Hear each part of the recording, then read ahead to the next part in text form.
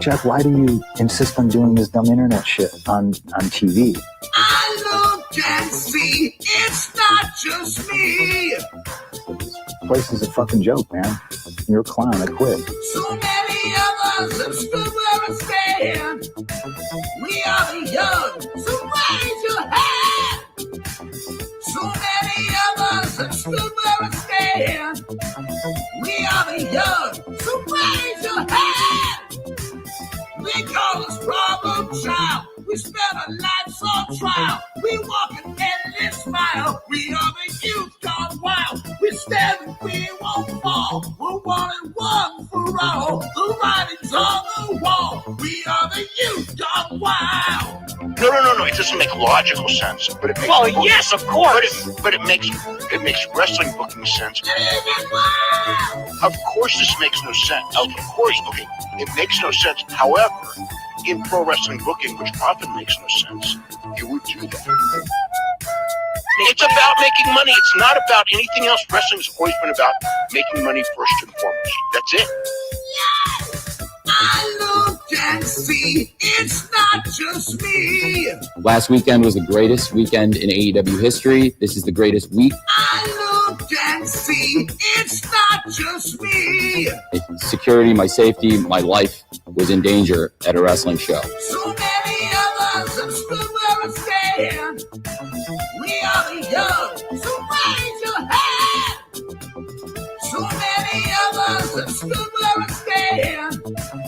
We are the young, so raise your hand. They call us problem child. We spend our lives on trial. We walk an endless mile. We are the youth gone wild. We stand and we won't fall. We're one and one for all. The writing's on the wall. We are the youth gone wild. They call us problem child. We spend our lives on trial. We walk an endless mile. We are the youth gone wild. We stand and we won't fall. We're one and one for all. The writing's on the wall. We are the youth gone wild. Yeah! If you're familiar with how we do things often here on these Wednesdays, it's a lot like one of my favorite movies, Time Cop. What? Fuck you. Fuck you. Yeah! God damn it. God damn it. Yeah!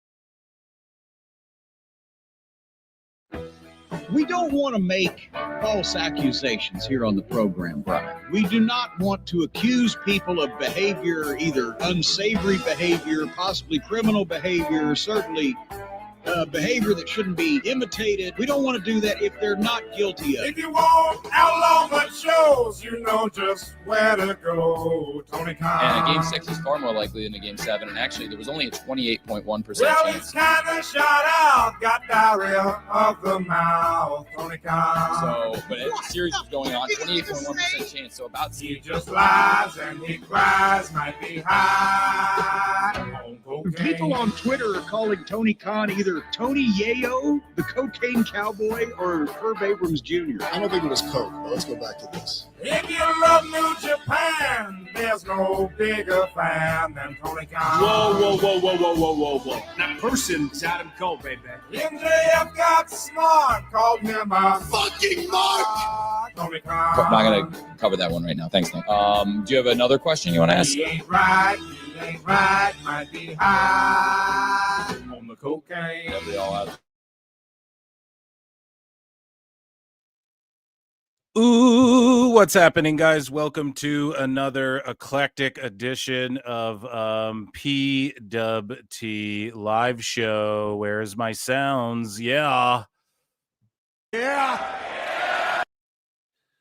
There you go, guys. How you doing? I am your host, the infallible Phil Marks, and this is an impromptu early start time tonight. I'm fucking excited, and we just lost audio there on the tab. So joining me today, allegedly is your friend and mine, Husey. I can't confirm or name names. So Husey is here today can't confirm or name names tonight. Husey, how are you doing, my guy? We didn't get a chance to chop it up before we jumped on the air, but how you doing today? Mostly brilliant. I've had my home cinema broke, my treadmill broke, both in the same day. I still had an iPod that I'd kept working for over 20 years. It finally broke, so now I'm fucked with that. It's unbelievably warm. I've spent a shitload of money from Oasis last week. I'm going to Comic-Con this week. But apart from that, all is good because today I went to see Being Caught Stealing at the cinema, and it was shockingly great. And of course, nobody went to see it. Yeah, I definitely want to check it out, but you had an empty theater to yourself, is what you're saying. I had an empty world to myself when it comes to Being Caught Stealing. Nobody's going to see this. Like, I don't know what it is about people. They complain that they don't make films like they used to. So when an old school type film comes out, no one goes sees it. So then the studios go, okay, Ant-Man 7, here we go with fucking Captain Marvel versus Black Widow 3.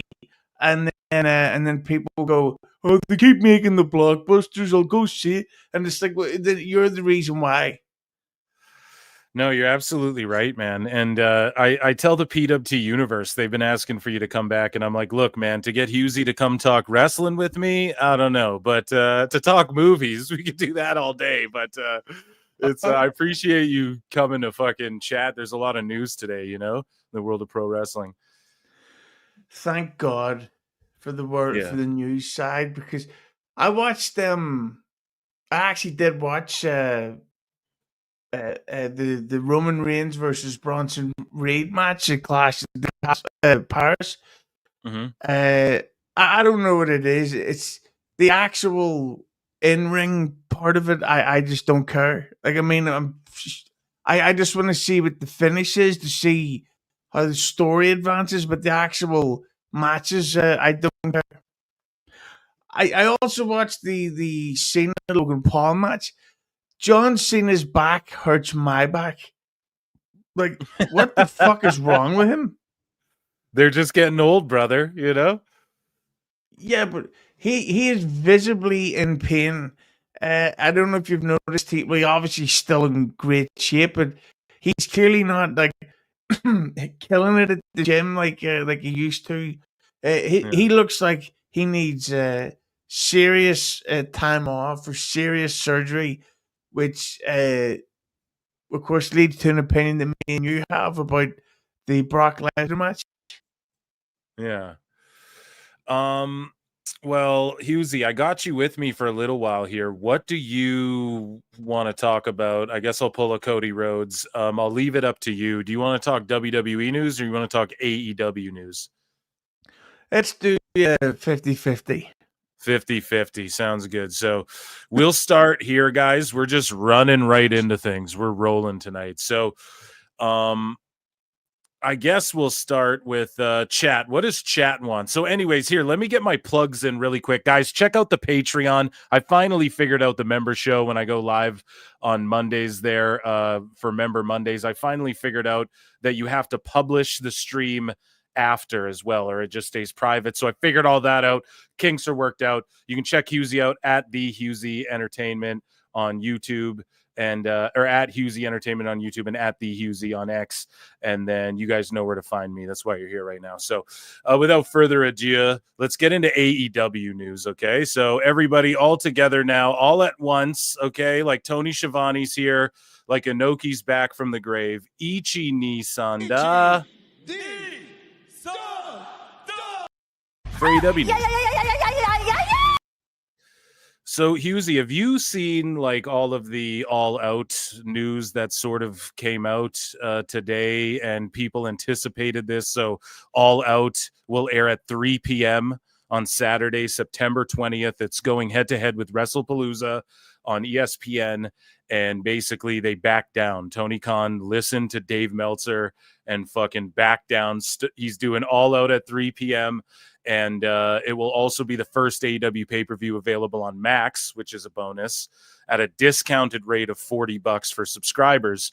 But the thing is people did the quick math, and if you're subscribed to Max and then you order this pay-per-view, you're actually spending like $20 more, $10 more, whatever the fuck it is. It's not even a discount, but at least they put like a buy now button on Max. But what do you make of this, man? They're backing down to WWE again, and then their discount isn't even really a discount. Well, I think that the backing down was the smartest move they could do. But I've got to say that from what I understand is that WrestlePalooza isn't going, like, if you have ESPN, it's free pretty much. Yeah, like a lot of packages and a lot of streamers, I guess you already get access. It's just like a bonus on top. Or if you want, you can pay $30, get the pay-per-views and a bunch of sports. So it's kind of a win-win. And if Tony Khan wants to, he was the guy that was insisting upon this Wrestling War stuff. Well, there's your answer, Tony. You've lost. But at least they're smart enough to realize that competing is fucking stupid. Like, I don't know. Have you heard this thing that's coming up that there's going to be another Tuesday AEW special? So, like, they're going to do like a Title Tuesday AEW special, is what you're saying? Yeah, I've heard that's in the works. So of course it'll be going up against NXT, and I've heard allegedly, yeah, that WWE have had matches in their back pocket saved specifically for a competitive Tuesday night. Yeah. So we're now, and them moving is only smart. Like, they could never compete with like the Brock Lesnar stuff. But I've got to say that for the paying customer, I have no idea why the fuck they still have these fans that will run to spend the money, because I've heard, haven't seen anything about it, that they have reduced the ticket prices for all in seats. Like, whatever they were charging in fucking March, it's now way below now. Mm-hmm. So all in all, this is, it's weird to say this is like a smart move for AEW, but also a bad look for them at the same time. So do you think that because my whole thing is like, this isn't going to hurt their buys or add any fucking buys regardless, in my opinion, dude. Like, it's not going to make any difference for them, in my opinion. Do you think it will? Like, they're going to get more buys by moving at a different time slot? Like, what does it matter? They're still going to get crushed in social media. The matches everyone's going to be talking about is Steph versus EO and AJ Lee's comeback and fucking Brock Lesnar and all this stuff. So at the end of the day, it's not going to hurt their attendance. They're not in the same town. So, like, does it really matter if they move or not? I would have just stood my ground, I feel like, and just ignore whatever WWE's doing. No, I would say moving it early makes sense, but at the same time, like, AEW doesn't have young fans. Like, the youth are into their e-drones, man. So I think that hey man, yeah, AEW is for grown adults who like fake fighting and get excited over it. Yeah, and who like the Rizzler, man. Yeah, man. Kenny Omega can do it for real, dude. Crazy Town. Hey, dude, you like Alien Ant Form and the dub? Bunch of cunts. But with the AEW going early, this may have fucked up the entire day for some of the people going. Like, maybe they had a babysitter for the child they have from their divorce.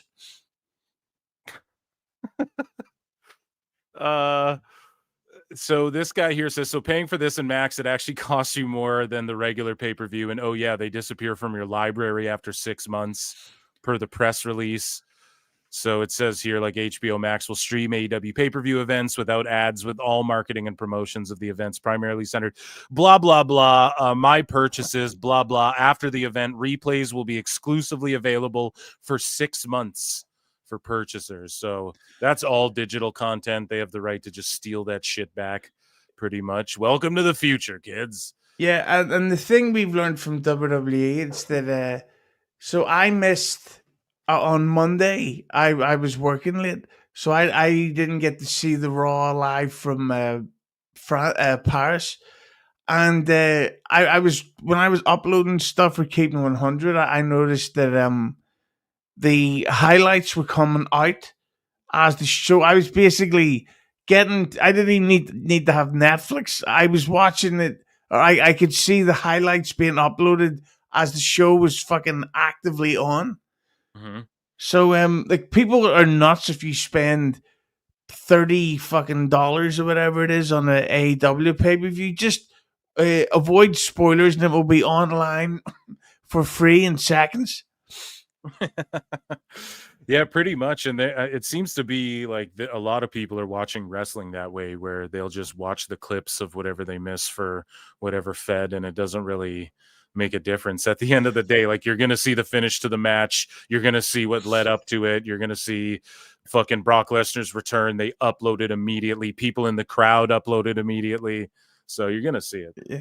But at the same time, I've got to say, a pro wrestling show being on early in the day would probably be more fun for the home viewer, because you could watch it at home, and then your whole day is free to go out at night or go see Bing Caught Stealing 2 or whatever.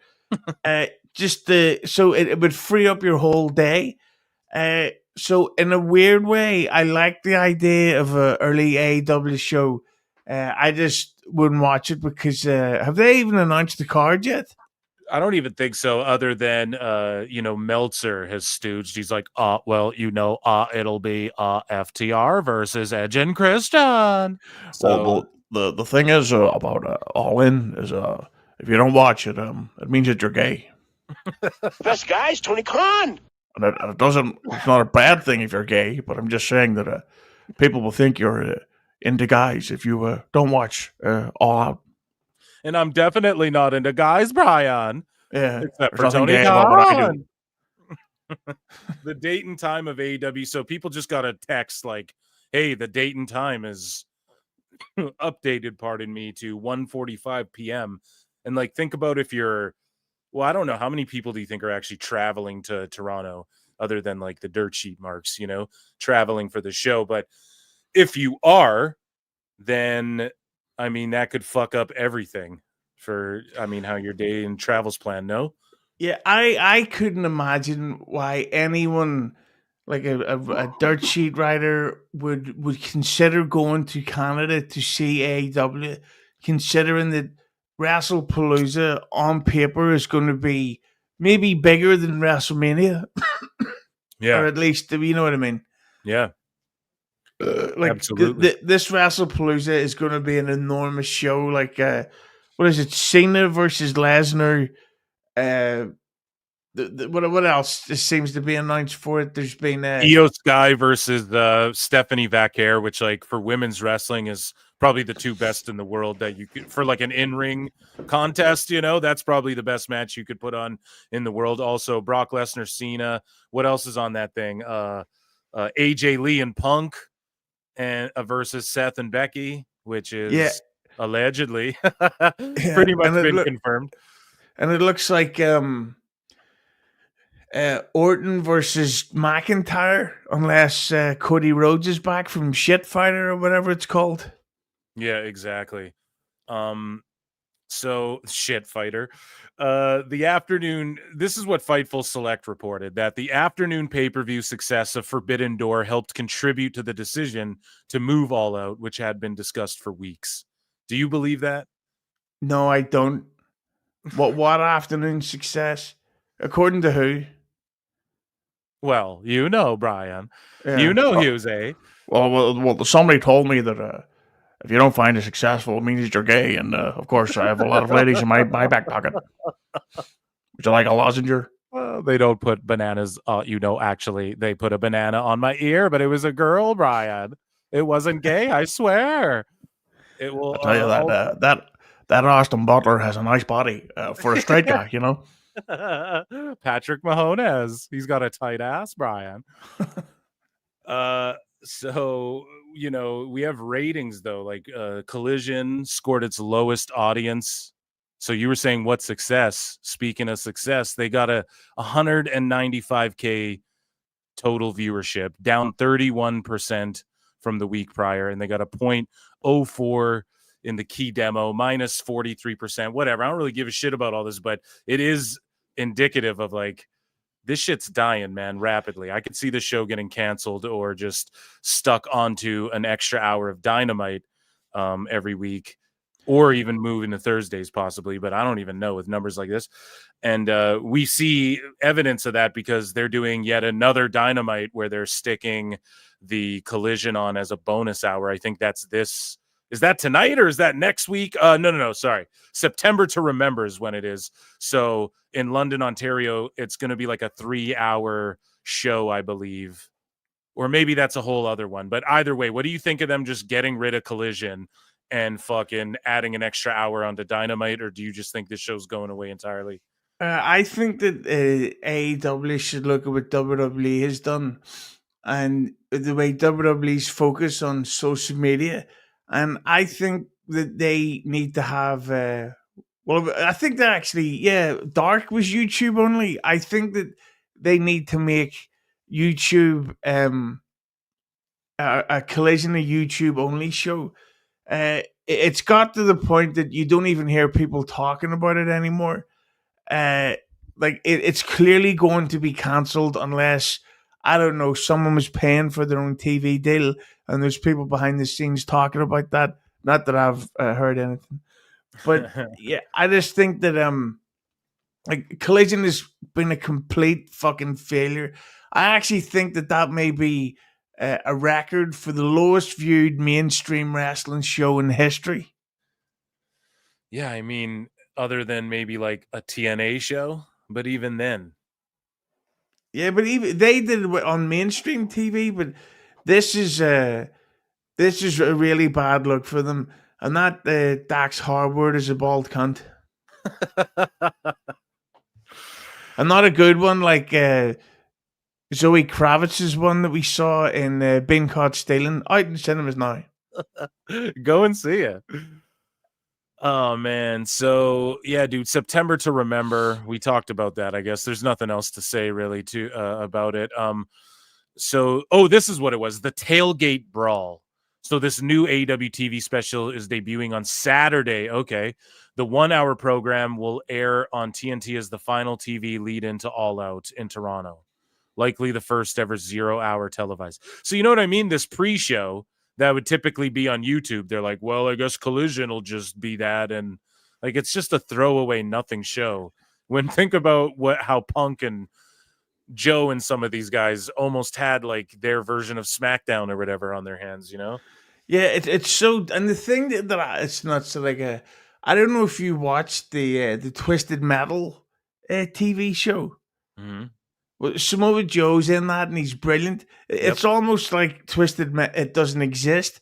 Why the fuck hasn't there been any of those actors on AEW like at the pre-show? Like if you look at it at one of the WWE pre-show things, that's when they'll be like, we're announcing that we've bought AAA, or Jake Paul's turning up and he's doing interviews talking about Logan Paul's matches. Like the YouTube or WWE has made it that their YouTube content, you really got to see. It's not just Big E talking about baby faces winning matches. Like it's a legitimate show where stuff happens and announcements happen. With the AEW, it's just another thing that Tony Khan's like, we're having a great show and everything's wonderful. And my dad replied to a text to me last week, so we're having a wonderful time. Dude, we're on the best guys, Tony Khan. Dude, we're on the 2-year anniversary. I think it was like yesterday as well, of Tony Khan firing CM Punk and another fellow Phil. And this guy, I don't know, this guy posted this like 2 years ago today on Collision. Tony Khan fired CM Punk from AEW for cause after the Jack Perry incident. And then this guy's like, I was at the episode of Collision. Tony was booed so much by the Chicago fans at the beginning of his speech. By the end of it, he turned the boos into cheers. Yes, because he was leaving. Exactly. They're like, fucking boo, get his ass out of here. You know, Tony Khan needs to hold a press conference with all the AEW fans and say, listen, everyone who's here now and is a fan, fuck off and never come back. You have ruined this company. Go away. Go watch fucking TNA or something. We need new fans. You people are mentally deranged, delusional, fat idiots. And like, what the fuck is this guy talking about? Yeah, well, you know, I love everybody, man. It's all good. You want me to hire you? Can we be friends if I hire you? Oh shit. You can maximize that screen if you'd like to of Monet. Sure. So Mercedes Monet, she's got 9 belts now, and she's like, say hello to 9 belts, Monet. And just take a look here. It's her doing her thing. Now there's been a lot of discourse online, like, hey, people are like, hey, all these indie feds and all these international feds or whatever, they're getting their fucking belts shown on a national television show in America or whatever every week. And then, of course, the rebuttal everybody had was like, okay, name any of those belts. Yeah. Like, name Raja Jackson has done more to help indie wrestling than her. Like, oh, shit. Like, here's the thing. If it was, who's the champion of Smash? Tiffany Stratton. So if she went to an indie show and wrestled someone and then brought the belt on the mainstream TV, that's coverage and exposure. Nobody's watching Dynamite. It doesn't, just because she's getting paid more than she draws in TV viewership. She is not helping anyone. This angle is fucking dumb, and it should have ended already. It should have ended it with the fucking Tony Storm. The only problem is she'll now have to do, 8 or 9 jobs on indie shows in a row to give up all those belts, and it's fucking stupid. Some people think that she's gonna drop them all at once and then fucking let someone else lose them all to someone, like other people, you know what I mean, so she can avoid doing it. Yeah, it wouldn't shock me, but you know what, we were talking about this the other day, me and somebody else, that once they make a Dark Side of the Ring about AEW, people like her will get their own episode. Like, the most highest paid failure in the history of pro wrestling, when Cain Velasquez came into WWE, he got an insane contract of millions and millions. They realized straight away, this is a fucking disaster. Get rid of him. So he got all that money, and they realized, right, it's not working. Cut him loose. With Tony Khan, he just goes, we got to get some indie dates because that's where the best wrestle. Well, speaking of indie dates, AEW star Jeff Jarrett says Taylor Swift performed a private 3-hour show for his family 5 months before his wife died of breast cancer. And he's obviously still got close ties with her, right? But you notice in this interview, they're asking him, and I covered this on like another show, but just to refresh everyone's memories or in case you didn't see it, Jeff Jarrett does this interview and he's like, he's not saying, yeah, let's get Taylor Swift into AEW. He's like, hey, Travis Kelce, I mean, if you'd like to come into AEW or whatever, we would definitely have you. And there's rumors that AEW tried to get Taylor Swift into AEW before, and at like All In Wembley, I think like the first one, she performed there the night before or something. And basically, Jeff Jarrett isn't going to just reach out to Taylor Swift unless it's for something big. So these AEW fans keep like hanging their hats on, hey, we should reach out to Drake. We should reach out to fucking, they're like tagging, what's his face? Kendrick Lamar. We had Elbu try and tell Tyrese Halliburton, hey man, you should Ricochet call this guy out, and the guy's like, look man, I'm not going to AEW, like it's fucking lame, I only like WWE, you know. And then this Taylor Swift shit is being drummed up again. There's no fucking way, like when MJF's like getting mad backstage about his fucking storyline with Jeff Jarrett and shit, he's not gonna fucking Jeff Jarrett's not gonna go out of his way to get Taylor Swift for this company. The only legitimate chance they ever had of getting her was had they have kept up the Jeff Jarrett retirement storyline. Right. She made literally over $1 billion from, what was it, the Eras tour? Eras tour, yeah. Right. And that was just from the tour. She owns her own publishing and her own music rights. She likely made nearly $1.4 billion from that tour. She's not going to then accept $600,000 to have fucking Tony Khan doing the Macarena beside her while she does Shake It Off. Trying to hug her and shit. Yeah, it was like we're the best. We met before. One time I was backstage. I won a radio contest. It was back. Yeah. Back when I was Taylor, I have a great idea. When you're doing Shake It Off, what if Jeff Jarrett comes out and hits you with your guitar? Yeah. Or you hit me with your guitar, whichever one you like. I'm just a huge fan. Remember, my dad gave you really good seats for a Jaguars game. You didn't show up. Yeah. But we still gave you the seats. What about if you have a match with Mercedes Moné and then you smell her pussy and you go, AWs were the best vessel, but I can smell we're the yeast vessels. Oh, man. It's a pipe dream, though, to say the least. Where are we at here, man? I think we got like one. We'll do like one more AEW here. Jim Ross, maybe one or two more. Jim Ross comments on Chris Jericho potentially leaving AEW to return to WWE. And he says, well, King, I really want to believe he's returning to AEW, by God. He's a really important piece of the puzzle. He's good with ideas. He's good at helping talents. And he can still work, King. With all his experience, he's got a great name identity. You can't just replicate that overnight. So I'd like to think he's going to stick with us in AEW, but who knows?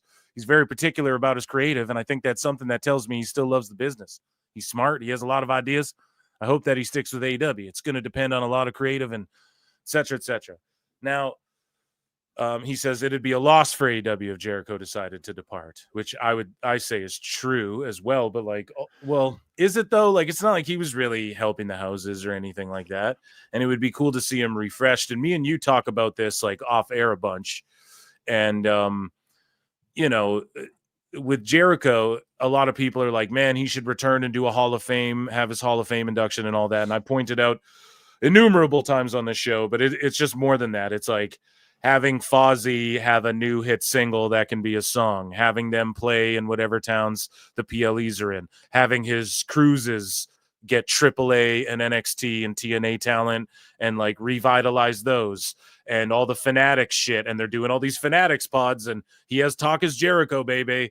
I mean, there's all of these fucking things that would make sense for him to go back there, even if like the upfront money isn't as much as Tony Khan would be willing to give him. Yeah, yeah. They were talking about it on Keeping It 100 the other day. That apart from the money, there is no logical reason to stay in AEW. And frankly, even if he does get offered more money, why would he? Jericho has done nothing to help AEW at all. Like even the way people say, like what he needs is a reboot of a final run, and come in and be like part of the Royal Rumble, get like a nice 7-figure per year deal to wrestle once or like 3 to 4 times a year. The logical match that I see a lot of people saying is Jericho versus Dominic Mysterio at WrestleMania. Like, well, one of the best. Awesome. Jericho would. Dominic's so brilliant as a heel that he could get Jericho cheered at fucking. And especially if Dominic goes over, so then Jericho is really elevated a future star that could then be turned into rematches over the summer, and then Jericho takes time off or whatever. I think it only makes sense for him to come back. But the problem is, Tony Khan is not a businessman. He's a money mark. Jericho's already getting allegedly like fucking 5 to 6 million a year. I honestly think he could get Tony Khan to give him 10 million a year. And Do you why think would he 10 million? Oh fuck yeah! Like that's why. I mean that's why. What's her name? Am I getting it wrong? Giselle Giselle or Camille? Those are two different people. Yeah, Jericho's getting 3 mil minimum per year right now. Like that's minimum. See what it is with all you've got to do with Tony Khan is tell him that WWE offered X amount, and he'll go, we'll octuple that offer right now. And it's like done. Yeah, like what was the name of the woman? She was Camille Brickhouse. Yeah, Camille. Yeah, she and you could check out Keep the 100 because Disco doxed this. So this is not me allegedly. Disco said this. She lied about what WWE offered her. So Tony Khan offered her an insane contract. I don't know how much, but it was for way, way more than what she lied about getting. So once Tony Khan became aware of that, that's why she then vanished and gets sort of buried. This is I think Jericho sticking around will only help his bank account. It will not help him. It will not help his. Well, I mean, it would help him, but it'll do nothing to help AEW. So it's kind of like when do you remember back? Well, except I'm 40. I'm old. I remember this shit. Back in the mid 90s, Shawn Michaels and Bret Hart were not draws. Like they were not helping WWE at all. Right. So then in 1998, Bret Hart's gone, Shawn Michaels leaves, and WWE immediately becomes bigger than ever because they had to make new stars. So I think that Jericho leaving will actually help AEW in a weird way. Damn. And it would free up some money maybe that Tony would be willing to spend on some other. Well, that's people say that, or like it doesn't matter. Like he has billions and billions. Yeah. Like he's not like counting the pennies, even though he really should. The thing is, if he does go, that means that people like Moxley and fucking Monet and even not Ricky Starks, like Wheeler Utah or whatever, will all get huge wages. Don't leave me. Whatever you do, don't go over there. Like, I've heard allegedly that MJF has become very difficult behind the scenes, and that like he shut down that fucking Jarrett storyline literally in the middle of it while it was being built up. The Hurt Syndicate storyline was a disaster. That got dropped right out of the blue, and you just hear these things from people that and it's almost like he's doing it on purpose so that he can say, "Oh well, I'm negotiating to go elsewhere." Right, Tony? Like MJF is getting $5 million a year. You fucking mark. Well, speaking of which, the last one here, then we'll switch over to WWE news. But do you believe Tony Khan hasn't done anything to get respect, is what Ringside News asks, because many AEW talent allegedly have no respect. RESPECT. Find out what it means to me. They have no respect for Tony Khan, which, I mean, whether this is just some made-up rumor when it comes to Ringside, I mean, at the end of the day, we all kind of already knew this. You know, and this actually comes from Conan on the Keeping It 100 pod. So I'm sure you are privy to this. But yeah, like, what is your take on all this? Well, the thing about Tony Khan, and this is not to come across like a dude bro high school jock, because I'm fucking 40. But yeah, man. Yeah, man. Alien Ant Farm. Woo! Yeah, dude. Na. Yeah. Walk. Anyway, where's your baseball cap, bro? But Tony Khan is basically that guy from high school who you only act friendly towards at the middle, at the end of the week, because his parents always go away and he always lets people over to his house to have big parties, and he's only someone you befriend when he's there. And you look at my boat paintings. Have you seen my paintings? Yeah. Look at all these fans I have. Everybody likes me, even though they're having sex in my mother's bed. Yeah. And it's like eyes wide shut. But they're wearing like Pokemon fucking Pokemon helmets and shit. Yeah, but there's no reason to have respect for Tony Khan. He lets people do whatever they want. He never acts like a boss. He never fires or suspends anyone unless he's publicly pressured into it. Nothing he does is leader worthy. Like, say whatever you want about Vince McMahon. Maybe not the nicest guy ever, but he was a fucking great boss. Like, you knew that's the guy in charge, and if you don't do what that boss tells you to do, then you're in trouble. With Tony Khan, you could literally go into the ring on live TV and say fuck, and he's not going to criticize you for it. Well, speaking of being criticized, let's transition here. Let's go over to I guess we'll all say it together here. Ichi Nisanda. That was AEW news, ladies and gentlemen.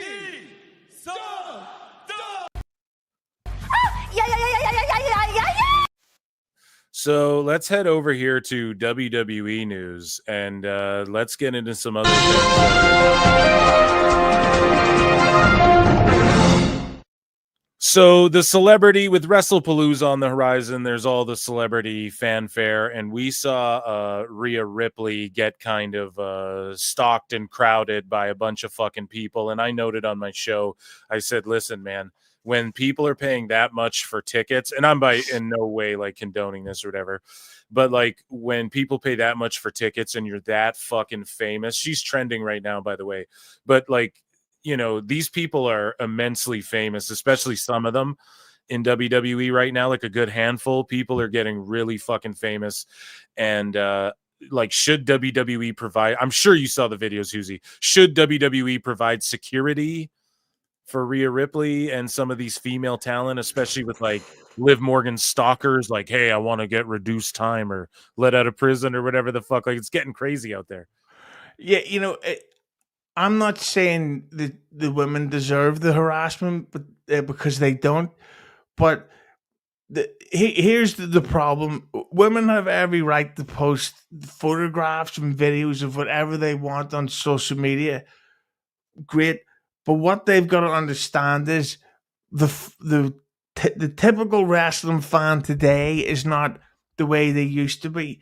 The typical fan today is a super intense mega mark who thinks that that there's a legitimate personal relationship, like a friendship between the fan and the wrestler. Like, they would be like, hey, Rhea Ripley, I remember that time you replied to my tweet in 2017. How have you been?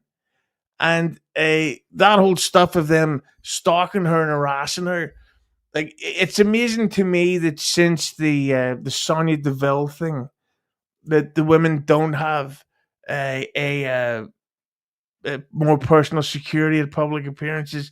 Like, it's fucking crazy, and especially, not to get political, but the way certain countries are now with certain communities, and you're seeing these people in the crowds, where it's like something really bad is going to happen to one of these women, and everyone's going to go at the last minute. Why didn't they have security? Why didn't they do something about this in advance? And it's like, well, because if they do, then you claim fucking bigotry or oppression and all that shit. So it's a disaster waiting to happen.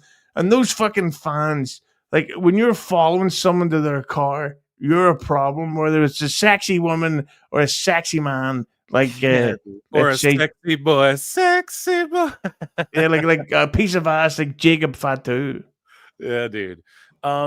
So like the point I was making, because listen, man, those weird parasocial relationships, like even if you aren't posting thirst traps on online, those are still gonna happen. People have them with AI bots now and shit. People marry pies or whatever. Maybe that's just a Family Guy joke, but I don't know, man. You hear crazy shit out there in the world. But listen, is some of that on WWE? Like, should they be thinking about that? Like, man, this Liv Morgan sure is a real big star. Rhea Ripley shouldn't be walking alone in Paris to a fucking Uber when she's like a huge star and is like one of our main attractions. And there's people in this city that have paid $70,000 or whatever the fuck a ticket, $4,000 for a 10th row ticket or whatever to see her. Like, Jesus Christ, maybe like is some of that on like, should the fans be like, hey, WWE, maybe you should do something about that? Yeah, like, and the thing, it's like when the women go to Saudi, as soon as they get off the plane, they're covered completely because it's not safe for women out there. But unfortunately, just to get woke, it's become a very unsafe time in general for women around the world. And that's not me getting political. That's just the facts. I'm not taking any sides. And like, did you ever remember? And I'll censor what I'm going to say, or hear about the time that Maxine Dupree got like just bombarded online because she mentioned that she already has post WWE plans? No. Yeah, well, she said something like, "Oh, when this contract's done, I'm going to focus on." I don't know if she said fashion line or makeup line or whatever. And all these fans were going like, "Well, fuck you and get out of the business, and you should just do porn, and you need to be raped, and you need to get all Oh, this." that's fucked, man. It's like, because she's got fucking plans to not wrestle, you geeks. I know it's way too intense, and you do have a point that I don't think people bring up enough, like the social media. I fucked it up. Someone corrected me and said it's parasocial. I don't know what the fuck I said, but Paris social. So yeah. Juan Tenta for 5 says, after the recent Ripley crush and other creepy fan behavior, should wrestling fans be Chinese castrated so they stop popping it to Attitude Era clips? Juan Tenta, thank you for your support. And Husey, that question, I'll send it to you. Should they be Chinese castrated? I don't know what that is, but it sounds hot. Yeah, the thing is, I think they need to become aware of how bad they look, of how completely unhealthy it is to be so obsessed with these women that you don't even realize that you're literally breaking a law. It's actually illegal to follow and film someone. That's that comes under the stalker terms. So this is what I always say, that if you really want to meet a WWE wrestler, look out for these local conventions that they make appearances at and pay for it. Leave them the fuck alone. But at the same time, like that photograph you're posting there, yeah. Like, I'm not saying Ray shouldn't post that because clearly she's worked out hard. Speaking of hard, and like she looks amazing, but she has to know the type of people she's posting that photograph for. So Drake, okay, he states that WWE star, the biggest creeper of them all, dude. No, states that Rhea Ripley is like his muse, my muse. Yeah, well, at least he's fucking finally going after someone that's of legal age. Oh my god, yeah. Yeah, so I don't know when. I think he's like stated this a few times, but Rhea Ripley's been trending recently, and I don't know. Some people are like, what if she sent a picture of Buddy Matthews to him or something like that? Yeah, although when you look at the size of his arms, I don't think there'd be much of a penis there. Let's be honest. Jesus Christ, he's going off. So speaking of people going off, man, there was celebrity fanfare not just for Rhea Ripley, but I mean Post Malone and Jelly Roll were in Paris for the Clash in Paris show, and they were in the front row sitting behind commentary basically, and they were marking out hard as shit for like Cena, Roman Reigns, and here's Post Malone, like even he's like, hey man, can I get a hug and shit? I don't think Danzig or like who's a rock star from back in the day, I don't think they're like, hey, can I get a hug from you, man? You know, it just seems like a different era entirely of just human beings and the way they interact. Can I have a hug? Yeah, absolutely, man. Thanks for coming by our neck of the woods, man. Yeah. You smell this good on stage? Look at that. Right on. I don't know, could you like, and I'm not hating on Post Malone, but like, could you picture Gene Simmons doing that? Well, if I met Gene Simmons, I would try to hug him, but I don't. Let's not say the word in case it gets hits up YouTube's terms of service. But the fifth letter in the alphabet, sometimes when you ingest that, it makes you want to hug people and touch things. I get what you're getting at, dude. Well, yeah, man. What do you make of them traveling all the way to fucking Paris? Like, what's that about? They're just big fans or what? Like, they were marking out hard for Roman Reigns and shit. And again, this just lends to what I was saying before with Rhea. It's like the WWE superstars, and it's always been this way where celebrities are fans, but that there was a little while where that kind of went away. It was kind of like Jeremy Piven would show up to promote a show, but he didn't really give a fuck or want to be there. Or like Jackass would show up to promote some shit, but they didn't really care or want to be there. But now it's kind of, we're in an era again where two of the biggest stars on the planet, Jelly Roll and Post Malone, are like marking out over Roman Reigns and asking John Cena for hugs and shit. Well, Post Malone and Jelly Roll should do a song called Crackers in Paris. But But the thing is, and I don't know if you remember, we were speaking about this the other week on my show. It's that WWE has now become a trendy hashtag to use online. So if you're seen at the front row of a WWE show, it's kind of like a cool, popular thing, and that's why you're getting these fucking nerds paying like 40 grand for a ticket, because you may end up be sat 2-3 rows away from Drake or Jelly Roll or whoever the fuck else attends these shows. It's a sign of the times. That being said, and I'm showing my age here, nothing will ever top 1998 SummerSlam. Wu-Tang's second album had just come out. It was amazing. And Method Man was filmed in the crowd, completely decked out in DX gear, and he was marking out for X-Pac. So, so that was the coolest fan thing I've ever seen. Not this fucking stupid cunt wearing his Jay Leno. You don't like Post Malone? You don't like Posty? Absolutely not. Although I heard he's very nice with the special needs children, so that's good. Any good, but I can throw my smoke. Thank you very much. I'll see you soon, Bob. Oh yeah. So chat was saying he had a fashion show out there, and then we know he is a big WWE fan. So yeah, dude, makes sense that he's there. Speaking of the celebs though, and you and I were both film fans. We've linked up over on my other channel, and yeah, Philmark's out if you guys want to check it out. And I've come on, I think I've talked movies over on your channel, right? I think maybe once or twice. Yeah. And so The Rock, the Smashing Machine, where he plays Mark Kerr, it dropped, it came out. And I don't know, I don't put too much into like Rotten Tomato scores and shit like that. Rotten Tomatoes, but they're at like 86%, and the critic score and the fan score, they're all loving it and everything. And The Rock was brought to tears as the Smashing Machine receives a standing O at the Venice International Film Festival. Let's play this clip.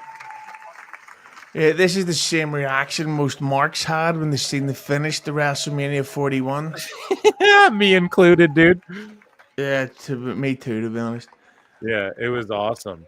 But I see some people online, like, they get mad when folks are clapping after these movies and shit. I don't know. I don't get mad at that. It's like a piece of art. You clap at shit. when it was good. When it's good, no, don't you clap after a play and stuff? I don't know. Yeah. No, I can't wait to see this film. Me too. It looks brilliant. That director, he did that TV show The Curse from last year. It was a masterpiece. Okay. So I'm fucking pumped for Smashing Machine.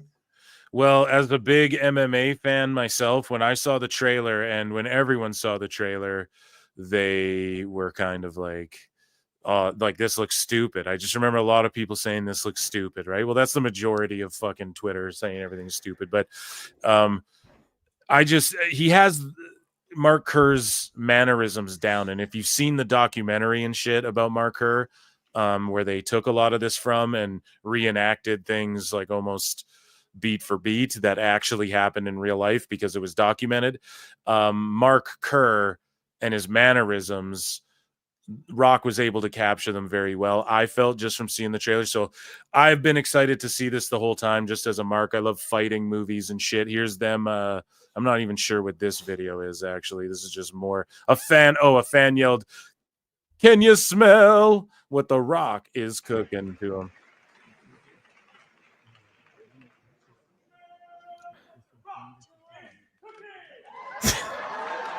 And then he followed him to his Uber after that. Yeah. So yeah, dude, I'm looking forward to seeing this flick. We'll have to review it over on my channel, dude. Definitely. And this is the thing. That WrestleMania 40 match, that's the last time The Rock's ever going to wrestle. Like, yeah, people really have to get over that idea. Like, we had the chance, but then all the fucking Cody marks had to go like, "I'm thumbing down your Instagram video. You're not giving us what we want." It's like, well, there you go. The biggest match that ever could have happened, The Rock versus Roman Reigns. We didn't get it because fucking slabbermouth Cody wanted to mark out for himself, and that annoys the fuck out of me. Vince McMahon would never have allowed that. That's going to be something that'll be on Triple H's gravestone. The guy who didn't let The Rock versus Roman Reigns happen. So recently a photograph of The Rock popped up as well, where everyone's like, he looks super skinny. And I'd said, look, dude, he bulked up to probably his peak bulkness to do Mark Kerr, like for the Smashing Machine. And then now, I mean, I don't know if he's slimmer or not. I don't know. It's not even like he can't bulk up again. I'm pretty sure he's playing like a drug guy in the next movie he's doing as well. So it makes sense if he slimmed up a bit. But he's been saying, like, I'm going to do more dramatic roles and not look at the blockbusters. And when you do that, Batista did the same thing.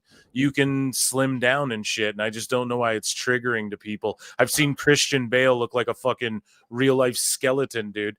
And, you know, like there's some actors who fucking suck their bodies down to nothing. Or like we saw Brendan Fraser get real fat for The Whale. Yeah, for The Whale. Yeah. But that's what I always say. At what point did Russell Crowe stop saying, "I've gained weight for a role," and just admit, "Yeah, I'm a fat person"? Yeah, I like beer. Yeah. But the thing about a lot of these people offended that The Rock lost weight is because the concept of losing weight is alien to them. Yeah. It's like, yeah, it is possible to exercise and lose weight. And plus, what is he, like 50 something? Yeah, like, that's what I mean. He looks like a regular guy. Yeah, The Rock at his age should not be that muscular. I'm amazed. Like, we even seen him at when he wrestled CM Punk? Can you remember that event? The Rock. I mean, didn't they wrestle a couple times? I know what you're talking about. Like, what, I can't remember the exact event, but they had a Royal Rumble match. And you could literally hear The Rock breathing like this. And like I remember thinking, Warrior, when he cut that final promo. Yeah, and I remember thinking back then, like, holy shit, The Rock's gonna have to lose a lot of muscle. He's struggling under the pressure, and that was like over a decade ago. Like, to be that weight at his age, muscle or fat, that's not healthy. So he's just doing the smart move. Yeah, dude. So SmackDown drew its lowest, a record low rating recently. I gotta be honest, I'm surprised anybody watches SmackDown anymore. Right, I'm gonna give you a spoiler for this week's SmackDown. Are you ready? Nick Aldis makes a main event, the tag team match. Oh yeah, is that why you didn't go when they were in Ireland? Oh, that's all they fucking do on that show. We're seeing as the four of you are out here, we're gonna have a tag team match. Or like, or you just challenged her to a match. Why don't you both find a partner and that'll be open the show? And you go like, this is fucking so boring. It keeps happening and how many more times can they do a fucking a Jimmy and Jacob versus a fucking solo group team up? Like it's so fucking skippable. There is no reason to watch SmackDown at all. Well, as we're talking about it, SmackDown's trending right now, and I do believe it's because, AJ Lee, it's in Chicago. Punk said I'm going to be there. It's like over 15,000 tickets sold, and people think AJ Lee's going to pop up. Do you predict that she will show up on SmackDown, or do you think they just save it for WrestlePalooza? Or do you think what I think they're going to do is announce that she's going to come back? Or Punk will be like, I'm going to find a partner, but like she won't actually come out in Chicago. And then at WrestlePalooza is when she'll make her big return. But pretty much WWE, I mean, this is a reason to tune into this SmackDown. Now, in general, you're right. 95% of the time, unless Cena's there, like, Cena comes out to open the show. You're not interested in seeing that? Yeah, and the last SmackDown I watched, what was it? The main event? It was a tag team match. It was fucking Cena and Cody against Logan and Drew. And it's like, what's going on here? Well, their record low is a 1.14 million viewers. The key demo is down 20%. I mean, still smashes fucking AEW to oblivion if you guys want to play a tribal game. But also Raw scored a 2.6, and it's down. It's not like terribly down, but it's down 72%, I guess, in hours viewed or whatever the fuck. It was number 6 globally. So ratings down a little bit. Is that because sports are on, or is it just they're putting on boring shows and then knocking it out of the park with the PLEs? Yeah, I think that the problem is that particularly recently, the TVs have people know now that they're skippable. Like, what was the thing? I'm not even playing what dumb was the here. thing? I don't know. You tell me. What was the event where Rollins cashed in on Punk? That was SummerSlam? SummerSlam, yep. Right. So then it was the next Raw. They announced, Seth Rollins versus LA Knight. They should have switched the belt to LA Knight on Raw, because people would have been like, "What the fuck? I thought we were getting another Seth Rollins run all over again." And that's the thing. Like, what's going to happen on SmackDown? I can't even predict what the tag team match is going to be, but it will be a tag match. Yeah, they'll do the tag match. It'll be AJ and Punk. We'll see it as you're all here in AJ's return. But it'll be AJ Styles. Yeah. And but the thing is, it's one of the criticisms I've seen people say about keeping them 100 lately is that it's the same show every fucking week. There's the intro, there's the review, there's a mailbag, there's a political talk, and then there's the wrap-ups, the plugs. With WWE, the format to Raw and SmackDown, they need to mix it up. Like, it's always every week. Fucking Seth Rollins opens the show with a promo talking about how he's running the place and all this shit. It's dull. Like, just mix it up. Open the show up with a title change. End the show with a promo. Just don't let it always be the same. I agree with that. So AJ Lee's name, so Fightful yesterday or 2 days ago was like, AJ Lee's name has been brought up in numerous pitches as of late. They weren't quite shut down, but it's not confirmed if she's definitely returning or not. And then WWE fucked around and posted, which, like, it's obviously she's coming back. Like, we don't need to, like, just watch the fucking show. There's nothing else that could happen. But WWE Shop responded to this random or Wrestling Days YT. Where's the AJ Lee merch? What am I meant to wear on Friday when I watch SmackDown? And then WWE Shop responded to them. Hey there, of course we wouldn't expect that. With AJ Lee's return to the ring, we are looking to have some fire gear, hopefully in time for WrestlePalooza. Be sure you're signed up for emails and get the latest updates on new live inventory. Happy shopping. And then they deleted this post. So what the fuck happened there? Is that an AI bot response? Or they got a fire bot hooked up to that shit? Or is they just stooged it right there? It's so fucking obvious. And then Fightful wrote a thing. Oh, we fucking now know that she's coming back and shit. Sources, or where is it? I don't know. There was a story where they're like, yeah, sources tell us she's coming back. It's like, well, the fucking Twitter account just told us she's coming back. So, yeah, but that's great insight by those dicks over at Fightful.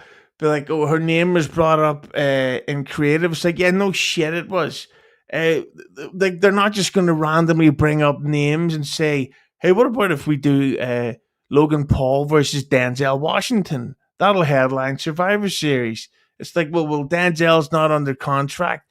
Like, I seen a thing a couple of weeks ago. Somebody posted, oh, Chris Jericho's name hasn't been brought up in creative meetings. It's like, yeah, because he's not under contract. Yeah. Like, until he's officially out of AEW, then they can talk. And why would they make plans for him if they don't know if he's actually coming in? And plus, like, really, like, AJ Lee coming back, it's not like fucking The Rock having one more match. Like, she was popular during a very shitty era of women's wrestling. Yeah. She was never that good, in my opinion. This will just make a good official final match. It'll be a nice, big, loud one. And then get that fucking belt off Rollins. He just bores me. He's like the fucking male Charlotte Flair. Yeah, and man, what do you think of them aligning? Like, Becky and Seth are finally aligned. Finally, and she's like, I'm part of this faction, and we kind of knew they were going to add a girl. Me and you talk about it a little bit off air, and I'm like, dude, I would add a girl. I'm always like, I would add Zoe Stark, or I'd find a girl to add to this thing, get one of those girls from LFG or whatever the fuck. But yeah, they just went with Becky, which is the obvious thing. Are you excited for that? I feel like people kind of collectively groaned at that, and then we saw CM Punk get the shit slapped out of him by Becky and kind of punked out, and some people are like, oh, he got cucked and wrestling's dead, man, this is fucking gay, we're done, boys, like, we're cooked, they hate us, I've seen all these overreactions online, and it's just a woman slapping a dude. I mean, who hasn't gone to a fucking dive and seen that go down or whatever, so but yeah, man, what do you make of all that, like, storyline wise? Yeah, well, I've got news for you guys. Men can't hit women because it's like, what do you want him to do? That's the whole story. He's got to get his wife to beat her ass. You start fucking headbutting her while she's on the floor. Yeah, get CM Punk and Raja Jackson versus Becky Lynch. Yeah, dude. Unless you're Stone Cold, then you can stun her, Stacy Keibler. Or I thought you meant Deborah with Michael back at the house. Oh no, I would.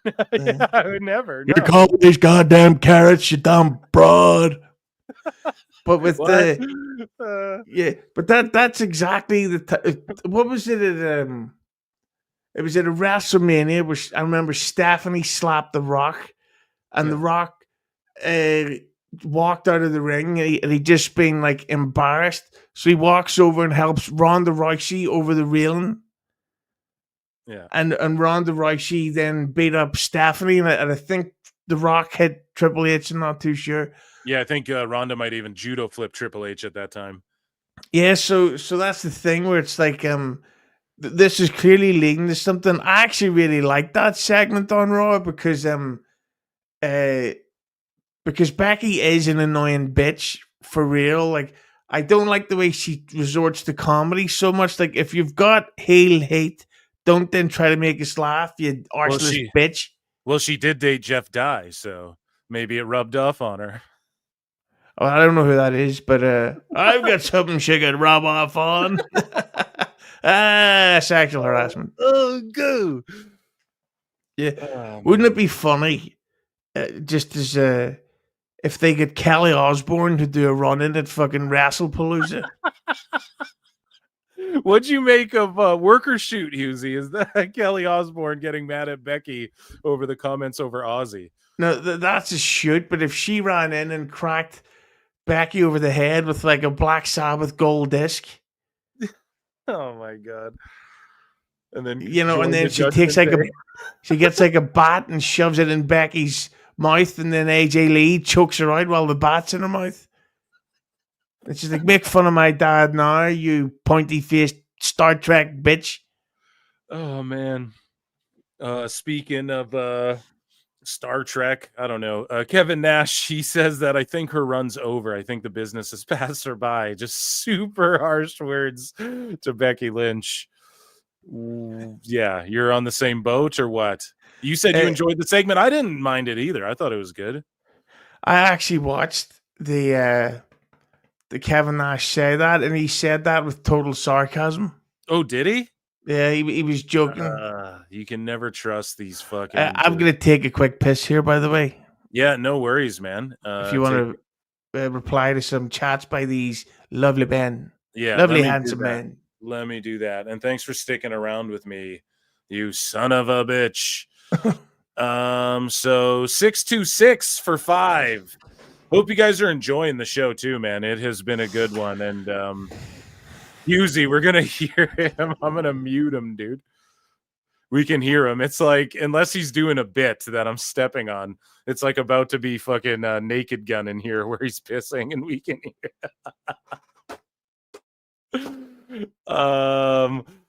So 626 for 5 says, guys, again, check out Husey's channel. Sorry, I'll read this chat first here. It's different at movie premieres. Phil is standing up and clapping at 3 p.m. showing of Superman with 6 people in the audience. That's different. No, I'm definitely not doing that. But I'm all for at like Avengers Endgame when people pop for the when he lifts Mjolnir, like people clap and cheered for that. I don't get triggered by that. When people clapped when the Spider-Men showed up, people were clapping in the theater I was at, and I don't mind that. I'm trying to think. When I was a kid, I think a bunch of kids were clapping after Harry Potter, like one of the first Harry Potter movies. So yeah, I never really minded that. It's like it's a piece of art, and I think it deserves a round of applause, and especially at the premiere like that with here's the thing. I get it at like a random showing of a movie at like a local theater. Yeah, that might be lame. But when it's the premiere with the director and the actors and the people who fucking worked on the movie are all there, I think that's when you get the claps out of the way, But thanks for the roast. I appreciate the good roast. For 10 says Husey is goated. Acknowledge me, goddammit. Yes, I acknowledge the entire. Acknowledge me. And I'll give you a goat as well for christening Husey. Yeah, man, I'm having a blast. It was very last second, again, kind of thrown together. We started early today. Thanks, everybody who tapped in. There's like 270 across YouTube and X. If you're on X, consider coming over to YouTube and hit like, subscribe, all that good shit. Lincoln Hawk just gifted 5 Pro Wrestle Clips. And I don't know how long we got with Husey, but we're going to keep him around as long as we can. And I've been having a good ass time. Thank you so much to everybody who super chatted into the show. Guys, you can become a member for 99 cents or super chats. Those are cool too. If you want to support, just hit like, subscribe, all that good shit. And check out Husey's channel at Husey Entertainment on YouTube. And Husey's here. What a fucking piss, my God. What a piss. I don't particularly enjoy Husey, but I do love PWT. Well, there you go. Keep the clap at the strip club, please. When Mark Hamill appeared in Jane Silent Bob Strike Back, you went and saw Harry Potter, gay. Hey, man, that shit was over back in the day. No Diddy, holy shite, it's Husey. Hello, I'm late, but I'm here. Okay, there you go. No, we're early, dude. It's not that you're late, but we are fucking early. Okay. So, dude, Raw. got sued. Do we even want to talk? Do you want to make fun of Dave Meltzer a little bit or what? Is that what you do? Yeah, let's make fun of Dave Meltzer, because I was going to say, you know what? We did enough WWE news, topical enough for what's going on. And I just have a Dave one while I have you here. I do want to talk about this because this was fucking hilarious. So ladies and gentlemen, let's get some flutes in the chat. Okay. Let's get some patented Phil Marks flutes in the chat, because it is time for everybody's favorite segment, and it is called Dave Meltzer's Dumb Moment of the Week. You know what? Let's not only get some flutes in the chat, but let's get some flute word towers, because it's always interesting to see if that can ever happen. This just in, we have confirmed that Dave Meltzer fears PWT and flutes. Okay, tons of them I see in there. Okay, so this was hilarious. I posted this. It went semi-viral, I suppose. 23K views and 360 likes. That's pretty good for a small-time YouTuber like myself. And I just said Dave Meltzer in a nutshell. So he responded to some guy who's like, how do you get the numbers for AEW? And he goes, well, here's the answer. If there is a TV show with 5 million viewer hours, 2.6 million viewers live, viewers watch 2.60 hours, and viewers the rest of the week watch 1.93 hours. How many viewers watch live, Brian? To find the number of live viewers, let's break down the problem using the given information. So look at this shit, Husey. Total viewing hours, 5 million hours, 2.6 million, 2.6. He's breaking it all down. Total viewers equation, L plus N equals da. I mean, look, he goes on. This is how long it is. This is part 2 of this equation he has. This is all just to prove Dynamite's fucking ratings or whatever. Solve for L, a negative number of viewers. So he somehow comes up to a negative number of viewers. And then Raj Giri just hits him with, you do know that when Nielsen tabulates minutes watched for streaming, they don't include ads, right? So just like fucking smoke. Master need to obliterate.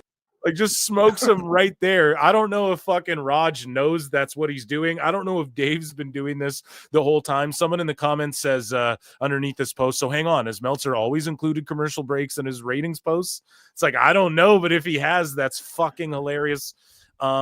This other guy said his first equation he got wrong, considering if you subtract 2.6 viewed hours from 5, you get 2.4, not 1.9. So people are like even showing how his math is wrong. And I think this was a response to Grok's math as well. So someone asked Grok a math question, and then Dave responded to it with his fucking numbers, writing, like, how does he even have time to do this?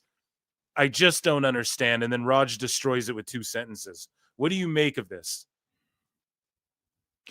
What I'm going to say about Dave Meltzer is, see if you ever see people online arguing about, they need to push this person or this was being the better angle. That's what you look like. like, oh my God. Like, I'm not saying you have to like everything, and I'm not saying you've got to sit down and go, every single thing that happens is great, therefore I will watch every show. Like, it's really not a big deal. Like, if it matters to you so much that you're like battling strangers and creating burners to agree with yourself, it's a problem.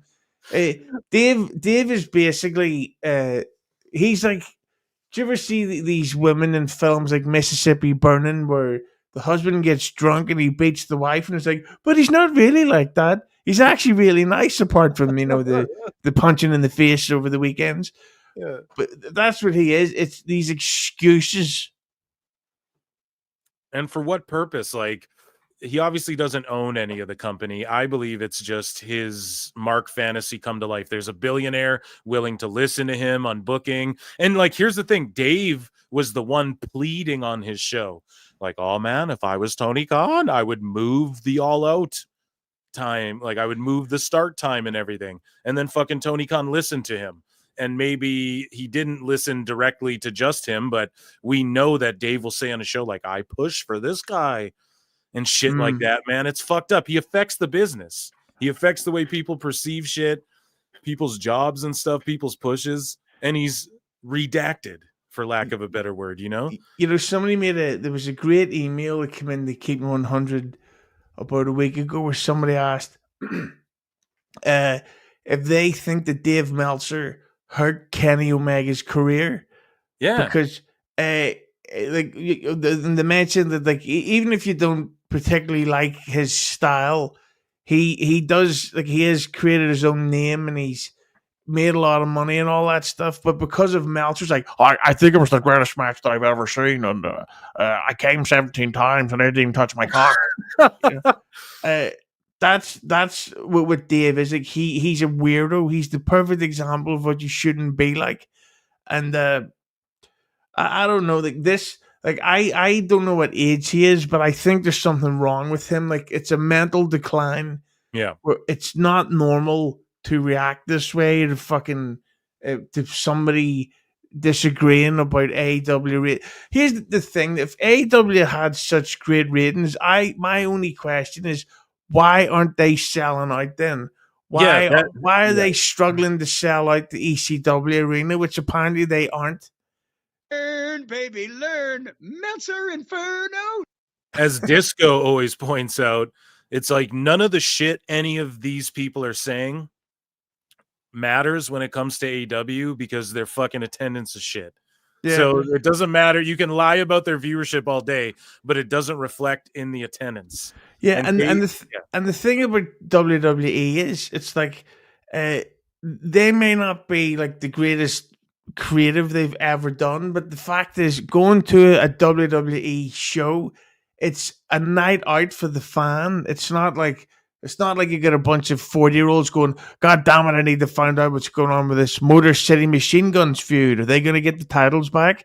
Or they're thinking, hey, let's all go to the show. We'll fucking get drinks beforehand. We'll go to watch this massive production. Maybe there'll be celebrities there. Yeah. We'll take photographs and we'll post them on fucking Instagram. That'll get like 4 times the amount of likes we usually get. It'll be a unique, fun thing to do. Maybe we'll get some funny photos taken, funny memories. That's what a WWE show is, and that's why when they announce shows, people are going, we're fucking going. This is going to be great. With AEW, it's sickos going, I think he botched that elbow drop. He's not selling. It's like, just shut up and have a good time. Yeah. And especially from folks who love to preach, like, and just enjoy wrestling, man. Yeah. And you mentioned Disco Inferno, his quotes. Well, to quote Disco Inferno, I say, well, speaking of Disco, he responded to Dave Meltzer, who responded to this guy. Grok said, he asks Grok, how much money are AEW losing per year currently? I don't know why you'd ask Grok this. Okay, he doesn't got the answer. You ain't got the answer, Sway. And Dave Meltzer goes, sorry for your loss, which is a fucking Brendan Schaub joke. Look it up. And it's real funny. I swear. No. And Disco says, just basic math. Well, you read this in your Disco voice if you can see it. Yeah. Just basic math on estimated losses extrapolated over 5 years and based on the current profitability projections. Do you think it's truth or dishonesty to call AEW profitable currently? Have their profits this year already exceeded previous losses? One of the things that needs to be spoken about more is the sheer bombing of AEW Fight Forever. They put 115 million into that, 115 million. And it was more than the 80. People were like, 80's too high. Yeah, well, 80 was for the engine. They then spent the rest on the production, and then even smarter, they started the live service thing after the game came out. So they then needed 24/7. We call them technicians for a live service that no one was using. So there you go. So that needs to be spoken about. They made no money off their action figures. They have very poor merch sales. They are not selling out venues. They're selling tickets for reasonably cheap prices. There is no fucking way they're making profit. Dave Meltzer just refuses to acknowledge the fact that what most of us know is that Tony Khan is a special needs boy that's being taken advantage of because he has a lot of money and he's willing to spend it. Hey now. This is great. That's not very nice. So, this is what Brian Alvarez and, Brian is trying. Husey, we call him Trying Brian here at PWT because, he's trying his ass off, but he still puts up with Dave's shit, so I don't really give him a pass because he only challenges shit that he knows Dave will agree with, or sometimes he'll argue with him, but mostly he just keeps his head down and says bullshit and goes along with the cope. And Brian Alvarez said that less downtime made Clash in Paris a vast improvement over other WWE shows. Now, I don't know if you watch Clash in Paris, Husey, but they stretched it out to 4 hours, and they were doing backstage segments with Seth that they didn't need to be fucking doing during this show, and they're doing all sorts of shit during this show and showing longer packages. It felt like, I don't know, we streamed it live here. That's how it felt to me. And Brian's assessment was there was less downtime, and then Meltzer said what? Rebuts him here with a funny clip. So let's watch this one. Because, the first match was really good. Here, I'll turn this up. But it just took so long that I was getting really irritated. And then the second match kind of sucked. And the third match kind of sucked. Fart box. And by that point, I was like, fart box. Oh my God. But I thought the second half of the show really turned around.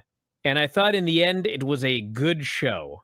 The whole Roman Reigns match and post-match angle took up, I swear to the Lord in heaven above, the first 1 hour.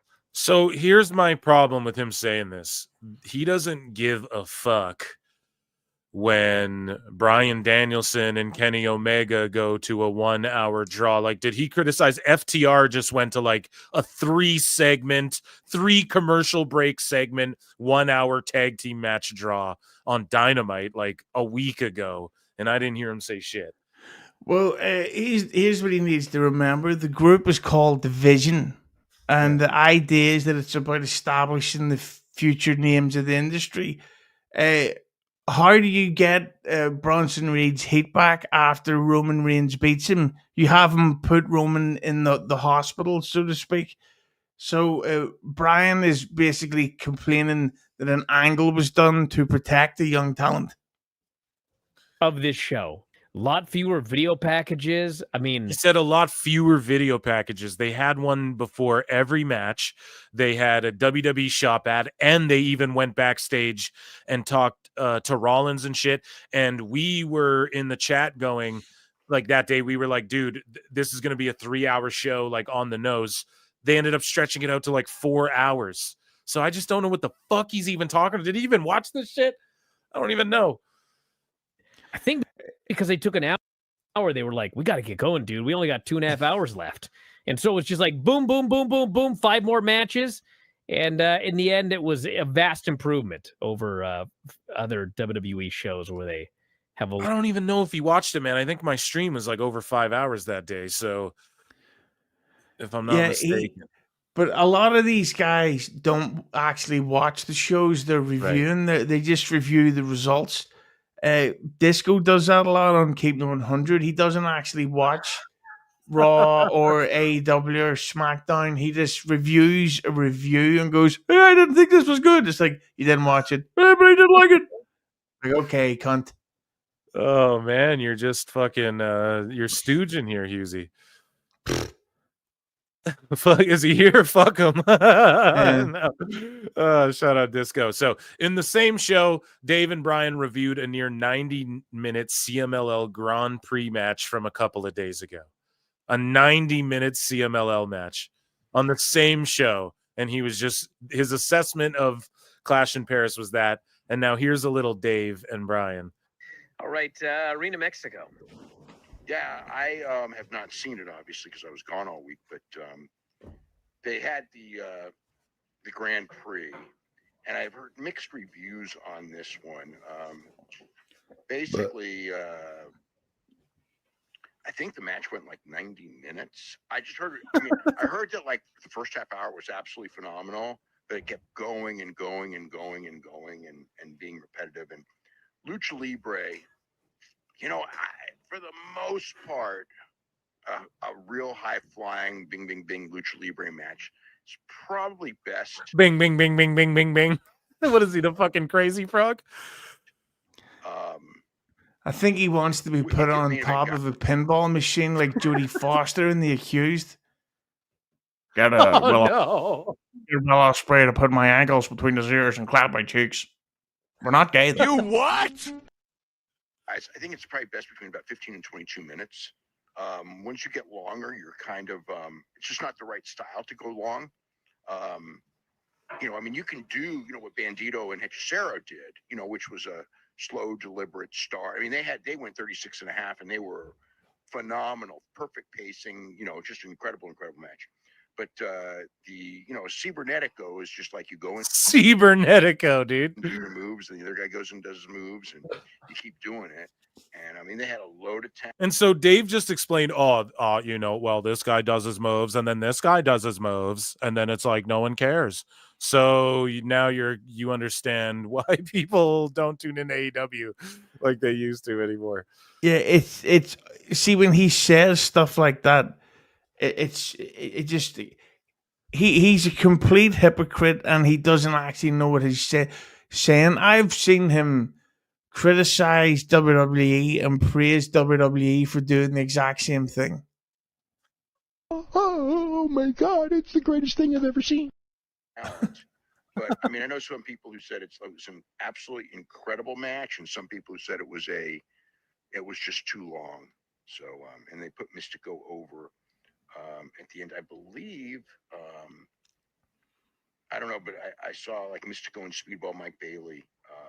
Oh, and Speedball, you know, were highlights of it. Them.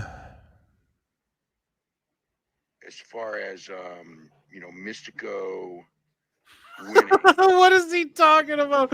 Jesus Christ, he spends more time on that than like WWE, dude. It's fucking wild. So let's hear, what is Brian? Is this the same clip? I don't want to. What did you think of? Here we go. So here's Dave's thoughts on some of the Clash in Paris stuff. Let's take a look. What did you think of Clash in Paris? I thought it was a good show. You know, the first couple of matches. So easy. Look at his fucking head. He looks like he's got, you know, the bat coil. Like he's getting ready to put it on. I am evil. I am vengeance. Alfred. Oh man. You know, Batman. Oh shit, man. Yeah, dude, he has Andrew Dice Clay's haircut. Like he's Dice now. He looks like it's more like Kim Jong-il's haircut. Yeah, yes. I am the great dictator, and did you see Will Ospreay doing the 450 off his ass? This is where Cena was headed with his hair if he didn't fucking go to Turkey or whatever. That's just so. But the second half was really good. It wasn't really from a news standpoint. I didn't really feel much news coming out of the show. It just felt like it was kind of there. There wasn't a lot of news coming out of Clash in Paris. I don't know about that, man. It broke a Taylor Swift record or whatever, didn't it? I wish it would break all of her records because I think she stinks. Okay, fair enough. So let's. I thought it was a big fucking news night, no doubt, but I guess not. You'd think they're breaking Taylor Swift records, and then so he's just like, yeah, the matches were whatever, Brian. It really wasn't much to it, even though that Reed Roman match cooked, and Dave said his 5-star rating scale is based on how the crowd is moved. But meanwhile, it's not like he's going to give that match 5 stars or anything like that. He doesn't really mean that shit. But I don't know. I thought some of the matches were pretty good. And then the Becky Lynch thing, would that not be big news coming out of that? And he's just like, oh, it was so predictable. Listen to how, in contrast, how he talks about Bandito and Hechicero with a scary ass botch that we played here on the show, I think last show, where I don't know what they're doing. Like Hechicero's trying to like Alabama slam Bandito to the outside on the apron, and then he fucking throws him in the air, and it looks like Bandito knocked himself out again, and it was just sloppy shop. But listen to the way he glazes this in comparison. Clash in Paris, the entire event. He's like, yeah, I mean, it was what it was. It happened. Am I right? Like, neither of them, I don't think, even watched the fucking show. And then listen to how he glazes this Hechicero Bandito shit. The Bandito match with Hechicero, a lot of people said it's the best match of the year. Best match of the year, dude. A lot of people? A lot of people. He always says this. A lot of people. Who? Like all the people that you haven't blocked yet? Yeah, I went, Brian, I went to see Oasis at MetLife Stadium, and Liam Gallagher stopped the show to talk about the Hechicero versus Bandito. The place was going crazy. Not argue with that. I would not say, if it was up to me, I would probably have it top 3, maybe even number 2. God, that match was so good. I mean, Bandito's maybe number 2. So what's number 1? And then he's like, God, that match was so good. And then the picture they show, they're out like doing a fucking Death Valley driver on the fans, dude. Like, look at the people in that audience. Like, what would you do if you seen one of these people following your wife to her car? Oh my God. Exactly. Trying to snap pictures. Like, it's just like, I'm sure they're having a good time, and if you're having fun, have a good time, but they look like a bunch of fucking nerds, and that's why, like that's why I remember Disco actually said that AEW should figure out a way to show the crowds, but never actually show the fans, if that makes sense. Yeah. He says, because like it's a bad look for the product overall. Yeah, no, definitely. You have, a lot of people have brought that up. And I've just always said the marketing's off. Like, you can't market the Rizzler. So who you marketing the Rizzler to when Moxley's getting impaled and Max is like, we have a violent show and we know that? It's like, so what's the point of the Rizzler? Like, little kids, you're just basically saying little kids shouldn't even be watching this shit. So to me, it's always just been, it's just people who, if AEW went away, they wouldn't care. They would just go watch wrestling on YouTube or watch GCW or whatever. You know what I'm saying, Husey? Oh, yeah. Yeah. I mean, he's got a good shot at winning, or at least placing really high in most outstanding, because some of the matches that he's had this year. But this was at worst his second best match of the year, if not his best. I could not say that, at worst, to me, third best match of the year for anyone. I mean, this match was like so great. For anyone, this match was so great, Brian. For anyone. It was like so great. And Hechicero. It was like so great. It was like so great, Brian. Dave Meltzer looks like a Saturday Night Live costume of Dave Meltzer. I know, man. He's actually a fucking parody of himself at this point. Like physically and the way he speaks. Maybe, not maybe. It's the best match. It was the best performance I've ever seen by Hechicero. The Bandito. Oh my God. Just the glazing is unreal, man. And he had this to say. I'm keeping an eye here. He had this to say, that WWE creative has failed Street Profits. Now, he might be right about this in what we call, well, yeah, let's listen. Well, we'll take a listen, but I will give him a Dave Meltzer smart moment of the week.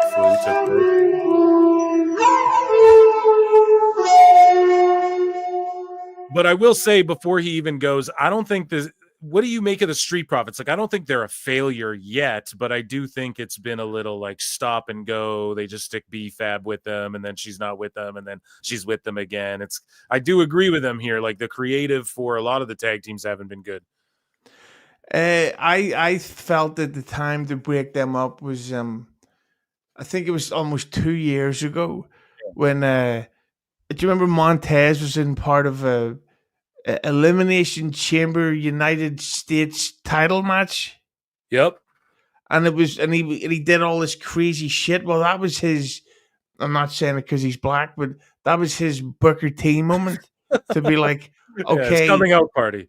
Yeah, it's or say Shawn Michaels moment, which like, okay, it's time for you to move up and go solo. And the thing is, it's not like Dawkins would be left behind. Like, he's good.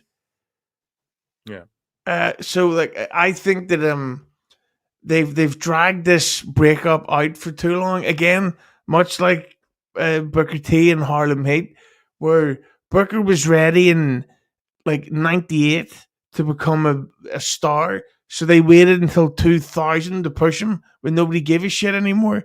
Yeah. And plus there's nothing left for them to do. Like, they're only going to hurt their careers as a tag team. I think they should go Dawkins heel, and then Ford you can build up as a baby face or whatever, and Dawkins can go off with B-Fab and do his thing.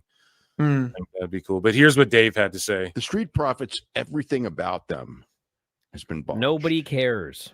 They put him with Lashley. That didn't work. They turned him heel. That didn't work. They turned him face. Then they turned him heel. Well, now they're going to split up. Now they're going to split up, which they actually teased years ago and didn't do. Yeah, that was when Montez Ford was super hot and everybody thought he was going to be this great single superstar. And you know, I mean, like, look, they're both really talented guys. I mean, I suppose you could do that with either of them. I think Dawkins, it's going to be really tough for him on his own, even though he's really good. He's big, he's agile, you know, and all that. Ford is you know, does excellent things in the ring. They could do something with him. I mean, I've known people who thought he was, you know, future world champion 4 years ago, and nobody's been saying that lately because they've just, you know, I wouldn't even say they've run in place. They've run backwards, and it's not even, and I wouldn't even say it's their fault. It's the fault of creative for, you know, taking what they had that was charismatic and just removing the charisma from them, really. Yeah, so why, I mean, there's so many teams we could say that about in AEW too that I've never heard Dave say the same shit about, but I do agree with him that, yeah, the creative sort of fucked these guys over, and it's unfortunate, but yeah, like they made such a big deal about them getting the tag belts back, and then they finally won them, and it didn't really lead to any form of a long title run or a big feud. And I don't know, and especially that the TLC match at SummerSlam is fucking insane. Yeah, where it's dude. like, where it's like that. It's matches like that where afterwards you're like, okay, we've got to start breaking some of these teams up because nothing they do will be able to compare to like giant gimmick matches like that. And that's when you bring in new teams and you push a new talent. So yeah, I don't think they've missed the window, but I think it is ridiculous.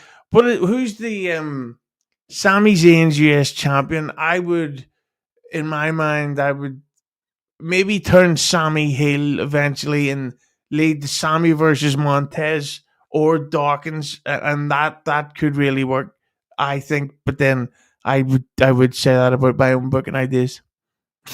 Yeah, exactly. We all love our own shit, dude.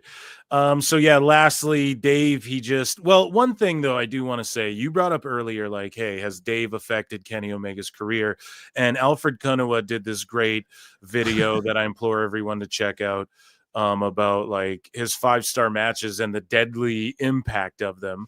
And it actually wasn't even like a jokey video for once. He was dead serious. He's like, man, Ospreay is what I wanted to bring up, right? Bruv, think about him, man. He has 3 herniated discs. And then Dave Meltzer goes on his show and he's pleading. He's like, oh, you know, Ospreay fucking really is he could just work top guy speed like WWE style. And that's what he should do from now on. And he could do it better than anybody. And it's like, Dave, why did you encourage this 5-star merchant shit that Ospreay was doing? Like, you encouraged it. Ospreay has like 57 5-star matches or something. We read the other day. He just got like his 57th 5-star match or 51st or something. We just read it the other day. It's over 50, man. And it's like, you encouraged him to do this dumb shit. And now that he's fucked up when he should be in the prime of his career, having the best matches, having the, you know, you encouraged him not to go to WWE, and you encouraged this fucking style. Now he's got herniated discs, and he's injured, and he's going to be out, and he's not even there helping AEW fucking grow when they need him.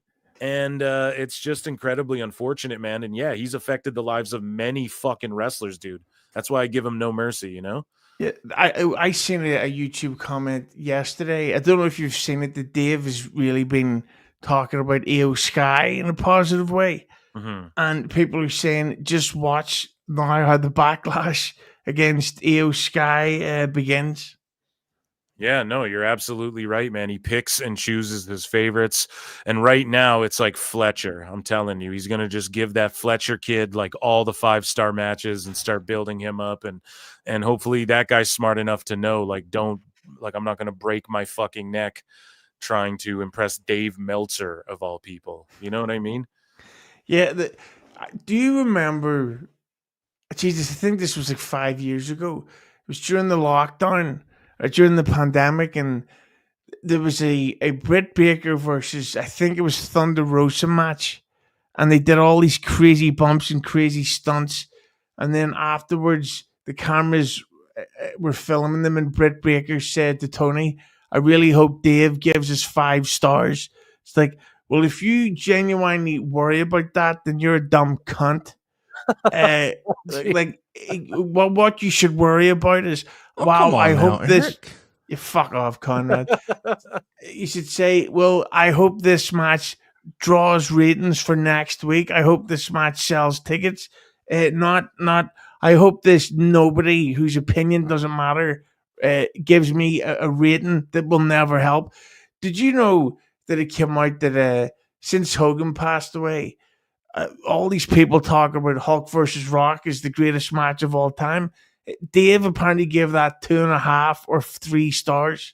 Yeah, dude, he gave it, I can't remember what it was. It was like 3.25 stars or some shit like that. And he claims the only metric he's ever given on how his stars work is, well, it's like a Richter scale. And he said it's based on how the crowd moves. And he says, I've given matches I don't even like more stars. He's claimed that. I've fucking chronicled it here. So based on how the crowd moves, Roman Reigns versus Bronson Reed at Clash in Paris was a fucking 7-star match.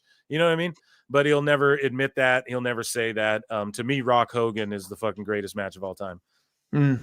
Same. Yeah. There you go. There you have it. Twinsies. Twinsies. Okay, guys, go and check out my friend Husey. He's on X at the Husey, and he's on YouTube at Husey Entertainment. Is there anything you want to plug before you get out of here? You got to be a hoe. Yeah, well, that too. So yeah, this week I am recording 2 episodes. Tomorrow, I actually meant to DM you in case you wanted to jump on. It is a roundtable about if J.J. Abrams stinks.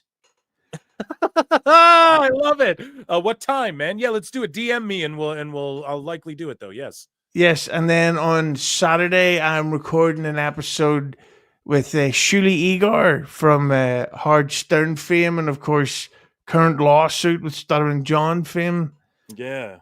He will be back on. Of course, they'll both be live streamed, and Hughesy's feeling the pinch lately because it just seems like all this money on Oasis and everything breaking down, the technology and having to buy new stuff and all that. And then I've got Comic-Con this Saturday. So if you want to become a member, you don't have to, but it wouldn't hurt, let's be honest. Go and support my guy, fucking Husey. Go and become a member of his channel. You guys will see me over there quite a bit. And everybody, round of a fucking applause for Husey coming in go around the world. 100 official, of course. Go subscribe to that channel. We're this close to the hilarious 69,000 subscriber count, the greatest number in the world. Well, you know what they say. No. Okay, and with that, yes, we need the 16, and of course K100 and that, show them love, right?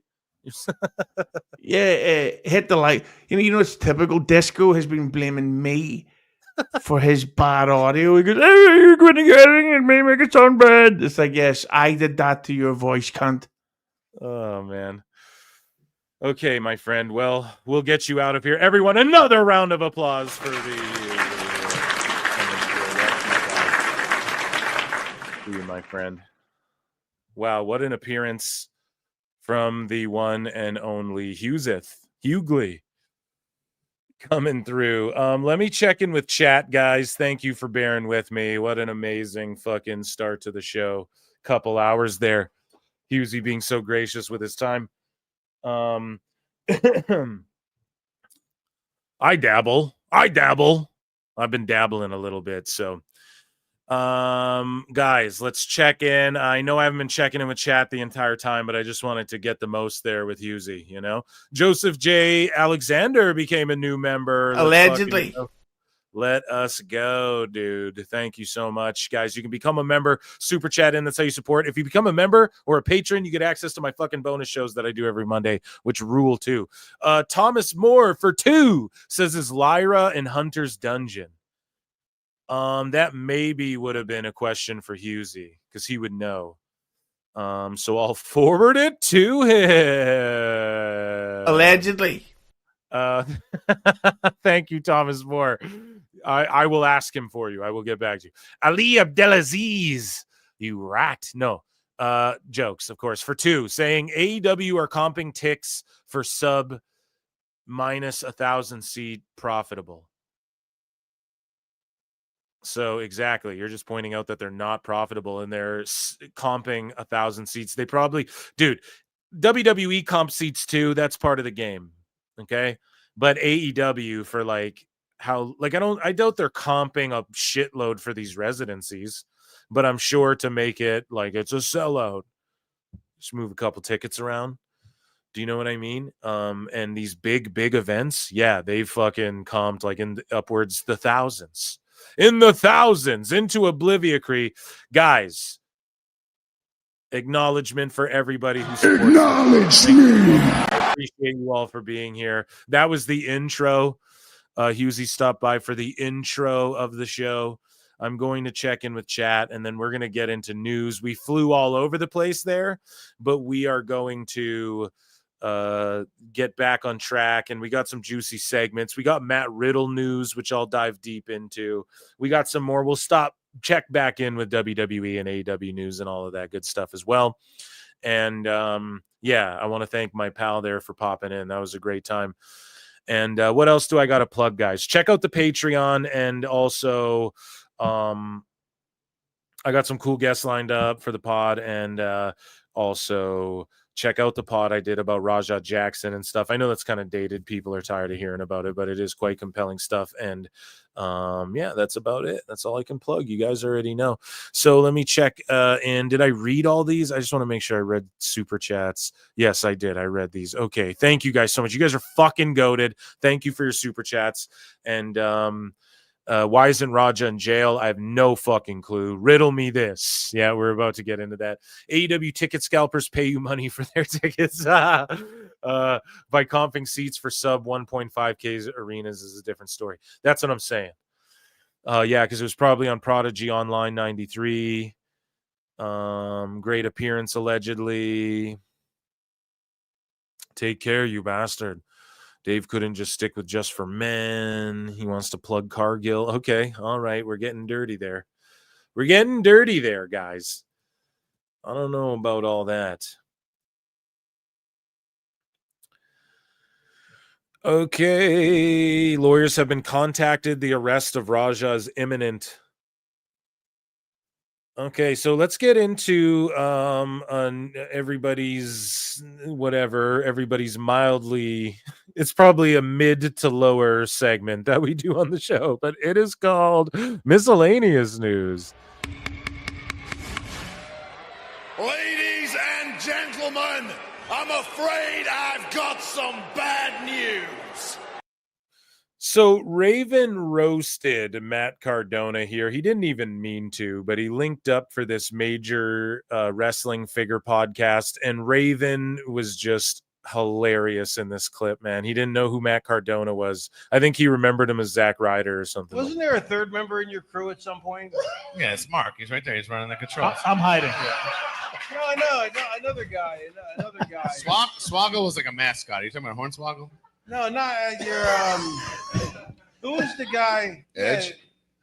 Yeah. No, I'm talking about. There was a guy who did he did all those YouTube videos. He got over and in New York wouldn't push him. That was me. That was you? Yeah.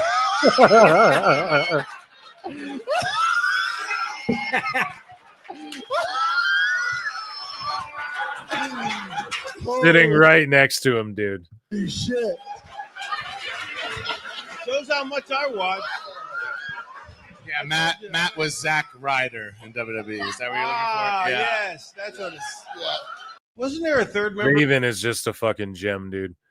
That's hilarious. And shout out the Raven Effect. It's like his book tour and I think documentary and all that's coming out. So we were talking about Raja a little bit earlier. And again, I didn't want to bore you guys with Hughesy's take on all that. Not that I'm sure he has great takes on it all. And I know we touched on it briefly or he made a joke about it, but I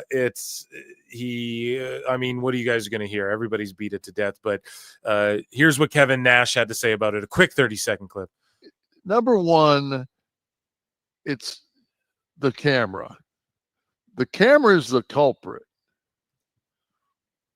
If they're not because it was being recorded, because it's being recorded, we this acted guy like is assholes going for a little to while. This guy is going to fucking hit him with a cam because he figures the guy probably had a decent setup. It wasn't probably just handheld. Probably had maybe the fucking gimmick like this, you know. He's trying to get on the camera. He's a worker. Yeah. That's what workers do. Yeah, that's the thing, man. We pointed that out as well. Like they were all putting on a show for the fucking cameras. I heard like Rikishi was there as well, but he just didn't even know what was going on and all this shit. So I don't know. Moving along here, Erica Nicole Clark, a comedian and the daughter of Mr. T, recently shared a story from her childhood to explain why she often doesn't tell people who her father is.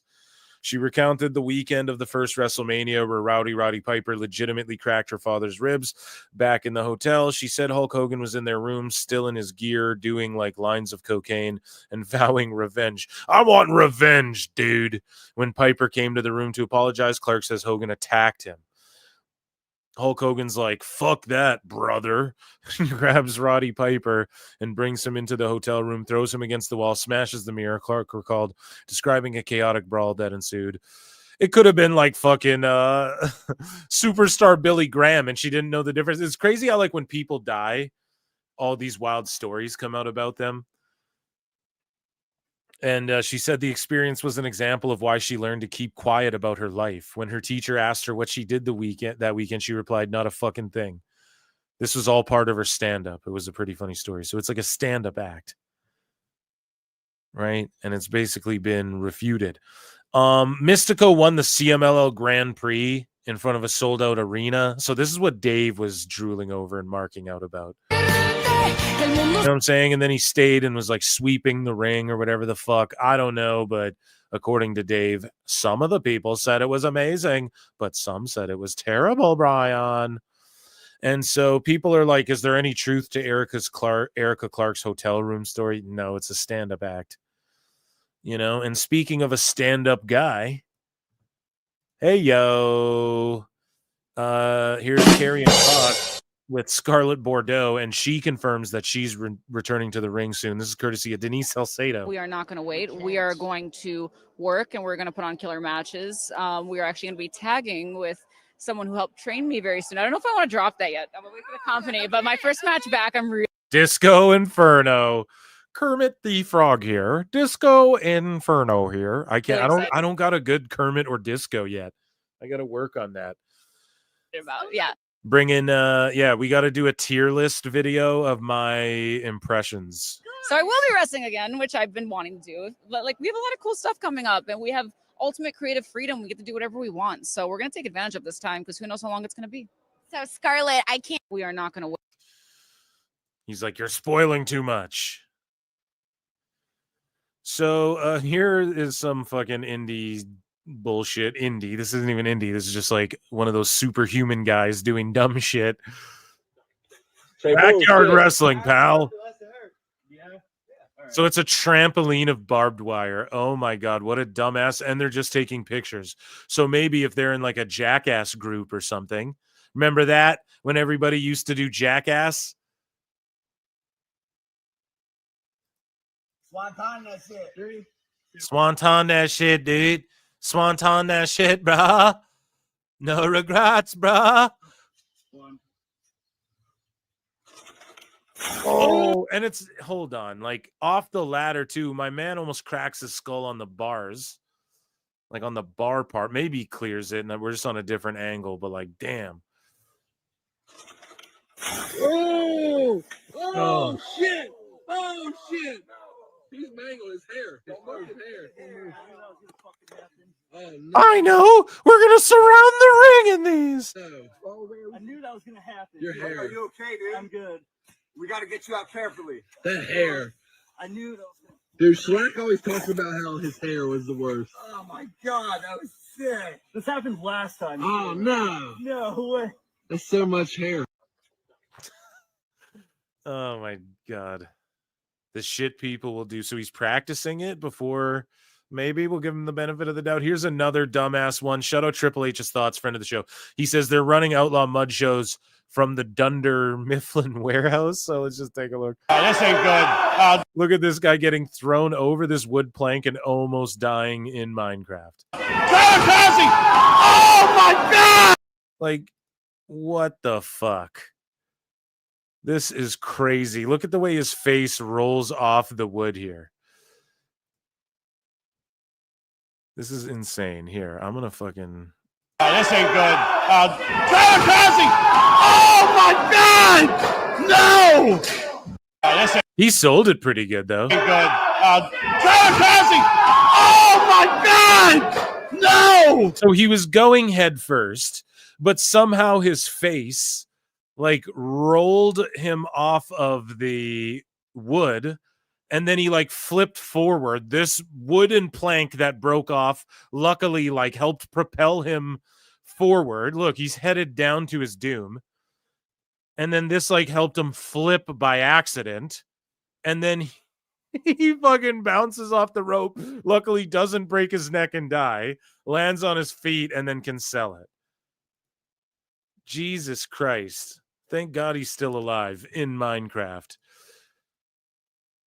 And shout out Triple H's thoughts, man. You keep posting those. So, Bubba the Love Sponge. And I hate to be so ruthless on Bubba. I'm Bubba the Love Sponge. So he's like, wow, we're so close. Stay tuned. Hulk Hogan, WEE. Can't even write hashtag WWE properly. But Nick Hogan suing Bubba the Love Sponge over planned Hulk documentary. So I guess, is Bubba releasing his own version? Or does this have to do with the Gawker stuff? I don't know. We take a look at TMZ Sports, right? And Nick Hogan is suing Bubba, alleging the popular radio host's unreleased documentary, infringes on his dad's copyrights and trademarks and shit. And it's like about the sex tape and all this stuff. And Bubba waiting till Hulk's dead to release this, the sick son of a bitch. And this is the only time he's ever fucking relevant, dude. It's all he has is talking about Hulk Hogan.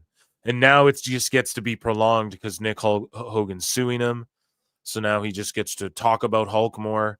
And this is all the attention he's going to fucking get. And I'm going to keep updating here. And it's free plugs for his shit. So why would he care, right? I understand that aspect of it. But Jesus Christ, man. Rampage Jackson released a statement about his son. Look, he just said, oh, it's gone too far. Stop saying racialist shit to me, which you guys should. You guys, like it's you guys doing it. But yeah, like don't say racist shit. I'm just tired of talking about it. He went on Ariel and Chael was talking about it and Rampage is talking about it again. And it's good to get statements from them and everything, but it's like, man, it's fucked up. Raja's a grown-ass man. Rampage, we covered the cringeness. I don't think many people have covered that really the way we did here at PWT, me and JJ Alexander.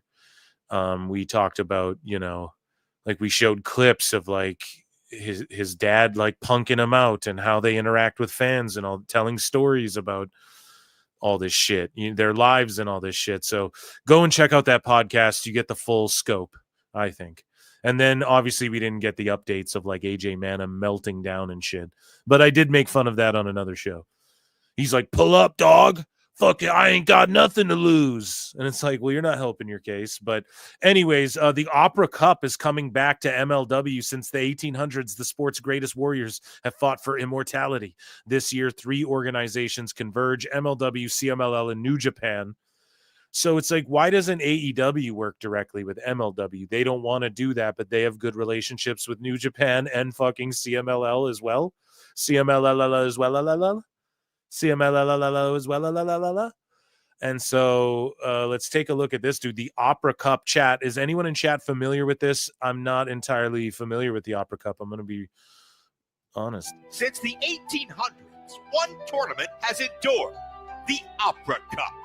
Born in the pioneer age of professional wrestling, the Opera Cup tournament was presented in packed opera houses, where world-class wrestlers from all across the world came to test themselves in the sport's most majestic gauntlet.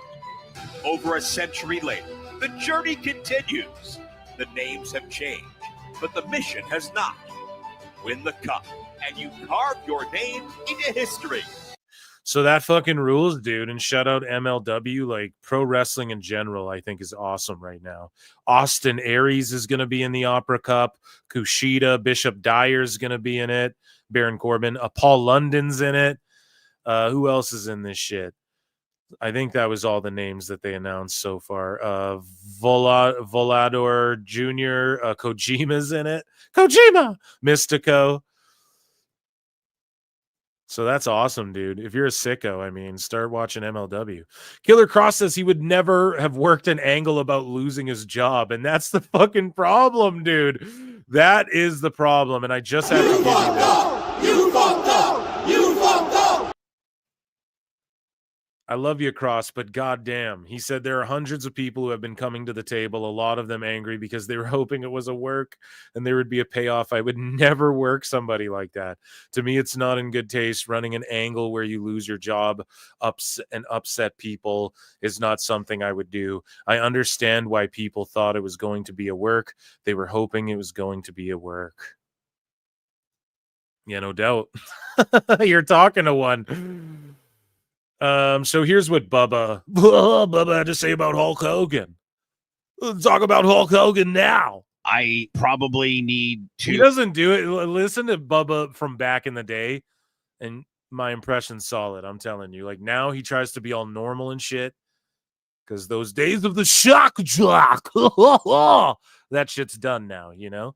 As a man, apologize to people that I didn't put in such a favorable light. Used my extremely large platform to call out, one of which would be Chief Eric Gandy, as I was calling for his resignation yesterday. To Sky, by all accounts that I've gotten, she's been nothing but just absolutely wonderful to Brooke, including, calling the funeral home and saying, let her spend as much time with her dad as she wants. Really, she's solely in possession of the body as to what gets done, including, but not limited to, if she wanted to now, maybe potentially cremate him, which is his wishes. And I accept that I was wrong on this. I'm done with it. I'm absolutely done with it. Rest in peace, Terry. Everybody that I, scrutinized, from Scientology came after you, dude. Dr. Fitzgerald to Sky to the chief homicide, sorry, and it's done. I'm over. We can move on. So is he not dropping the doc then? Like someone just visited him at his house? Holy shit. He got haunted by fucking Hulk, the Hulk Hogan's of past, right? You have like fucking Ichiban Hulk Hogan, and then Red and Yellow Hulk, and fucking Hollywood Hulk Hogan, and they're haunting him. Come on, dude, don't sue your old pal. Be done with this. That's fucking crazy. He's like, I'm fearful. I swear he's just doing this to drum up interest. I swear to God, he wants to talk about Hulk as much as he possibly fucking can. I promise you. So former WWE star Shotzi Blackheart jumps off of a hot dog truck during Circle 6's show in Vancouver. Vancouver, Washington? Or Vancouver, British Columbia, buddy? Holy shit! Holy shit! Holy shit! Holy shit! Holy shit! Holy shit! Holy shit! Oh my God.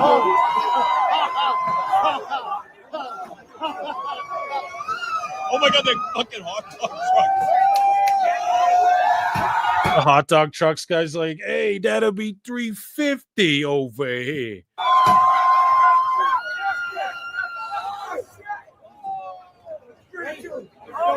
One, two, three.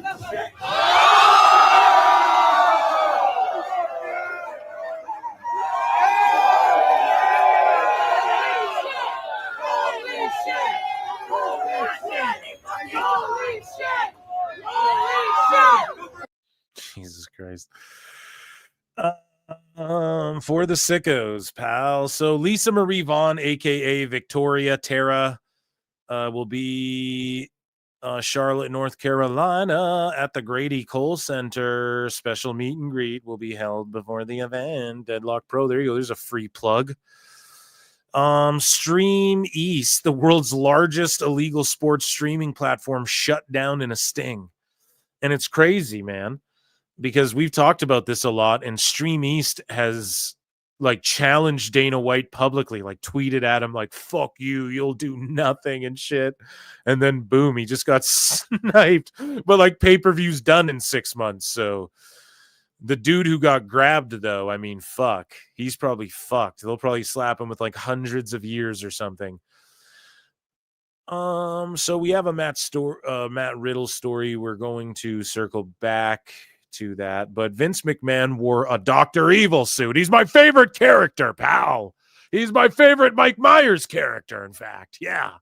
So he wore a Dr. Evil suit and introduced his girlfriend at the 80th birthday, says The Godfather. So quite the interesting. He's like playing dress up now. That we make the jokes like, oh, his hair's like a super villain and all this shit. He's actually turning into one, it appears. So Matt Riddle. Okay, this is a story that was floating around that was pretty big, I guess, today. Matt Riddle, he no-showed a charity pro wrestling event in Barnsley on Sunday that was raising money for charities in support of survivors of domestic abuse and homeless veterans. He has yet to return the deposit paid to him. Al Snow's Global Wrestling Kingdom, GWK, ran their inaugural show, and the advertised main event had been Matt Riddle versus Simon Miller, but Riddle no-showed. So that's shitty for fucking Miller. That's shitty for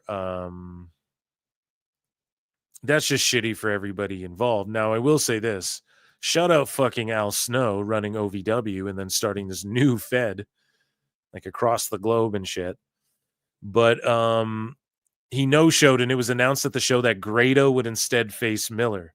Riddle recently expressed concerns about his flight, claiming it was cheap, and his unhappiness about being in a hotel room in Barnsley for 2 days. Bro, you agreed to that shit, so who gives a fuck?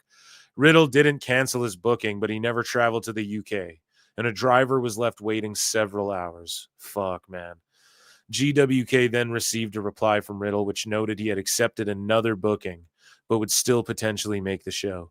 Riddle did not open any of GWK's future messages about his status for the event. However, Riddle's absence from the event resulted in the promotion having to issue refunds for meet and greets, and sources have noted Riddle is yet to return his deposit. And this motherfucker has the audacity to shit on a bunch of people like a week ago in a shoot interview. Right? And he's just fucking up, man. I just don't know what's going on, but this guy's fucking up, and I think WWE was like, it was a breath of fresh air a little bit to get rid of him. You know, as much as people liked Riddle, he was just so over, so they couldn't really get rid of him. And this happened, and it's probably for the best, because like, what the fuck? Why is he no-showing indies?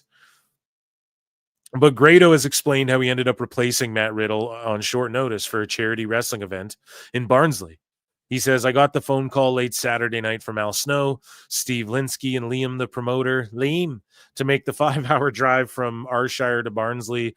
I was a wee bit worried the fans would be upset at me being the replacement, as we were completely different wrestlers in more than one way. However, the reaction was incredible, and the lads and lassies in the back absolutely burst their arses to give the fans a cracking show. Burst their arses? Or bust their arses? Bursting arses, that's like what happens at a Diddy party. We're bringing a Diddy party jokes back. Throw me a fucking bony. So yeah, shout out Grado, man. Good for him. Like, hopefully you got a little bump in pay there. Here is a deep dive from Cultaholic. Here's a deep dive from them and what they had to say. Okay. Sources close to the situation. Cultaholic. I'll read this so I get this 100% correct. Reveals to Cultaholic, yes, we've got the scope this time, that Riddle was booked for the GWK event through his manager several months ago, but Riddle recently expressed concerns about his flight, claiming it was cheap, and his unhappiness about being in a hotel room in Barnsley for 2 days. Barnsley's not that bad. In Barnsley for 2 days. Okay, maybe the hack radio voice thing isn't dead. Bad in Barnsley. Now, after Riddle revealed his concerns, GWK tried to organize some pro wrestling seminars so he could make some extra money whilst in the United Kingdom. But they were unable to finalize any events on such short notice. Now, Matt Riddle didn't cancel his booking, but he never traveled to the United Kingdom, and a driver was left waiting several hours for Matt Riddle to arrive, according to our sources there. So he hadn't made it clear that he was not going to arrive at the time that he said. GWK then received a reply from Riddle, noted that he'd accepted another booking, but would still potentially make the show. Riddle did not open any of GWK's future messages about his status for the event. And then you may have seen online a couple of things. You would have seen Matt Riddle hanging around at the Real American Freestyle event, which was on the day before his booking in Barnsley. Oh, damn. So he was there. So basically he's like, oh, I couldn't get seminars, so fuck it, bro. I'm just going to fucking ditch on these guys, bro. Like, what the hell, man? How's that fucking fair to anybody? And you would have seen him pop up potentially at a wrestling promotion in Boca Raton, which he wasn't planned for, but suddenly was available to do. Yeah. Riddle's got previous form in this area, of course, because he no-showed a championship wrestling from Memphis event in January of this year, and only told the promotion the day of the show that he wouldn't be making his planned booking, and Riddle instead attended Nick Hogan's wedding. Oh, that one. Yeah, that old one. That's happened again. Now, when it comes to this particular show as well, as you say, Riddle has had previous for this. The concern from this means that GWK had to give out a lot of refunds for meet and greets and such that they had sold for the event. Okay, blah, blah. We fucking get it. These guys suck. Moving along here. So, again, here's Al Snow. Contrary to Matt Riddle's claim of a last-minute change, Al Snow announced 4 weeks ago that the profits from GWK's inaugural show would be donated to help 4 homeless veterans. And so Al Snow sort of rebuts what Riddle says, but we'll circle back to what Riddle says. And we will listen to what Al Snow said, because I think this is from 4 weeks ago. Hello, everyone. Former WWE superstar Al Snow here. So the card for Global Wrestling Kingdom's debut show, A New Kingdom Rises, is shaping up really nicely. But we have another huge announcement for you. That's right. Myself and my UK partners today are excited to announce that all of the profits from who did the audio on this, bro? What the fuck? Tickets will go towards the following charities: help for homeless veterans and survivors of bereavement by suicide. Both of these amazing charities are proudly supported by the mayor and councilor of Barnsley. So you guys get the point, right? That music is terrible, by the way. And so here's what Matt Riddle had to say in response to all of this. And then he calls out CM Punk again for just no reason. But here's his 2 videos sort of rebutting to the IWC and this story that's been floating around. Well, what is his caption? I wish you nothing but the best, but stop lying, bro. I'll make this quick. GWK The reason I didn't go is because you booked me a flight for Thursday for a show that was happening Sunday, and you said you were booking me meet and greets, other matches, and appearances. You did none of that. I had nothing scheduled, and I was going to sit in a hotel room for 2 days in London. I told you multiple times I can't do that or wouldn't do that, and I got work for Friday and Saturday. Okay, then just return the deposit and it's all good. And Thursday. I work Thursday, Friday, Saturday. And I told you I'd fly to London Saturday evening. You said you paid for it. I go, no, you paid for it. Take it out of my pay, whatever. You guys refused. So I flew to Miami and wrestled there. All right? I never said I wouldn't pay you guys back. That's a lie. Also, this show wasn't a charity event. That's a lie. That was a last second change. You also booked me the worst flight in history, bro. Middle seat, no meal, no trick bag. GWK, this is probably your last run. I don't know. It just seems like he's fucking up, but like you hear his argument and you're like, okay, if everything he's saying is true, then that's awesome. And maybe people are like 4 weeks ago. That's a month. So if Riddle's like, that was last second, I don't know, man. I don't know if a month is last second, you know? That seems like ample time. So maybe you should have left the charity part out, because then, but otherwise, if you're like, yeah, they booked you shitty shit and you told them multiple times, it sucks because it's like drop DMs, but then then people can't DM you anymore because then you're a fucking snake who drops DMs. So here's what Matt Riddle has to say. He dropped another video like right after. You know, I could explain everything in great detail. I'm not lying, but I really don't give a fuck anymore. Most of you motherfuckers are dumb fucking cunt. Oh shit, dude, he's mad at the IWC. He's fucking mad. Emotional damage. It's like a two-parter, and this almost went in the sicko segment, but it was like, fuck it, it's part of this. I'm not lying, but I really don't give a fuck anymore. Most of you motherfuckers are dumb fucking cunt. Just like you believe that Me Too bullshit, all the other fucking garbage.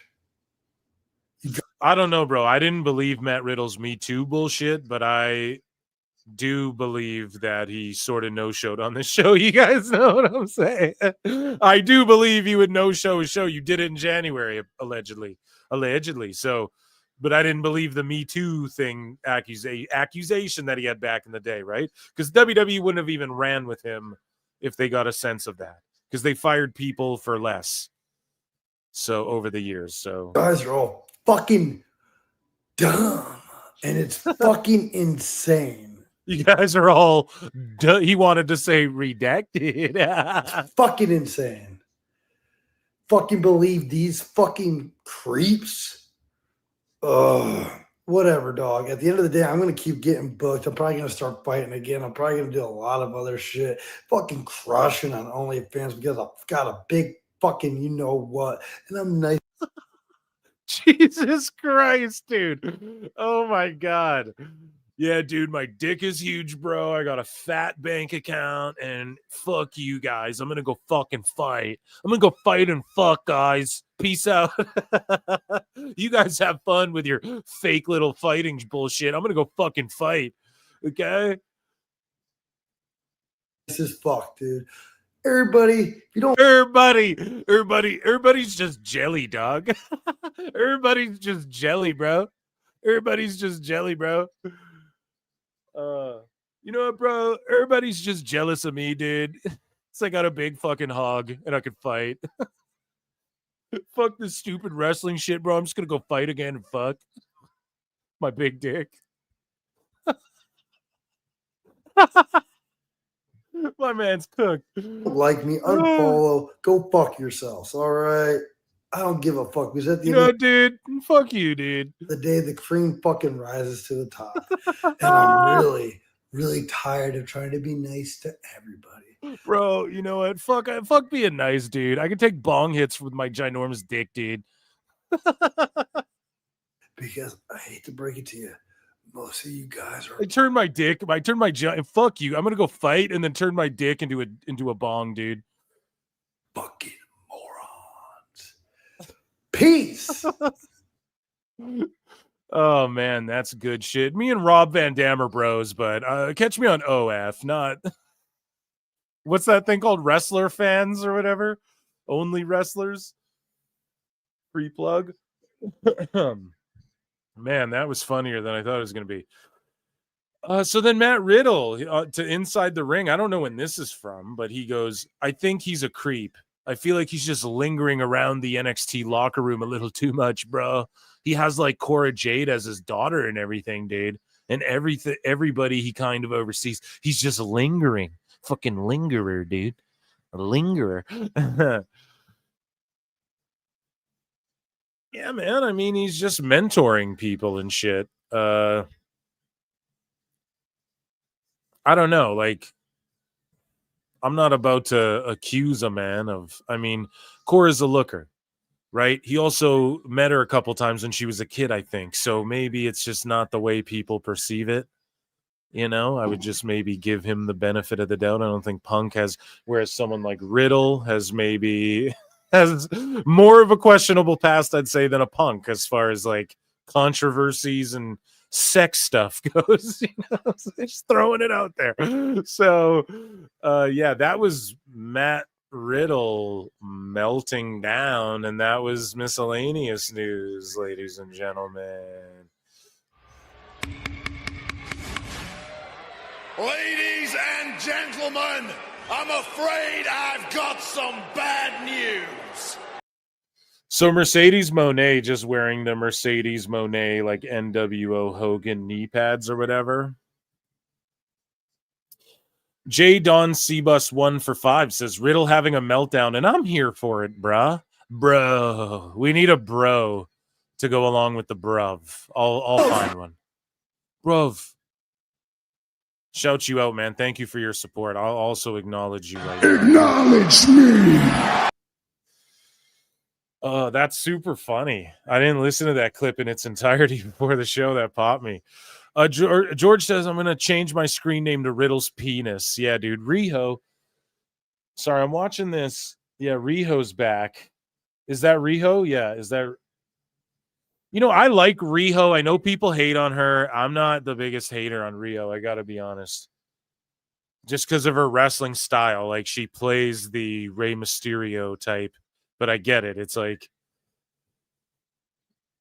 I get why it triggers some people in this day and age. Because there's so much bad shit going on in the world of pro wrestling that we can instantly see online that... Yeah.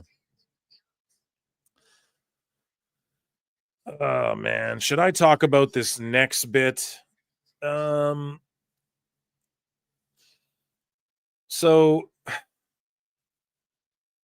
Hook is confronting the ops.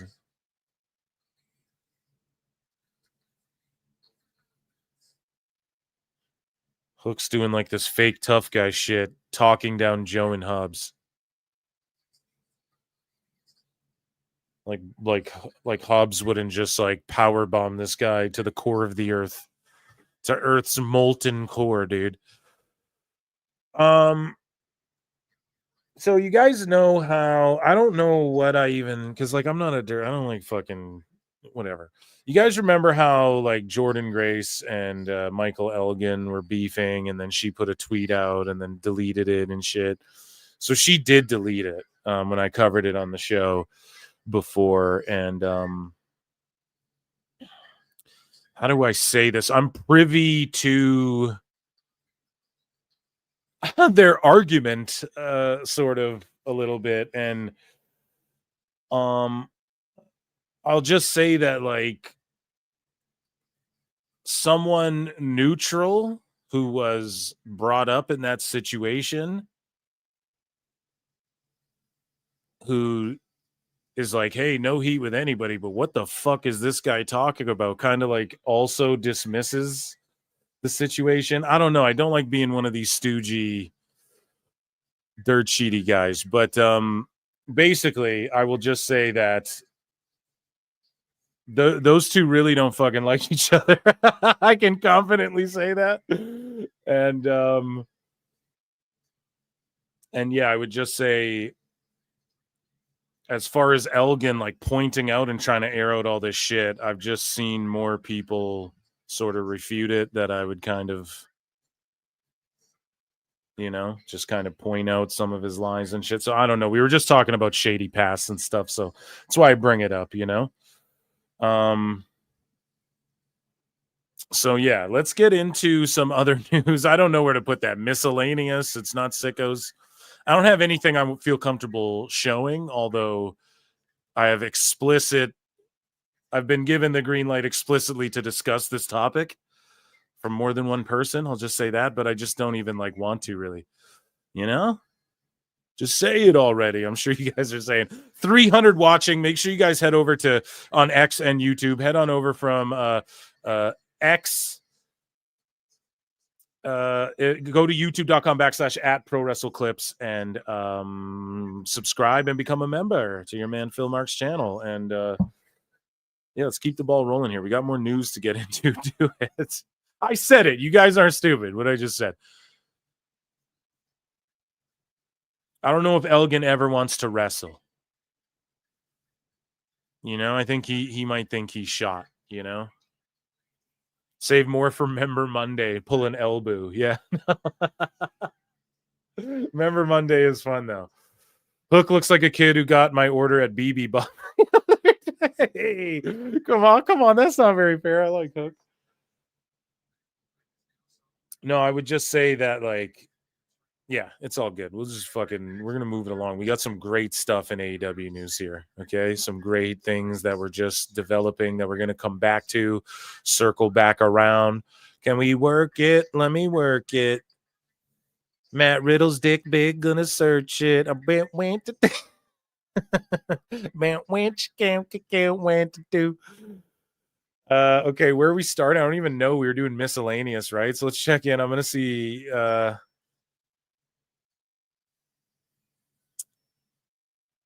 We got a couple TNA stories. How long has this show been going? 2:30. Yeah, let's do a couple quick TNA stories. How about that? So ladies and gentlemen, Banjo's in the chat, if they even have that emoji for TNA news.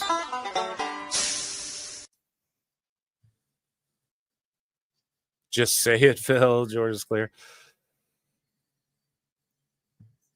I would just say this, right? So Elgin is really focused on Elgin is really focused on this happened and this happened and this happened and this happened. And she's just like, you're a fucking liar. Just shut up. And then that's pretty much the end of it. And she did delete that tweet. I was accurate about that.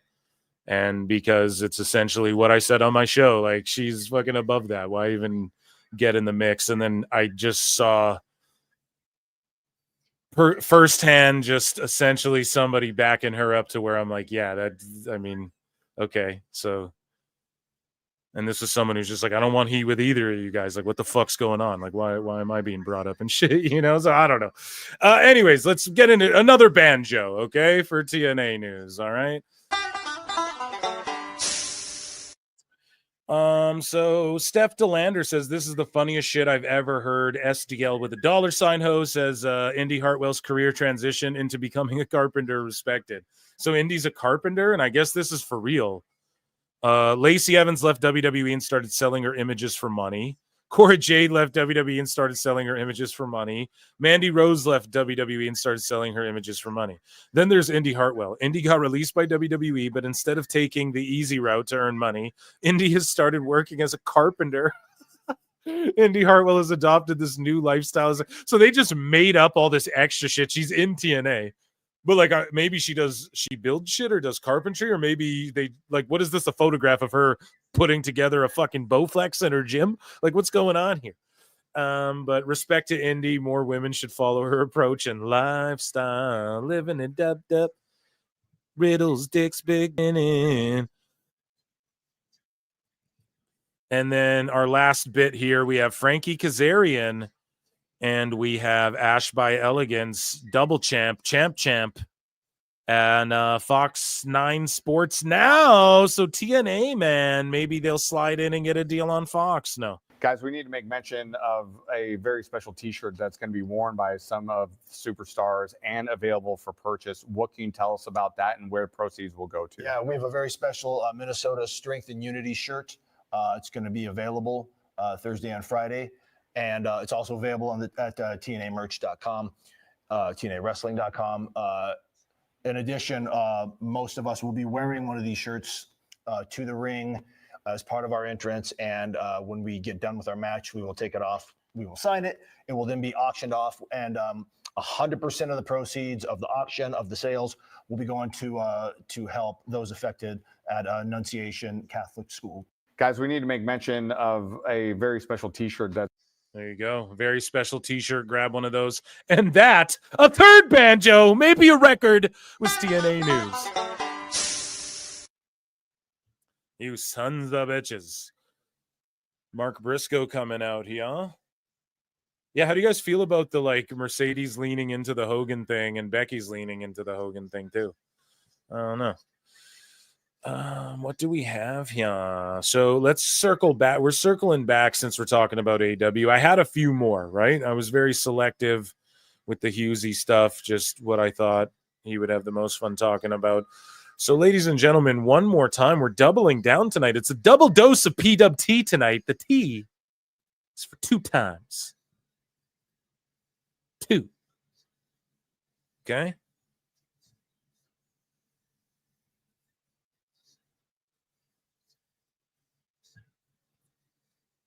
So, ladies and gentlemen, Ichi Nissan da, one more time. Ichi D Son da. For AEW News. A triple cup of AEW News, a double cup. So, Death Before Dishonor got less views than an old random episode of BTE as a free pay-per-view. I mean, yeah, it's not fair to compare it. It's Ring of Honor. That's how many people I expect would watch Ring of Honor. If it got 250,000 views, I'd be like, damn, for Ring of Honor, just being honest. So here's Swerve Strickland talking about his 5-star matches. So again, we discussed this with Hughesy. This is Dave's influence over the culture, if you will, of pro wrestling. I didn't really have a 5-star match till I got to All Elite Wrestling. So that's just 3 years. I've really been getting that kind of recognition. I've heard I'm the one black wrestler with the most in history. So it's something that I pride myself in, just putting on something that's like a classic. I wouldn't necessarily put stars next to it, but good call. I do just appreciate putting on something that people are just going to remember for a very, very long time. And if the stars come with that, that's awesome. But I just want to make sure when I leave the ring and put on a great performance and a great match. And shout out Complex, but they're asking him about 5-star matches. This is what I mean. When people Google wrestling and Complex, you're supposed to be what's hip and in. The hip and in cool thing isn't to ask about old man Meltzer stars. This is the fucking problem. I have to flood the internet with more content than fucking Dave Meltzer ever could in order to counteract the fucking bullshit that's out there. So MJF responds to Logan Paul buckshot lariating John Cena, and MJF goes way better than the Crooked Cowboys. Now, do you think this really gets some heat backstage? That's what I don't know. Hughesy maintains yes. And I've talked to him about it a lot. And he maintains MJF's got heat, brother. So who knows if it's that Latino heat. Conan! Or if it's just rumors and innuendo. Oh, come on now, Eric. And so Swerve was asked about moments of his becoming memes, which where's the Swerve meme? Have you ever seen a Swerve meme? I don't even think I've seen one. And I'm not trying to be facetious here. I'm being for real. What the fuck? He says, whatever gets my face out there more, and if y'all can entertain this, as long as it's not offensive, I'm cool. I appreciate a lot of them. Like I said, as long as it's fun, it's not derogatory, hurting anybody, or being offensive. Have your fun. Have your way with it. It's the internet. This is what we're here for. Just don't hurt nobody's feelings, especially mine. The fuck? Didn't you invade a baby's crib or something in a TV show? Offended a lot of people, dude. Final count for AEW Forbidden Door, according to Ticket Map updates. Now, I've seen this fucking sickos. It's always conspiracy theories with these guys. Stupid idiot. And they're like, AEW Ticket Maps is clearly a fucking foreign asset. No, but that's essentially what they're saying. Like, he's clearly like a WWE shill account or something. It's like, no, dude, you guys don't see this guy grovelingly tagging fucking Tony Khan and Dave Meltzer and trying to like pitch them his ideas and shit and get in with them? Nah, dude. But he said a final count was 17,710. And then Heel Usi's like, not 18,982. I mean, they could have easily padded 2K and just said that. I don't fucking care about that. WWE can inflate them. AEW can inflate them. Whatever. I just wish like Meltzer and them would keep the same fucking energy. So it deserves to be pointed out, you know. Forbidden Door, the final countdown. B. Priestley recalls signing with AEW, mentions that Piper Niven had been offered a contract. She says, basically, I had a match with Brandy and Cody loved it. Brandy was really happy. Piper, the same thing, had a match with Brandy and they were really happy. They basically offer me, Kip, and Piper a contract. Piper had already signed with NXT UK. She couldn't do it, but Kip was like, yes, I want to move to America. I was like, I still want to do Japan. AEW hadn't started at that point, and I didn't know what it was. I didn't want to jump, no pun intended, all in to something where I'm not technically sure what I'm getting into. So she was smart, man. She's like, I don't even know what AEW is. They were like, do you want a part-time deal? You can still work full-time Stardom. I was like, perfect. See, that's cool, man. And she was there for a little bit, part-time deal. Who was in the match with Britt Baker where they jumped to the opposite corner by accident and tagged the wrong Japanese lady? Do you guys remember that shit? That was wild, man. So AEW's breaking tradition for Thanksgiving Eve Dynamite episode. So let's see what the breaking of the tradition is. Breaking the habit. What is the... No, I'm not disabling my fucking ad blocker, asshole. And then the article's cut off and shit. Yeah, this website is a fucking fraud. It has all these ads that like freezes your shit up when you go to open it. And it's bullshit, Dave. Like, get the fuck out of here. I had it saved on my phone and I didn't post it. But there's another like begging, please sign up for F4W sale again. Like, please fucking... if you sign... The deal is literally this too. Where's my phone? I should read it. It's like if you sign up for 24 months for the first 3 months back, every month after that is $14.99 or some shit. It's something fucking ridiculous. Speaking of ridiculous, the new El Clone character who debuted on AEW Collision is Aries. Any fans? Speaking of Lucha Libre, so this is a real video. I don't know when this is from, but Roosh came out at CMLL to Chris Benoit's theme while carrying a baby. Para no respetar jerarquías. Y ahora ya tiene entre ojos a un extranjero. Recuerde a este gladiador. What the fuck, man?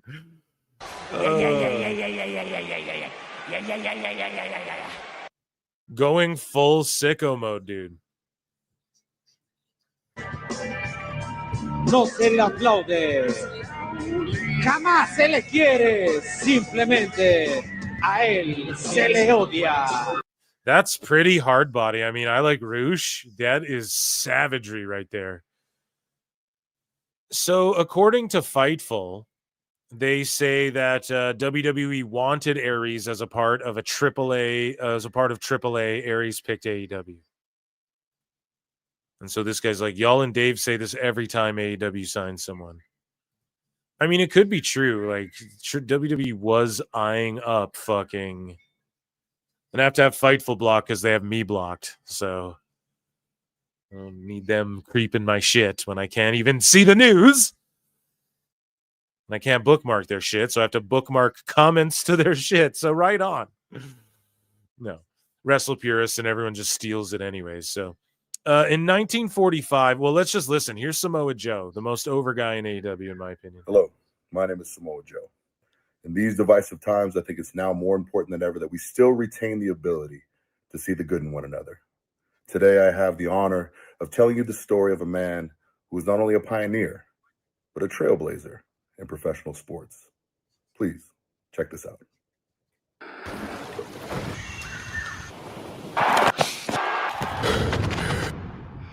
So, like, now that it gets all cinematic, I don't want to get... How did a Polynesian island of under 300,000 people transform professional sports? Until 1945, players from visible minorities were effectively banned from playing professional football. But that very same year, a Samoan broke the color barrier in the NFL. With a culture of dedication, perseverance, family, and respect, pro teams turned to Samoa for talent, giving the small island a chance to showcase its skills and culture on a global stage. Dude, Polamalu? That guy was a fucking beast. Samoan pro football player, trailblazer, hero. Today, over 53% of players in the NFL come from visible minorities. There has never been a more important time to see what unites us. See the good. Dude, Samoa Joe rules. What the fuck? So AEW recently filed to trademark the swirl. So these guys are the swirl right there, in case you didn't know. And then AEW star Wheeler Yuta filed to trademark his in-ring name, Wheeler Yuta. So that, I don't know, you can go to the E. Speedball Mike Bailey speaks the truth when he says right now is the best time in history to be a pro wrestling fan. The Steiners? Well, now is the best time in history to be a pro wrestling fan. I mean, pro wrestling is my controversial thing, but pro wrestling now is better than pro wrestling's ever been. Yeah, absolutely. Right? In terms of just how the sport has grown, and what's really making it happen is promotions working together, and the fact that there's like a global network of wrestling promotions cooperating.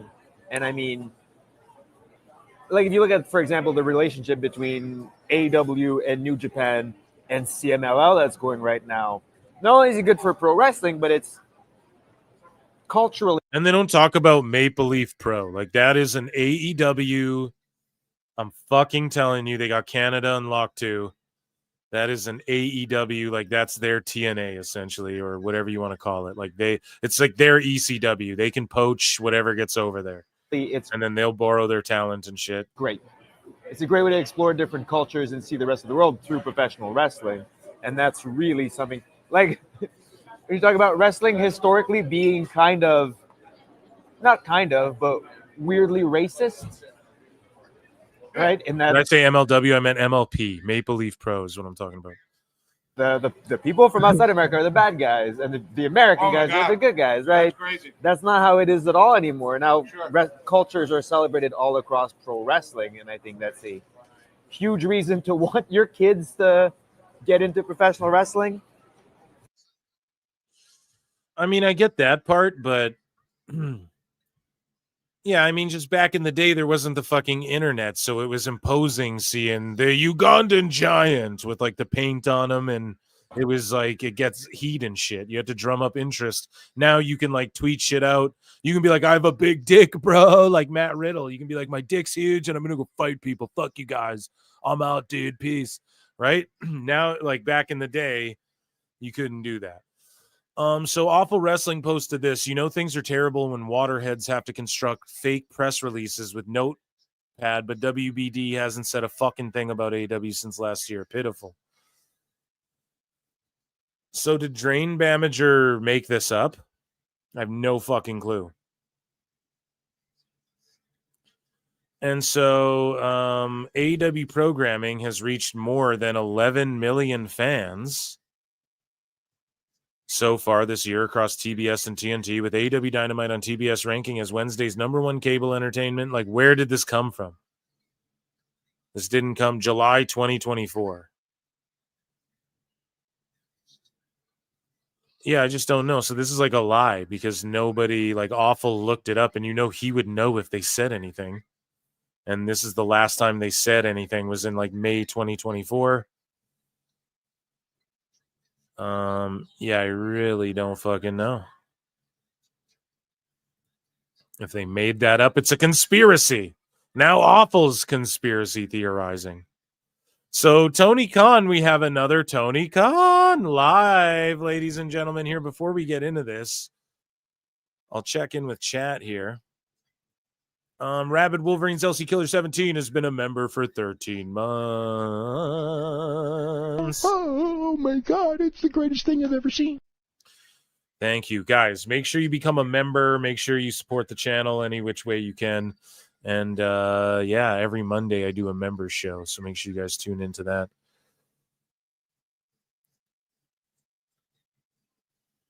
What is chat saying? Fuck his lifestyle.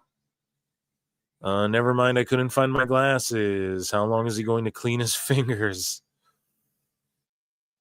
You deleted my comment because I disagree with Mike and his lifestyle. I don't delete comments, sir. I disagree. I've been a fan since 1988, and one thing I can say for sure is Mike Bailey is... Okay, you are angry at Mike Bailey.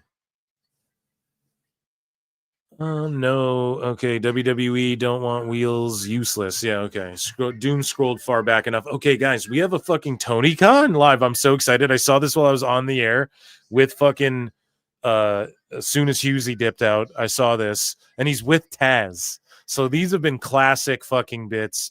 Let's take a look inside the mind of Tony Khan. Yeah, nobody deletes comments, bro. Like, you have to say something pretty egregious, but YouTube might be like, I don't know. They change shit all the fucking time, and I don't know. They're just like, I have words in there too that you can't fucking pipe off with either. You know, that I put like, because I don't want people ruining my shit. Anyways, let's get into this. We have the best guy right here. We have the best guy right here. You guys are crying about fucking comments. Let's go. Here's The best guy is Tony Khan. And here's Taz. And let's take a listen to what went down. 34.6K views. And we are live. This guy and action. It's really, I got a single cup. I'm going to get 2 more, but throughout the evening. You'll notice throughout the evening, I'll have 2 more cups, possibly 4. Now. Hey, everybody. It's great to be here. We've got a great AEW Wednesday Night Dynamite coming up. I'm here in Philadelphia in a trailer outside the 2300 Arena, and I'm here with a true legend of this great venue, a true legend of this city, AEW Dynamite host, Taz. Well, Tony, first off, I am very honored AEW Dynamite host. He's like, I'm the fucking commentary, dude. that we're doing this before Dynamite. I guess maybe that's a host. You know, I'm very honored and was blindsided in a nice way this past Wednesday, and my family was there, and the locker room came out. It was an amazing moment. And I, as you know, I didn't want this on Dynamite. I believe let's get to the matches. Let's get to our current AEW roster, you know, and I'm just honored. I appreciate it. I'm going to honor your wish. I really wanted to put this whole thing on Dynamite tonight. You did. Taz has asked me, let's just have a nice, quiet ceremony before the show starts, and that's what you want. That's what we're going to do. I'm going to respect your wishes. You're the man of the hour, and we've had an eventful day. It keeps happening to us, these production meetings. People are barging in here. We need to get some more security. I'll get John Moxley on the case. Last time he fought Mike Bailey. It was a great match. Meetings. Well, that being said, at least it was friendlier faces this time. That's true. You know, a few weeks ago, we were in a production meeting. John Moxley busted in mid-meeting, said he wanted to fight on Dynamite. He did. And Speedball Bailey stepped up. They had a great, great match. It did very well for us. It was a great match. And tonight, we had the AEW World Tag Team Champions, Brodito, bust in. Friendlier faces. Definitely friendly, but Brody's very large. He's just a little bit intimidating. Very large and intimidating man. They're the new World Tag Team Champions, and they made it clear they want to be fighting champions. They want to defend the titles every chance they get, any chance they can go out and defend the World Tag Team Championships. Brodito want to defend the championships, but that being said, I had to give them a tough opponent, and that being said, I can't imagine a tougher opponent Then the Death Riders, Claudio Castagnoli and Wheeler Yuta, former World Trios champions. And I think that that's going to be a great. Taz was just like, yeah, dude. He's like, man, I used to be in the locker room with fucking, some of the fucking greats in the business. And like, I don't expect Taz to like German suplex him through fucking, like, I don't expect him to go off and be like, fuck this. And it's just his job and shit. But I just have no idea how he listens to this nonsense. And it's like, this goes for 8 minutes. He's like, short and sweet, Tony. Short and sweet. Match. Claudio and Yuta have held the World Trios Championships. The Death Riders have held the World title with Jon Moxley. The only World Championship they have not held yet is the World Tag Team Championship between these guys. I think that's a great match tonight, and I'm very excited. And actually now I'm glad Brody and Bandito came in here and demanded the match. And also with you not wanting to put your ceremony on TV tonight, it bought us some time to put a great match on. I'm a very unselfish man, Tony Khan. You know that. Yeah, no.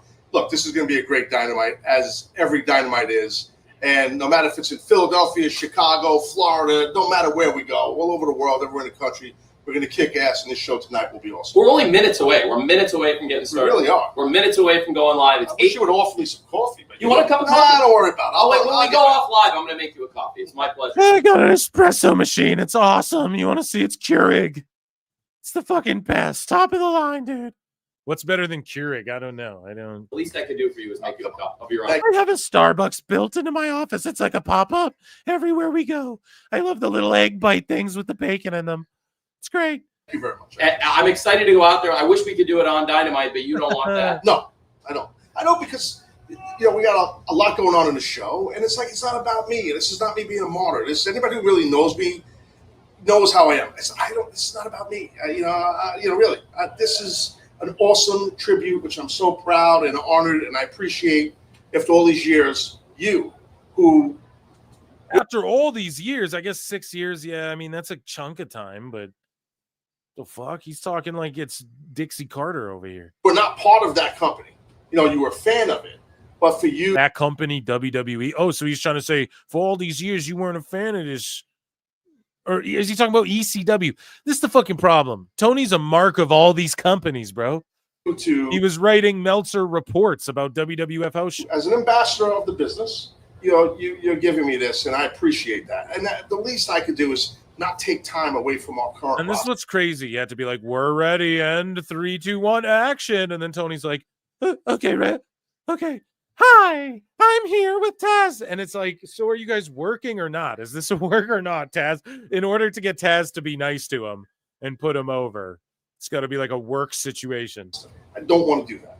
I don't. That's just not, I'm not about that. Well, you are a big part of AEW. You're a big part of the team here. So I would love to do this on Dynamite, but I understand what you want. You want us to have wrestling matches. And thankfully, those guys did come in here and look for a fight. So that worked out well for us. It's going to be a great match for the World Tag Team title. Former World Trios champions, the Death Riders, taking on the World Tag Team champions, Brodito, tonight. We also have so much huge action. We have a huge TBS title fight. And Riddle has a huge dick. I don't know if you do that. Personal situation between Alex Windsor and the champion, Mercedes Moné. Yes, absolutely. That's going to be a battle. I mean, that's a, well, you got to say the name right. Windsor. Did I do it right? You did very well. That's Windsor. Very good, Taz. Very good, Taz. And speaking of big fights and great champions, we've got some of the top. There's actually nothing even in this cup. I'm pantomiming. I'm rehearsing for when I get back on screen. It's great. Top champions in pro wrestling lining up on opposite sides tonight.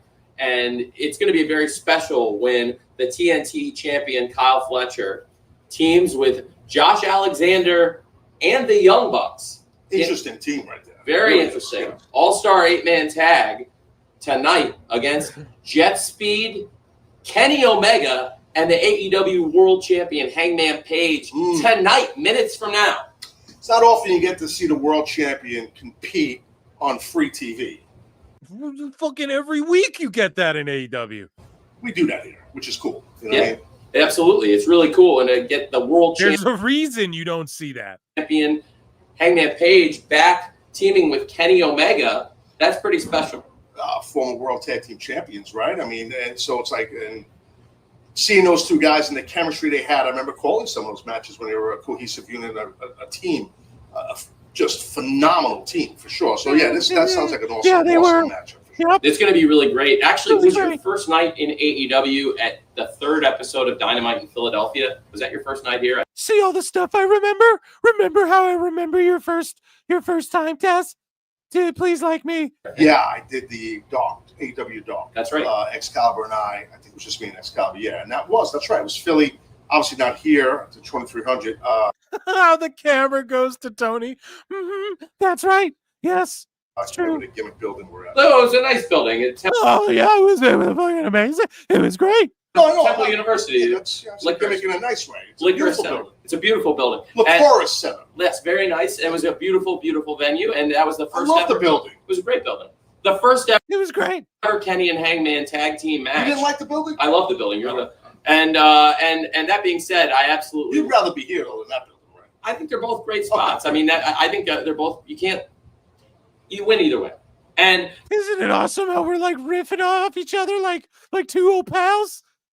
That being said, the first ever Kenny and Hangman tag team match was actually in Philadelphia. Do you love the building or do you like the building? I love this building. Do you love no, but it's the inflection tone. I mean, we just talked about this. Do you love it or do you like it? I love them both. I love them both. We were just talking before we went live here. We were talking about.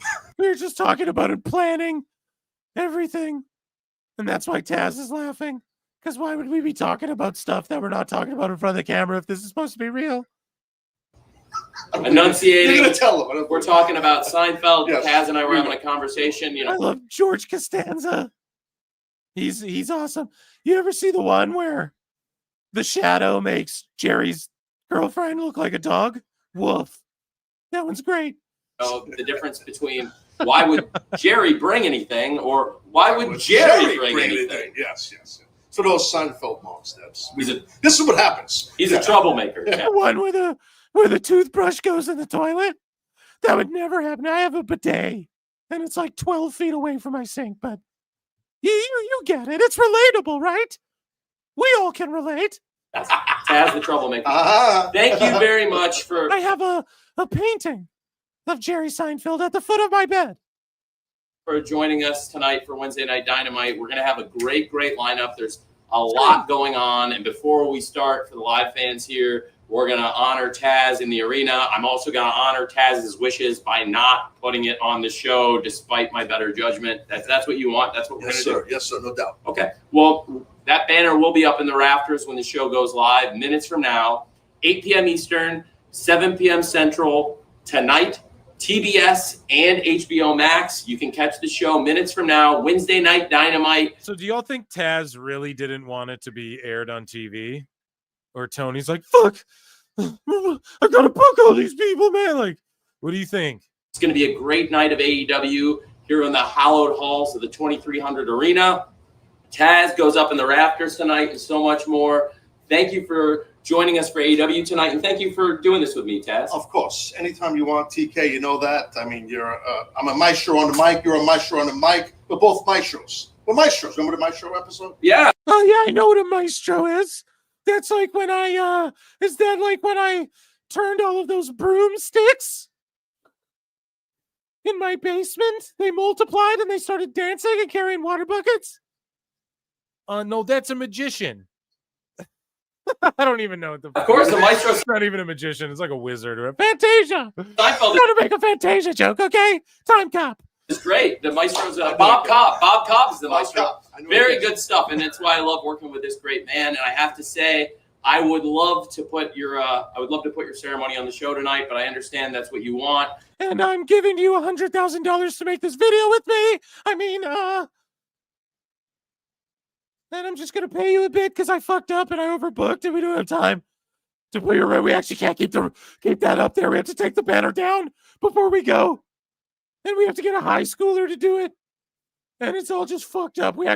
Everyone's striking, and we actually have nobody to hang it, and so we're not gonna televise it. That's the truth. But I'm just gonna get you to come on camera and say you didn't want it. You take the blame, because I don't take the blame for everything. It's great. So, ladies and gentlemen, let's celebrate Taz's wishes. We're going to have a great Wednesday Night Dynamite tonight, and let's do it one more time, my friend. Sounds good, man. Thank you very much. Enjoy the show.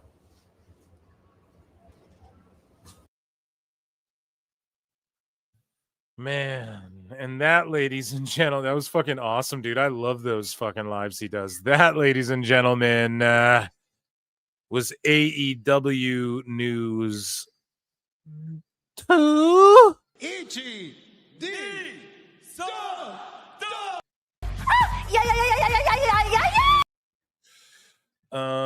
Tony rules. Let's go.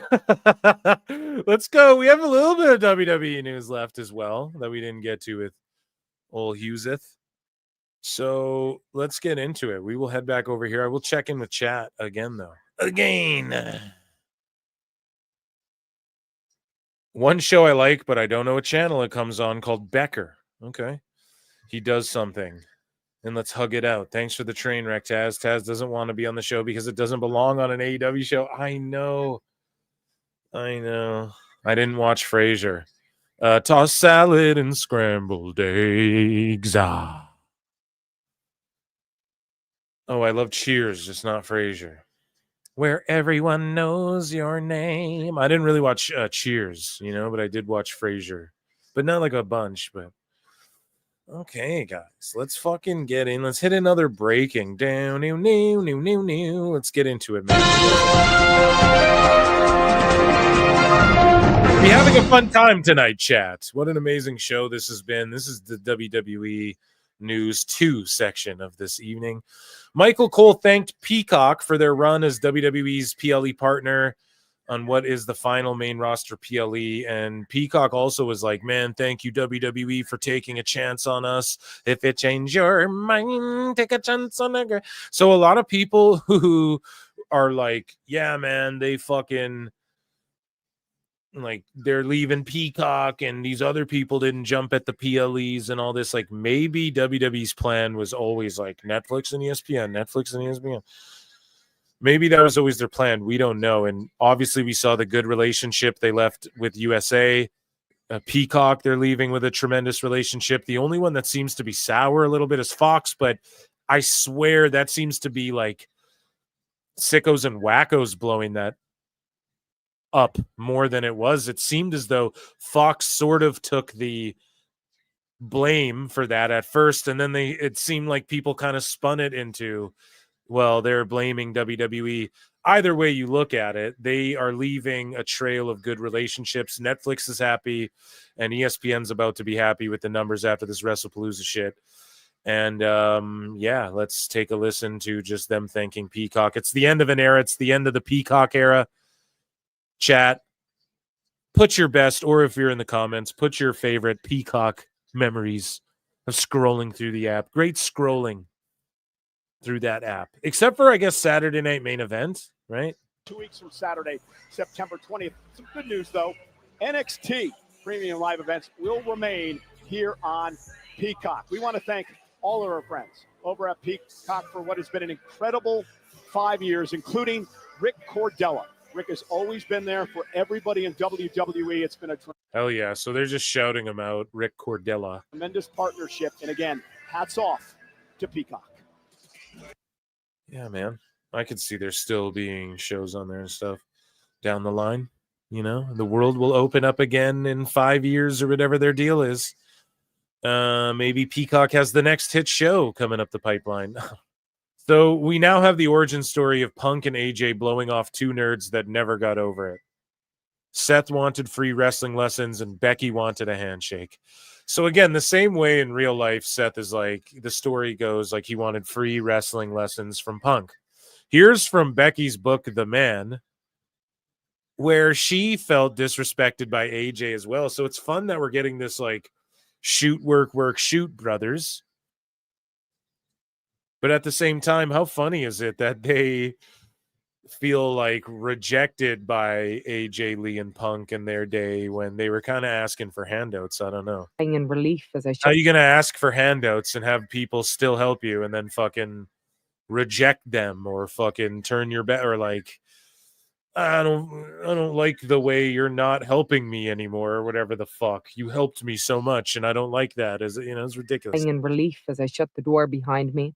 Only when I opened my eyes, I noticed that the women's champion, or as they so awfully named it, the Divas champion, AJ Lee was standing to the left of me, typing furiously into her phone.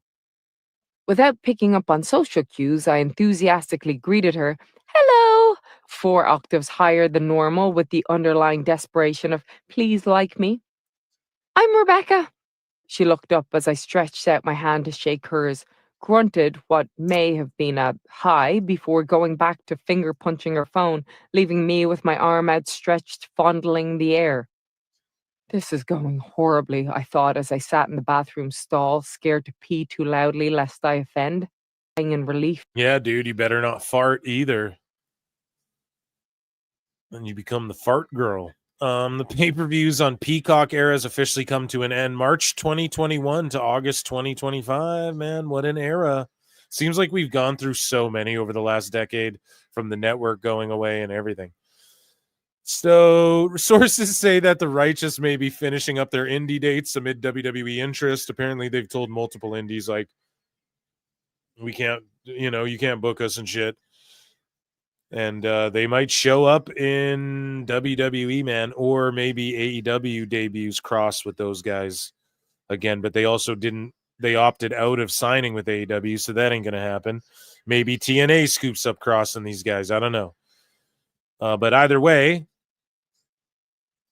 they could be WWE bound. I think they'd be cool there, but like, what do you do with them? Just stick them in the tag team division that's just dried up and not that interesting. Oh, they'll make it interesting. I don't know. We got Wyatt Six. Do we really need these guys cult and spooking it up? I don't know about all that, but Raquel Rodriguez has credited The Undertaker and Kevin Nash for helping her improve in the ring as of late. She said that Nash has been messaging her since he publicly gave her the advice to work bigger in the ring and has been giving her some tips and advice after watching her matches. Yeah, she's come a long way in a short period of time with that, so it was really good to see. Rhea Ripley and LA Knight after today's Raw in Paris. So they have their own little bro shake here.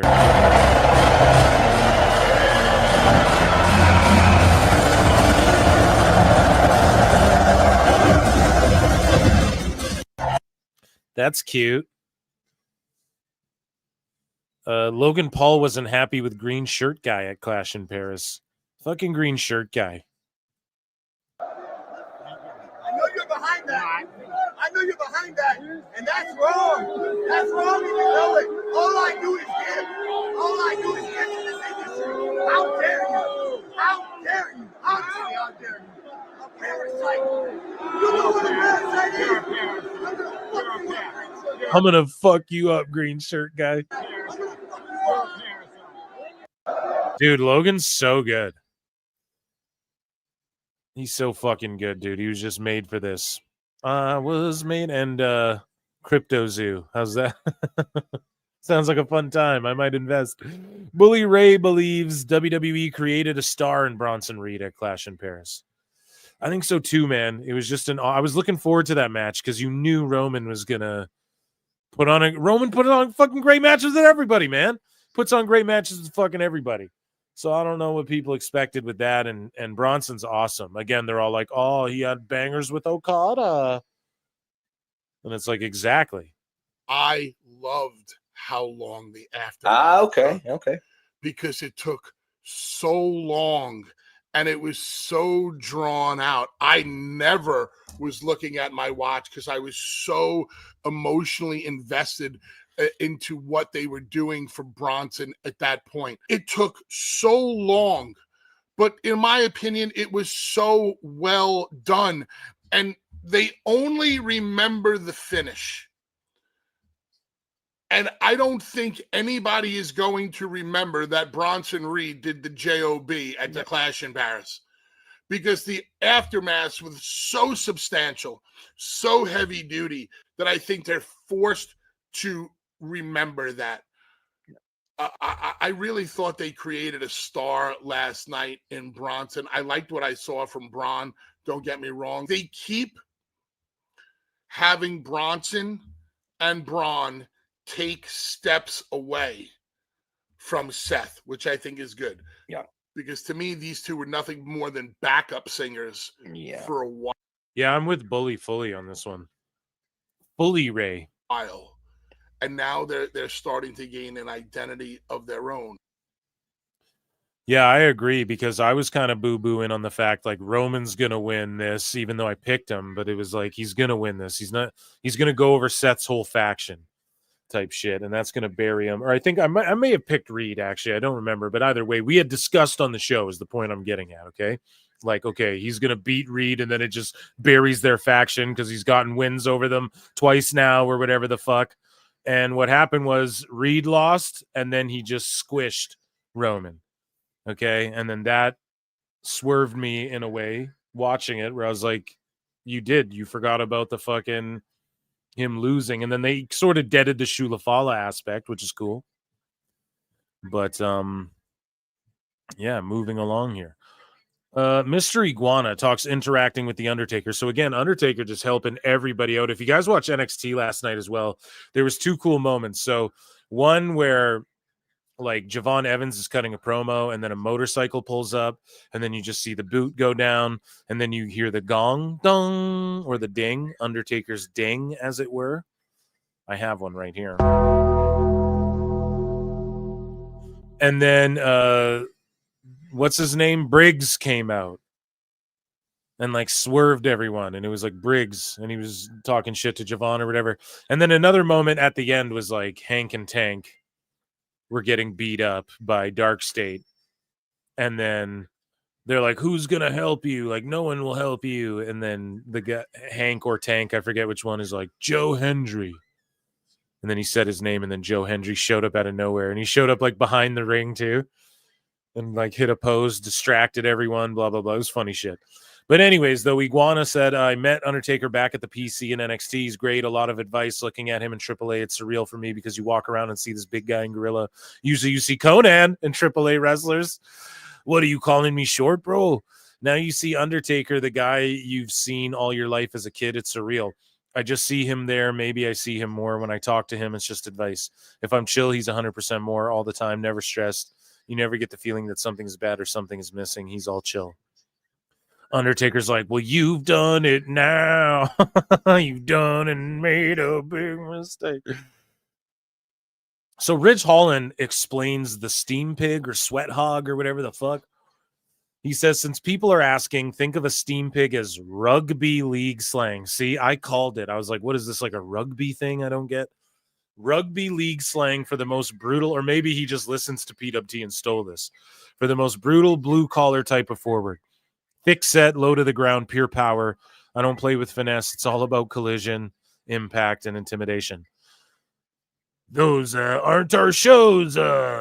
Fans call me Steam Pit, Collision, and Impact. Hey, now, I'm suing you. Fans call me a steam pig because I charge head down like a battering ram. And Rhino was taken, so, you know. So was Moose. So pretty much it was like I could call myself the Ram or Steam Pig, you know. Pumbaa was an option. Wearing down my opposition until there's nothing left. It's a badge of honor, a reputation for being the hardest man on the field. Okay. And I couldn't call myself the Boar because, you know, the Boar, more like B-O-R-E. Oh, it's a Norm Macdonald joke. Kelly confirms she has signed. I don't know why I did the O. It's a Norm joke. You guys ever see where Norm's on that late night show and then that lady's there promoting the movie and it's like, she's like, yeah, it's called Head of the Board or whatever. And then Norm Macdonald's like, is it spelled B-O-R-E-D? And fucking just destroyed. I'm sure you guys have all seen that clip. It's a legendary. It's a legendary clip. But Kelly confirms she has signed a Legends deal. Speaking of Legends and Legendary with WWE. After all that shit she's been talking. Speaking on There's No Contest podcast, WWE Women's Champion Tiffany Stratton gave her perspective on performing as a heel versus a babyface. She says it's 10 times easier as a heel. She's like, you can mess up and you can fall on your butt, and that's totally fine. As a babyface, the crowd could turn on you. She's like, her current role as a fan favorite was not a planned creative decision, but an organic reaction. She's like, I never changed anything. I just started getting cheered. As a result of the crowd's support for her heel character, she explained that she is now adjusting to her performance. So yeah, she's like a fucking tweener, essentially. She just confirmed like it was an organic thing, but I'm still kind of being a fucking heel, but blah, blah, blah, you know? Ric Flair blasts WWE 2K25. He's like, unless you're on the cover, it's nothing. Woo! Yeah, that's every fucking 2K game or sports game.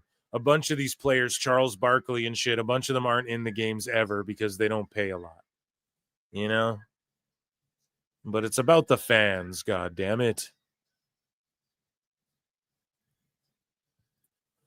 So TKO, WWE's parent company, announces extended partnership with T-Mobile Arena in Las Vegas, Nevada. Ric Flair believes Randy Orton is really underutilized in WWE. And he says potentially because he made somebody mad. Randy's really underutilized. I don't know why. I think maybe he made somebody mad along the way. Randy's not afraid to say what he thinks, and that's not always popular. Dude, his lower back's fucked. Okay? That's what it is. And Husey, allegedly, he called it out on the show. He was like, look at that fucking guy's back. But, I mean, allegedly seen his back is like a little touchy right now, you know? And, I mean, their fucking guys are getting old and shit. So here's Brandon Thurston. He's like, following UFC and WWE media rights increases, TKO announces doubling in pay for shareholders. The quarterly dividend will now be 76 cents per share. Don't forget the stock buyback program. And then he goes on to say, if you're Vince McMahon, for instance, has to bring up Vince, likely the largest shareholder that's not a financial institution or endeavor, and you have 6.4 million, we'll say, TKO shares, you go from getting 2.45 million per quarter, 9.8 million annualized, to 4.9 million. So they did something where you make a bunch of money and you make double your shit. And he's, of course, going to find a way to spin that negatively. Vince McMahon, you should have paid that broad. No, I'm in a weird, sick, morbid fucking way. It's good he didn't, because now we're here. But like, not that anyone may or may not have been victimized, but wrestling is way better. You can look at the Google trends too. Like almost 5 years. It's been like 5 years that Trips has been like majorly running things, right? And I can't remember. I saw the Google trends posted. It was like 4 years ago or something, is where you just see this huge spike in interest in WWE. So, I mean, some people might hate it, but Triple H knows what he's doing in that aspect, right? Like, speaking of knows what he's doing, get it? Because he's got a big nose. Per bodyslam.net, WWE may have scrapped plans for a draft in September, despite reports from a few months back. Good. Fuck that shit. People just show up wherever they want. No one cares. So even Toy Story's Woody, it was hitting the fucking yeet, dude. It's just me. Okay. So look at this Woody yeeting. Pause. Hold on. That's crazy. If I look at that Woody. No, wait. That's still not good. God damn it. So Bruce Pritchard comments on WWE and Triple H listening to the people that are buying the tickets, not the ones that just want to critique it. Our job is to piss the... Well, let's hear him fucking say it. Fanatics, chill, brah. Chill. However, you're listening to the people that are buying the... Chill on YouTube, Fanatics. Fucking chill, boys. It's all good. You want people like me e-fapping these clips and talking about your shows. tickets, and that's key. 100%. Listen to the folks that are buying tickets and watching the television show, not the ones that just want to critique it. Sure. And they will tell you what's working and what isn't working. They will. You got to listen to the fans, pal. Yeah. And you can either take the opinion of, well, I know better than them, or you can have that open mind and say, wow, I didn't look at it like that. And if you listen, the audience will always help you and tell you what's working and what isn't working. You just have to be honest enough and open enough to listen. And I think that was an important thing that Paul did. Paul loved to come out and talk to people buying tickets. Find out what they were into, right? Yes. Yeah. What do you like? Who's your favorite? Yeah. Really? Why? Who? See, that's cool. Like Vince was this inaccessible fucking guy that everybody had to line up around the block to fucking talk to. And he was a guy that was intimidating and shit like that. And Triple H is more like, even when you watch the Unreal show as well, let's say that that's true when he walks up to Tiffy and is like, was that written or did you go into fucking, and he knows, but it's just a matter of like, are you going to lie to me or not? You know, that's why people do that. That's why the principal drag in the office, say some shit. They already know the answer. You get caught lying, you know, everyone's been there. So, I mean, if that's the way he's handling it, it's just direct and upfront, and it's not him freaking out. You're hired. Get that fat piece of shit out of my office. Who do you not like? Yeah. Is there anybody out there like you seem like a fan that reads the magazines? Who's out there that you would like to see? Yeah. And he would listen, and then he would go, okay, hey, Bruce, find this guy or whatever. We would then go in search of that. So you would bring the audience what they were clamoring for.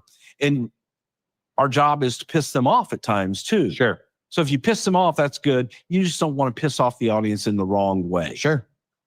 And yeah, probably listening. Listen. It's the best advice I've ever gotten from any most successful people before me. Well,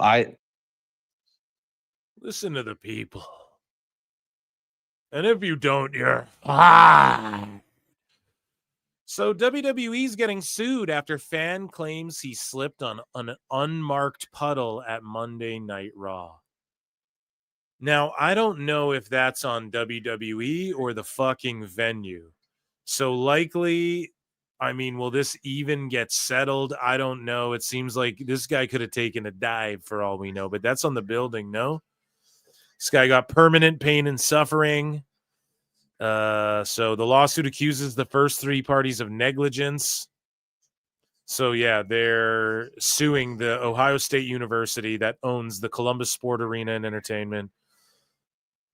And they're being sued as well in the WWE, of which plaintiff was a member, a duty to maintain the premises in a way that was free of any hazardous conditions. So just none of this will fall on WWE, but maybe the building, legit. Like, if you slip on ice in front of a fucking Burger King, I'm pretty sure you can sue them and shit, you know? If you get sufficient enough damage or whatever. So, yeah, I think WWE's in the clear. Speaking of in the clear, I don't know what kind of transition that is, but it is Ren Sinclair and Ren's Day. It is a happy Ren's Day here today. PWT Wednesday, of course, falls on Ren's Day, which also happens to fall on Rusev Day. And so let's check in with Maddie Renkowski, Ren Sinclair, and see what she's got to say this week here on Ren's Day. Hey guys, happy Ren's Day. So today we are doing a long overdue Ren's Day rankings. So overdue. Let's go ahead and get started. So on the bottom of the pyramid, we have Ren Sinclair. I disappointed Charles. I disappointed Kendall Gray. At least she's honest, man. She'll put herself at the bottom when it's warranted. And Charles believed in me, which leads me to my next pick. Charles, you believed that I could do 2v1. Granted, you ended up finding me a partner, which is why you're still on the pyramid, but you did move down a slot, which leads me to my next one. Ren Sinclair.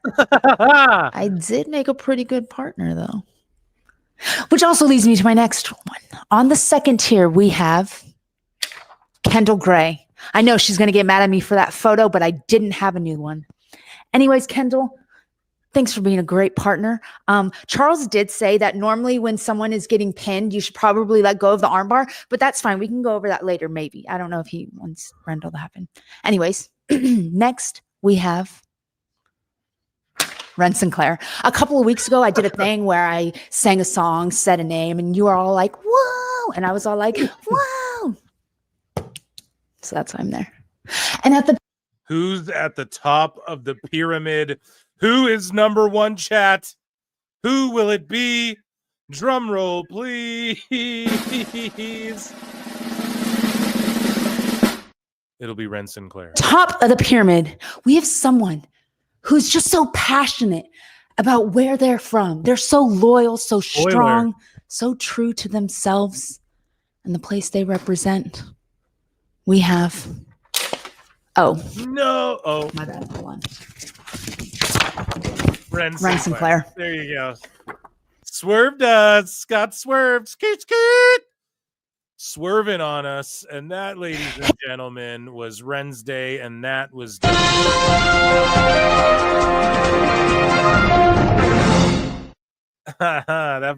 was awesome. So what say you, chat?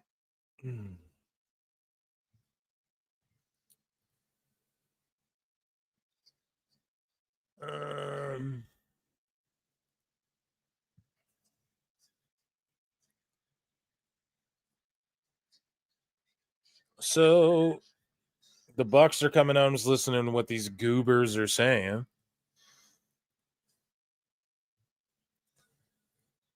So I don't know what shall we do today? What shall we do today? What shall we do today? I'm sure we have a sicko segment we could run through, couldn't we? You goddamn know it. Let me check in with chat here. What's chat saying? It's more over than the Young Bucks nationwide arenas where the Jackets play. Here's one reason why the IWC and dirt sheets are weird people. They would sue WWE if they fall from a banana peel and say it's WWE's fault. Ren has a two-dimensional head. We will not tolerate any Ren hate here in this chat. Banned. Deleting comment. No, I'm just kidding. Why so many all-star tags? Because Tony has fucking 3 ideas. 3 fucking... Oh my God. Ladies and gentlemen, joining us on the show. What a very special moment, because we have 300 people watching. Over 300, fluctuating, on X and YouTube. However, we are only at 63 fucking likes on the Clips channel. And I've had somebody waiting in the green room this whole time, ladies and gentlemen, and his name is Chris Jericho. I look and see it's not just me. So many others have stood where I stand. We are the young, so raise your hand. They call us problem child. We spent our lives on trial. We walk an endless mile. We are the youth gone wild. We stand and we won't fall. We're one and one for all. The writing's on the wall. We are the youth gone wild. Let me get wild. Yay!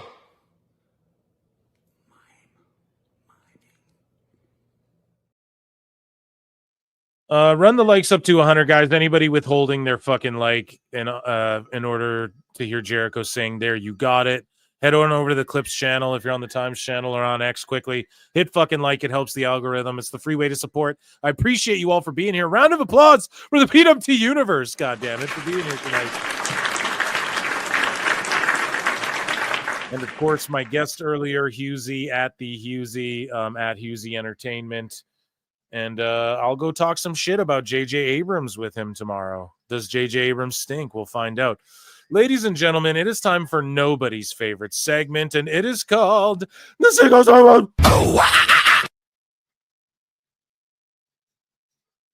So, Matt Keen Music had this to say. He said, WWE counter-programming PLE days, but not creating compelling reasons to watch theirs is a bold strategy, Cotton. And then Bourbon Whiskey's like, cool, sounds like you're watching it. And then Matt Keen is like, kind of get paid to, so yes. Well, fuck, it's my gig. It's only part-time, but it's still my gig. The pettiness of this clown is remarkable, all because Punk yelled at him once. So yeah, Ryan Satin. hot take, but I always thought she was super overrated. A lot of people do say that about AJ though, because she was in like a shitty era of women's wrestling. But I think if she existed in the Becky Lynch, Monet era and all that shit, she'd have done just fine. And existed, I mean, as like an active competitor, right? I think she would have been just fine. She's like a Natty Neidhart. She's kind of like you could plug her in anywhere, and I think she'd have done okay. But that being said, like I don't know, Satin's just a little bitch when it comes to CM Punk. He's just so sour grapes over him. He was personally mean to me. So this Anna C. DeMarco account, which I don't even think is fucking real. I gotta be honest. I don't even think this is a real person. 12.6K followers. I don't even know. But the only person who thinks he's a good wrestler are people who don't understand at all what good wrestling is. That's what she said talking about. That's what she said talking about Logan Paul, right? Anna C. DeMarco then says, I can't believe I'm admitting this, but Logan Paul is good. So again, just people who don't keep the same energy. I think this is like one of those AEW Cero Miedo accounts, like just clearly saying shit to drum up engagement and stuff, you know? So that's what everyone's doing though, but it just feels very Robotronic to me, you know? So I just don't even know if I would engage with that person. Look at this graveyard of like limited and suspended accounts and shit. Like, what the fuck? You goddamn sickos. So here's Big Ben Bishop. A bunch of people legit got worked by this fucking video. Okay. And Big Ben Bishop had this to say: interesting to see from this fan's POV, makes you think. And he posted this video of himself pretending to be like a sicko, essentially, a neckbeard. Hey, everybody. I just saw the viral video of Rhea Ripley in Paris prior to the WWE Premium Live event, Clash in Paris, sponsored by Slim Jims. So everybody's really outraged about what happened. I was actually one of the fans that politely walked up to Rhea Ripley and just wanted to get a picture with my favorite wrestler. You all forget that we work our hard, spend our hard-earned money on the WWE and the deeper breath, professional wrestling as a whole. So we should be entitled to the mouth breathing too. It's just so spot on. Ben's such a funny guy. Meet some of these wrestlers. We should be entitled to touch them, do whatever we want to them because we're basically their bosses. I didn't get to meet her when her plane landed and I was waiting at baggage claim or when I was camped out at her hotel. So this was my only chance. I really think you all need to get over it and get a life. Dude, hey, everybody. He's so funny. Let me just look at some of these. There has to be some fucking... Okay, let's see. He sent an update. The fact Rhea had to make a big deal out of it is crazy. Entitlement. And bro is breathing like this guy. I don't know. Just people think it's funny. Here's an updated video as well. Let's see. So now I see that everybody has been making fun of my post and trying to demean me as a professional wrestling fan. I just think that's so wrong. I'm a person like every single one of you. And honestly, I can't do it anymore. You guys are unbelievable. Get worked. That's fucking hilarious. I had fun. I did an interview with him. If you guys want to see on PWT, we just shot the shit, talked about Dave Meltzer, had a fun time. So yeah, I don't fucking know. He's just cooking. People went wild with this dude. How many views did it get? Almost 400,000 impressions or whatever. So that's good, man. He had a WWE tryout. It'd be awesome if he got in. But just does he fit into NXT? I don't really know. So this guy limited who can see their fucking posts. So I don't even actually remember what Big Ben was responding to, but someone's like, fuck Big Ben Bishop or something like that. JD from NY. JD says, love how everyone is engagement farming. The Rock losing 60 pounds to make fucking pennies on the dollar from Elon. I roasted this before. I already roasted this, so I'm not going to do it again. But it's like, that's what you're doing. You are making The Rock losing pounds, and you have a subscribe thing, bro. And I'm not even hating on JD, but it's like, bro, I'm not monetized on Twitter. I don't have enough verified followers. He's monetized, and he's making a Rock is looking a little light right now tweet. So you're doing the same fucking thing, dude. It's crazy. Craziness, man. Some people need to just, before they tweet brain farts out, they need to just take a deep breath, take a step back. We're all guilty of it. I'm not perfect either. I'm just saying. So Samantha Irvin is like, we love The Rock in this household. And then Ricochet's like, yeah, like say it loud. And then I had to screen grab this so everyone can see. It's not like I won't quote tweet Ricochet. You guys already know that. We've had our back and forth, right? But it was just one jab each. It wasn't really a back and forth. But pardon me. I just quote tweeted this essentially, or I screen grabbed it. I just wanted so people could see both things that were being said. And I was like, I'm sure Rock would love seeing him shitting all over WWE constantly, though, and calling their fans fucking crazy. They're dumb fucking, like, that's the shit he says online. We love The Rock in this household. Okay, well, he would see you say that shit, and it wouldn't be like, oh, it's just a work, man. He wouldn't. Shut up, bitch. No, it ain't a work. Stop talking shit. Chief Wahoo, who's been a member for 3 months, said, dude just made the lisp. That is fucking amazing. You just made the list. Dude just made the list. You just made the list. That's good shit. I don't get to use that sound anymore. So Sean Chan, alleged stalker, alleged stalker, isn't he in fucking jail for it or something? Man? Allegedly. Seeks release from jail ahead of November trial. Oh, so he hasn't gone to trial yet, but he's still in jail. Yeah, I think it's pretty cut and dry. That's him entering the house with a fucking gun, and he's Canadian, so how did he even get a gun like that? And he traveled from Canada, didn't he? To, like, stalk her out. So, yeah, lock this motherfucker up. These liberal-ass judges will let him out. And the world's going to shit. And we're going to have to send ICE to deport his ass back to motherfucking Canada.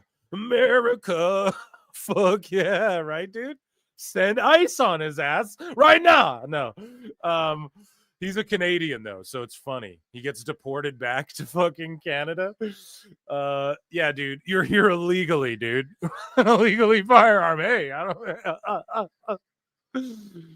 don't... Canada's like, he's actually too violent for his buddy. We actually don't want him here, guy. No. This guy, lock him up, throw away the key, I would just say. Like, who knew? He had, like, rope and fucking duct tape and all this shit, and it's a shame that he actually had to, like, tie her up and kill her in Minecraft to get the full extent of the law. We know what his intention was. What was his intention? Just sit down, please, Liv. I just want to talk. Like, I love you, please. If you just go out on a date, I swear I won't hurt you. Would you fuck me? I'd fuck me. Like, what is the intention here? We know what he's trying to do. But it's crazy that he has to, like, actually do the thing that haunts her. The idea of it, I don't want to be insensitive here, but, like, come on. What the fuck is the world coming to where it's even, like, a question of, like, oh, yeah, should we let him out of jail? Crazy. So here's Elbu. And he goes, listen, conventional logic dictates they would at least move the show up a few hours. But broadly, when it comes, this is talking about All Out versus WrestlePalooza. But broadly, when it comes to this, where would the line be? And where does it stop? You can't show WWE that you can be easily pushed around, moved off your scheduled nights. I agree with him here. I agree with him. I'll tell you guys where I disagree with Elbu. Etc. September 20 will be the most aggressive counter programming that AEW has ever faced, but they've come out very well throughout this year against the passive aggressive. No, it's not passive aggressive. It's directly like, fuck you. When is your show? Oh, we're doing a show that day. When is your show? We're doing a weekend that day. It's not really passive aggressive. What's passive aggressive is when Tony's like, well, you know, that other company, those other companies that do cash-ins. That's passive aggressive. WWE's like, we're just stepping on their throats. Right? So head to head is, I think, the opposite of being passive aggressive. But hey, what do I know, Elbu? Anyways, most of those weekends resulted in the quality gaps in products being clearer than before, and AEW's buy rate still being very healthy. So most of those weekends resulted in the quality gaps in products being clearer than before. Right, for WWE. Yeah, you're right, dude, for WWE. You're trying to say for AEW, Elbu, and this is where you just start taking L's. Like the midway point here, you just lose the plot. Yes, for WWE. They garner. Do you know how we know this? We can measure it. If you want to argue subjectively, okay, in your feeble mind, Elbu, yes, absolutely. They won the weekend was AEW's, bro. My Twitter feed was all okay for sure. But if you want to measure these things, if you want to quantify these things, there's a way to do that. And I think there's objective ways to do that when it comes to production and aesthetic and the way the stars are presented and everything and the way the matches are received. So I don't know, man. And AEW buy rates still being very healthy. No, they're not. That's why Dave was so fucking scared. That's why your daddy Dave was so scared, and he's actually starting to melt down now a little bit when it comes to like, oh, they shouldn't go head to head, Brian.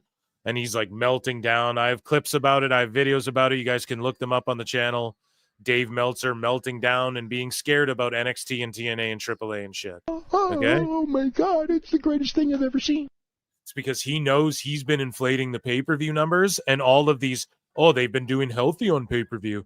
No, it's because Dave's adding 30% from Amazon that doesn't exist. He has no basis to believe that. He just predicted. And even Brian questioned that. He's like, 30%, man. Do people even watch boxing on Amazon? I predict 30%. He knows he's been doing that, and he knows that ESPN folks are going to cover this. He knows that ESPN real journalists are going to write articles about what the real fucking views were and shit, something Dave doesn't know how to tabulate unless he's listening to BJ Bethel, okay? And he knows that these legitimate people are going to come out the woodworks and start making his ass look real stupid right away. And he's like, fuck, they're going to get destroyed. And Hughesy's like, it's a good idea. And him and I sort of disagree on that. I don't think I agree with Elbu in that he should put Tony should just say, fuck them. I'm just going to do my thing. It's not going to hurt their attendance. It's not going to hurt how many people, like, okay, some people will choose to watch WrestlePalooza, but it's not going to even hurt their pay-per-view buys. Like anybody who's like, I'm going to buy both. I'm going to buy the AEW one. They're going to watch the AEW one. Makes no difference. It doesn't matter. Like they're trying to fight this artificial war. It doesn't matter, especially in this day and age of replays. Even if people bought it and then they watch it tomorrow, what does it matter? Why move it? The people who are going to buy it are going to buy it regardless if they buy or illegally stream the WWE one or they have ESPN or whatever the fuck they do. If you're going to buy the AEW one, you're going to buy it. Who cares how many people watch it the night of at the time in the world of streaming? I thought that was the whole point of streaming. So it's funny how Dave's kind of like melting down and he just shows how he's kind of behind the times. His argument should be like, nah, fuck it. Like, people buy it, they'll watch it tomorrow. But he's fighting this artificial war where he has to make belief that fucking Dynamite's doing Raw numbers. When someone from ESPN talks about WWE did this to compare it, AEW, their competitor, did this, and a real person with sources said some shit, Meltzer's going to fucking go insane, dude. He's going to melt down. I can't wait for it. But yeah, Elbu just goes on. He's like, the point I'm making is that someone in some organizations need to be the one to stand up to WWE and not get bitched like the many before them the last 40 years. It's true, but here's the thing. Again, Elbu's like, someone's got to stand up to WWE and not be a bitch. Oh, so you mean like TNA that went head to head on Monday fucking nights? Fucking Mark! and didn't back down, fucking went head to fucking head and was like, let's go, let's do this, let's try this? Or do you mean WCW that went head to fucking head with... You fucking mark! You guys know what I'm saying? WCW that said, we're going head to fucking head Monday night. Let's fucking go. Put WWE on their back foot and only went away. Only got canceled because Time Warner or AOL or whatever at the time was like, fuck this. Fuck wrestling. We're not in that business anymore. That's realistically the only reason it went away. And WWE bought them on a fucking discount because of it. You mean those companies? So like Eric Bischoff, you mean like, oh, okay. I thought you hated that guy. I thought you guys hated that guy. Oh, these people bitched out. Oh, you mean like TNA and WCW went head to head on Monday and Tony doesn't even have the balls to go head to head with fucking NXT because it got slaughtered? He doesn't even have the balls to go head to head with fucking TNA because he'll get fucking slaughtered? And everyone's sweating that too? Oh, you mean like the other two big companies that everybody thought had a fucking chance at beating WWE was WCW with the Nitro era and then the fucking TNA. You mean those, like the last 40 years, those companies that didn't go head to head and have them sweating? Like, it's so stupid, man. And these guys, like, he sucks Dave's dick, Elbu does, and goes, yeah, I've been studying the Observer. And Dave's like, you're infinitely smarter if you study the Observer. Meanwhile, this dumbass doesn't understand these other companies did go head to head and put them on their back foot and didn't take their shit. This is the first company really to just talk a bunch of shit, then bow out. WCW did go head to head. They spoiled results and everything. I don't know what the fuck. It's crazy, man. It's like these people don't exist in reality or some shit. You're like AJ Lee, the goddess of the grabs. AJ Lee is only looked back on as a legend because women's wrestling was in the gutter. Lawrence Pugh, and you are trying to fucking tell me that she didn't have any matches that are memorable or it's just people are fucking nuts. So here's Tribal Keith. He has a new name, Tribal Keith, with a very important announcement. Hey everybody, this is your Tribal Keith, the unofficial leader of wrestling media, social media. Yesterday, that piece of garbage, that piece of shit, Ben Bishop, made a video that depicted me being rude to other professional wrestlers and not respecting boundaries.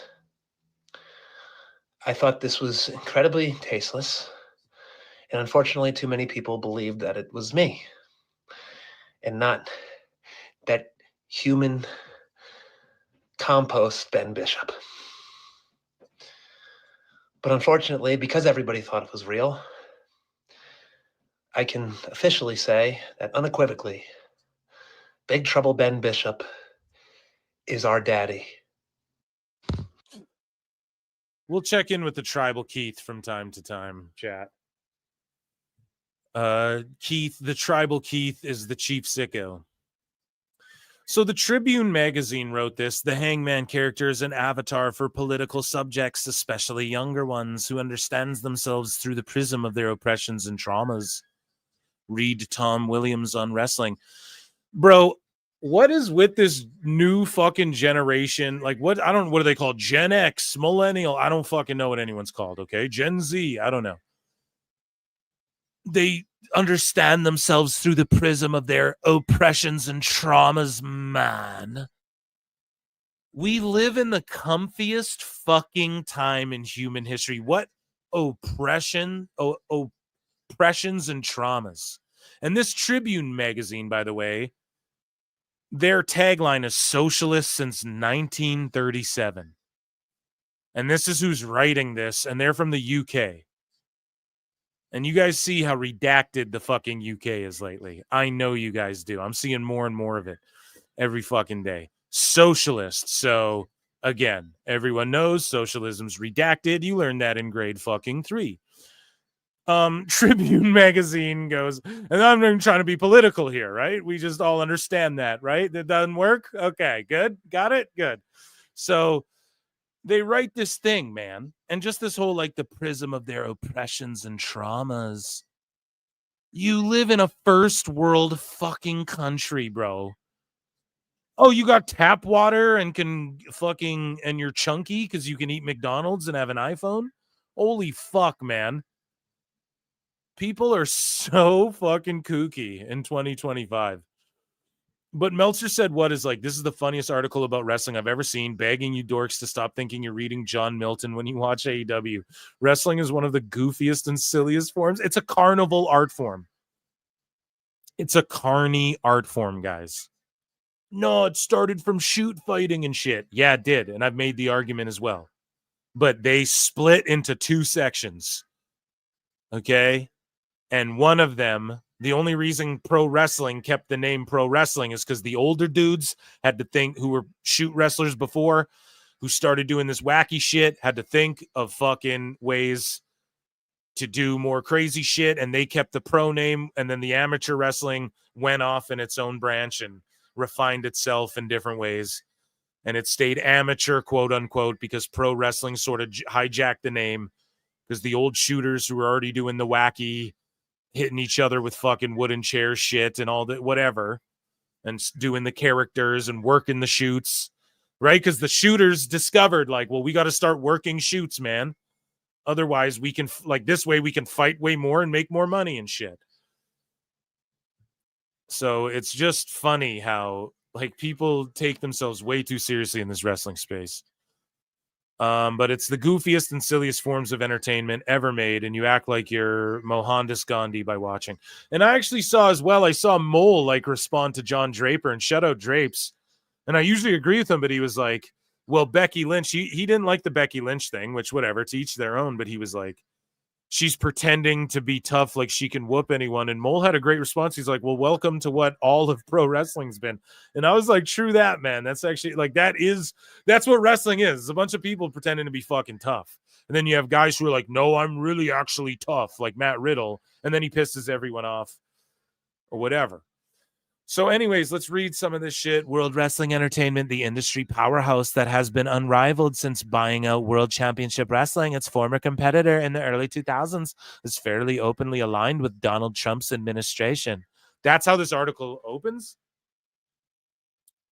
Who gives a shit?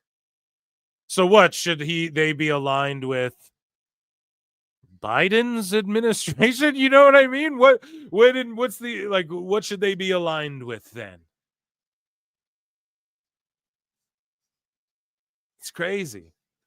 I don't think they're even aligned with it. Oh, Triple H is on the health thing. Cool. Does Triple H speak on behalf of everybody? No. Recently, they rehired Brock Lesnar, who was implicated in the Vince McMahon ST scandal.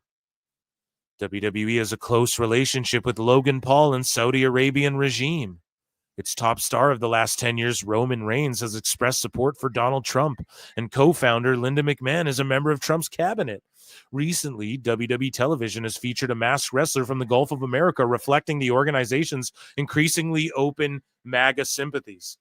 Bro, MJF went to Mexico, was doing suck it's oh, suck my dick, and he was like, fuck Mexico, and spit on Mystico, ripped his mask off, put it on, was flipping the crowd off, and was like, fuck Mexico. Didn't even cut a clever promo.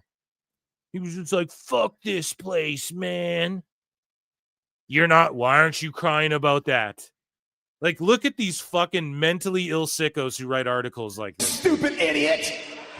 The UK's kooky, man. All these UK wrestling fans, and bruvs, I love you, bruvs, if you're here in my chat and you guys get it. But you guys got it. Man.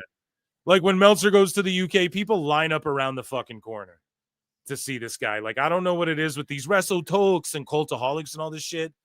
But, I mean, you guys are kooky. It's going to keep it a bean. Going to keep it a buck, man.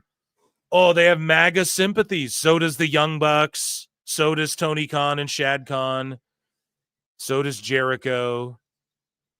His wife was on that day that I'm sure you fucking have spent hours crying about in your fucking article. Right or wrong, I don't know. So, again, this guy's like, meanwhile, upstart alternative AEW is upstart 6 years. Okay, maybe upstart is increasingly leaning the other way. Their version of the world title is now held by Hangman Adam Page, an anxious millennial cowboy. Oh, they're leaning the other way. A cowboy gimmick. Oh yeah, they're totally more progressive with this cowboy fucking gimmick, dude. What? Wrestling's not fake! A former media studies teacher and teachers union shop steward whose hobby is gardening. Hero is David Attenborough, and whose preferred presidential candidate in 2020 was Bernie Sanders, who he made a series of small donations to. On the filing form, he listed his profession as thuggin' and buggin'. I'm douche chill cringing out, man. He donated to Bernie Sanders. Oh, you mean the guy who's like, socialism, we need to get the top 1%, and then he owns multiple multi-million-dollar homes? Oh, you mean that guy? Bernie Sanders. Come on down.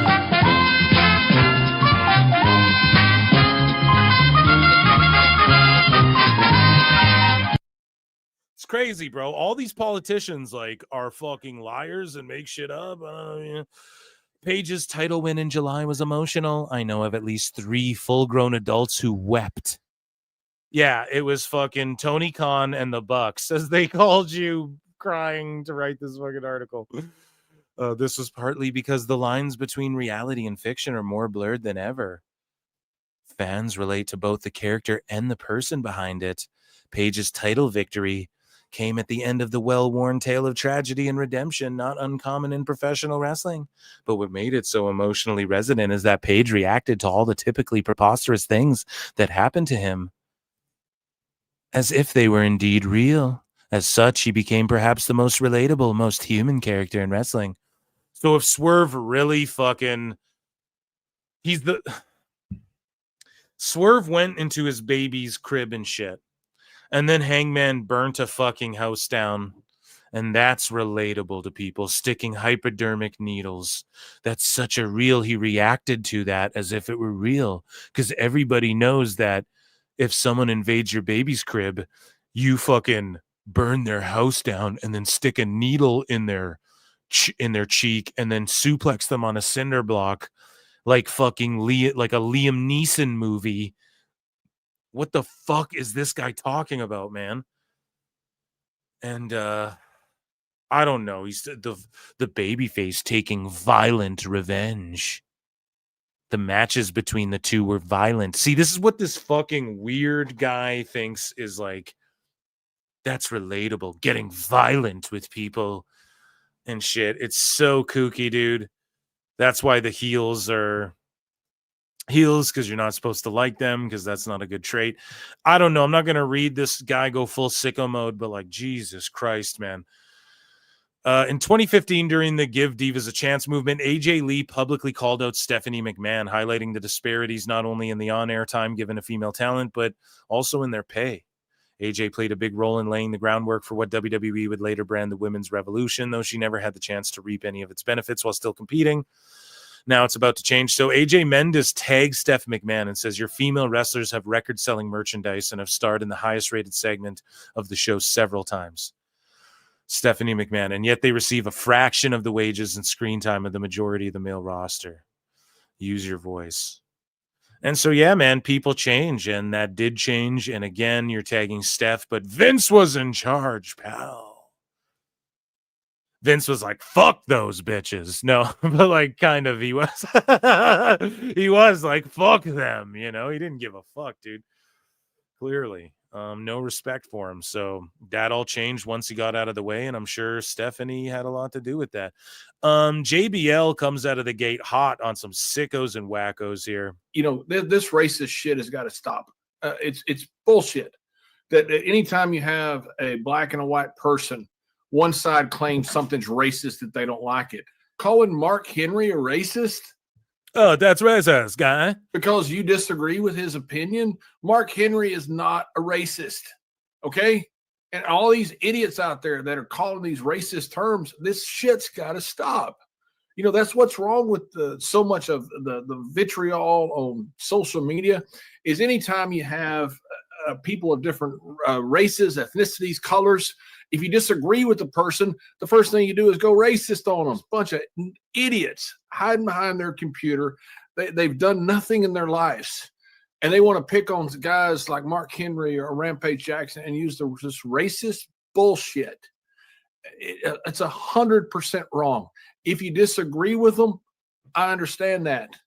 But it's not coming from a point of racism. Was there a bunch of racialist stuff? Like I know, I didn't watch because I was so tired of the Raja stuff, but I know MMA Guru made a video on it and people were coming at him hard. Like he said this racialist stuff.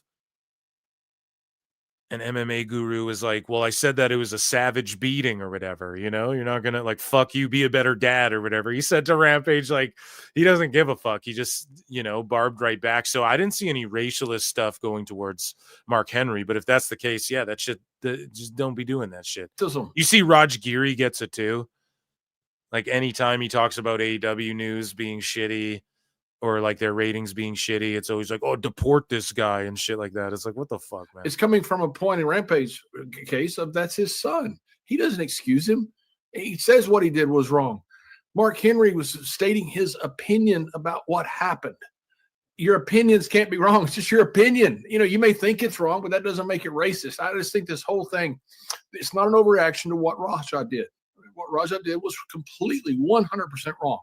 And he's going to probably be prosecuted and punished for that.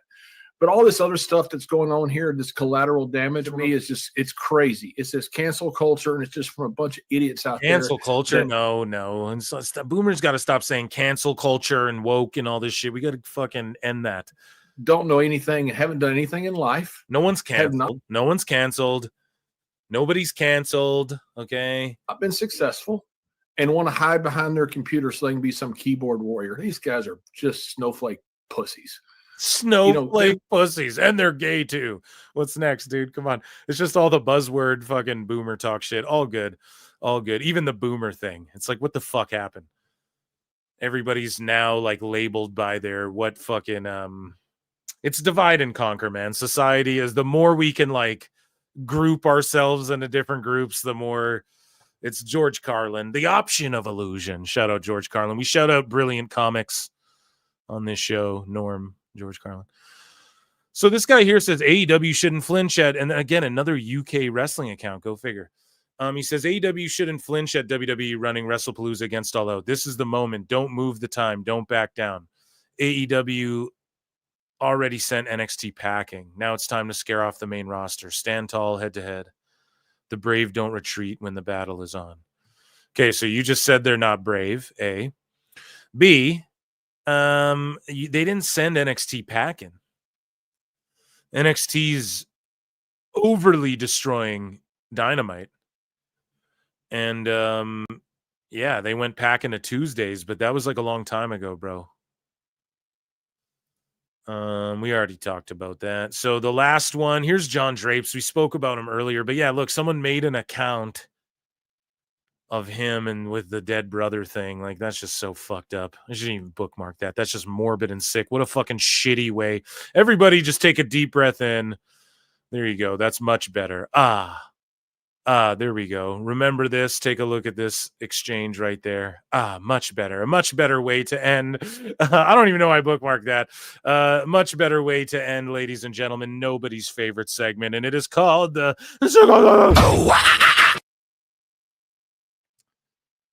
Wow, what an amazing show. Ladies and gentlemen, goddamn, what an amazing show. Over 4 hours. Round of applause for me for being an amazing host, and round of applause for the PWT universe for being fucking absolutely the best audience in the entire Galaxy universe. Guys, Wednesday. So I told you guys this. I mean, we're on live at the same time, but I did start an hour early just to get Husey on, okay? So next Wednesday, it'll be the same. Member Monday, I think we'll start a bit early because Raw's on early again, just because I think they're moving it an hour back just because, okay? The football or whatever the fuck. So member shows, become a member, okay? It's worth it. I put on great shows during Member Mondays.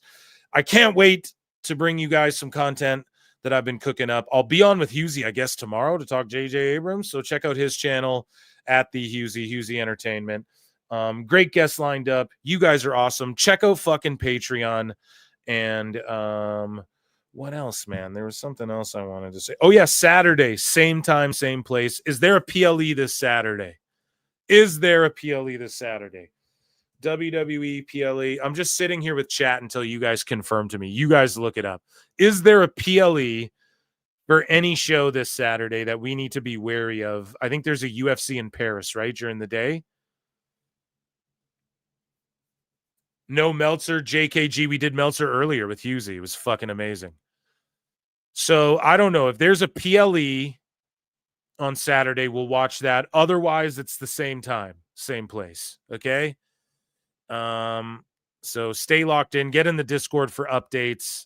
And yeah, I think this was a fucking amazing show. Thank you all. Be good to each other. Drink lots of water. It's spooky season. It's fall time. What are you guys watching? I'm watching Peacemaker because I allow some superhero shit, and then I'm watching some horror films and stuff like that. You guys should do the same.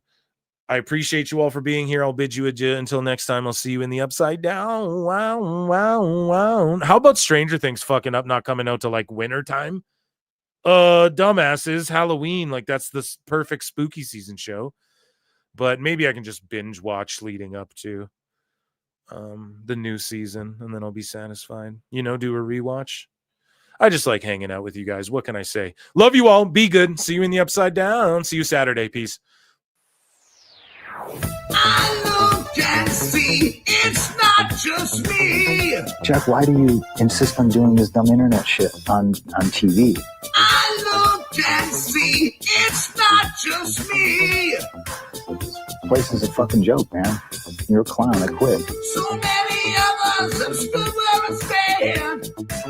We are the young, so raise your hand. So many of us have stood where I stand. We are the young, so raise your hand. They call us problem child. We spend our lives on trial. We walk an endless mile. We are the youth gone wild. We stand, we won't fall. We're 1 and 1 for all. The writing's on the wall. We are the youth gone wild. No. It doesn't make logical sense, but it makes. Well, yes, of course. But it makes wrestling booking sense. Of course, this makes no sense. Of course, okay, it makes no sense. However, in pro wrestling booking, which often makes no sense, it would do that. It's about making money. It's not about anything else. Wrestling's always been about making money first and foremost. That's it.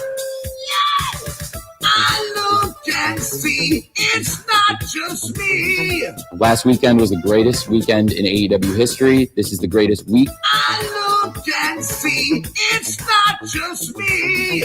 Security, my safety, my life was in danger at a wrestling show. So many of us have stood where I stand. We are the young, so raise your hand. So many of us have stood where I stand. We are the young, so raise your hand.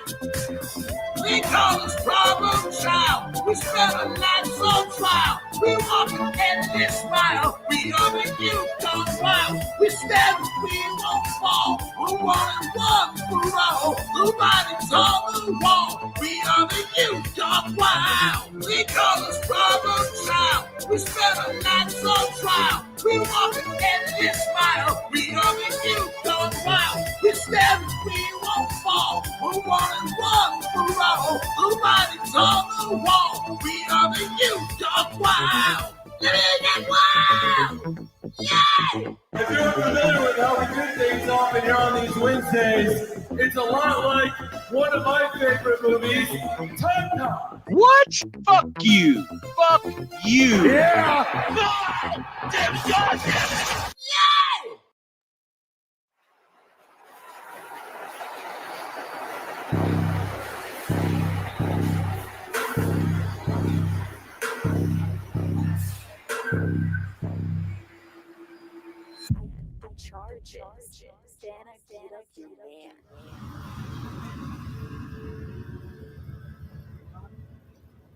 Excuse me. Is your name Rose? No. Oh my God, it is you. This is such a small world. Me and my friends, we go out every weekend and we still talk about you. That weekend in Cabo, where you gave my friend that experience of our lives. See, right now. Well, listen, I'll just be a second. Look, hold on. This is ridiculous, right? Me and my buddies, we talk about you almost every single weekend. I mean, I can't. I'm like taking a back. They're not gonna believe this. Oh my God. I beat the charges, then I beat up your man. I bopped him like a cop and knocked him out with my hands. I beat the charges, then I beat up your man. He warned me that the warden might come soon, so I ran. These cuffs are mine no more. My lawyer's such a bore. I made him hit the floor and get down on his knees. I took a little trip to London and Madrid. You wanna see a pic of the places I've seen? Yeah, I got off scot-free and I didn't have to pay any witnesses this time. You know what they say, you gotta spend money to make money. And I spend a lot of money.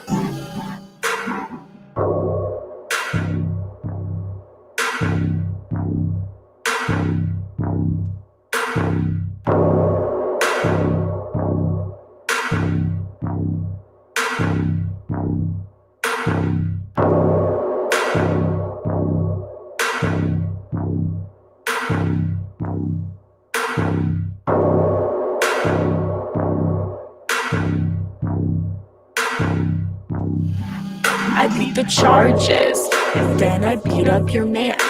He'll never know if he fought back, but trust me, he can't. I beat the charges, and then I beat up your man. I kicked him to the curb, it felt so good to throw hands. I beat the charges, then I beat up your man. I made it quick so I could dip, went home with his friend. I beat the charges, then I beat up your man. I shanked him in the back with my hot lady would.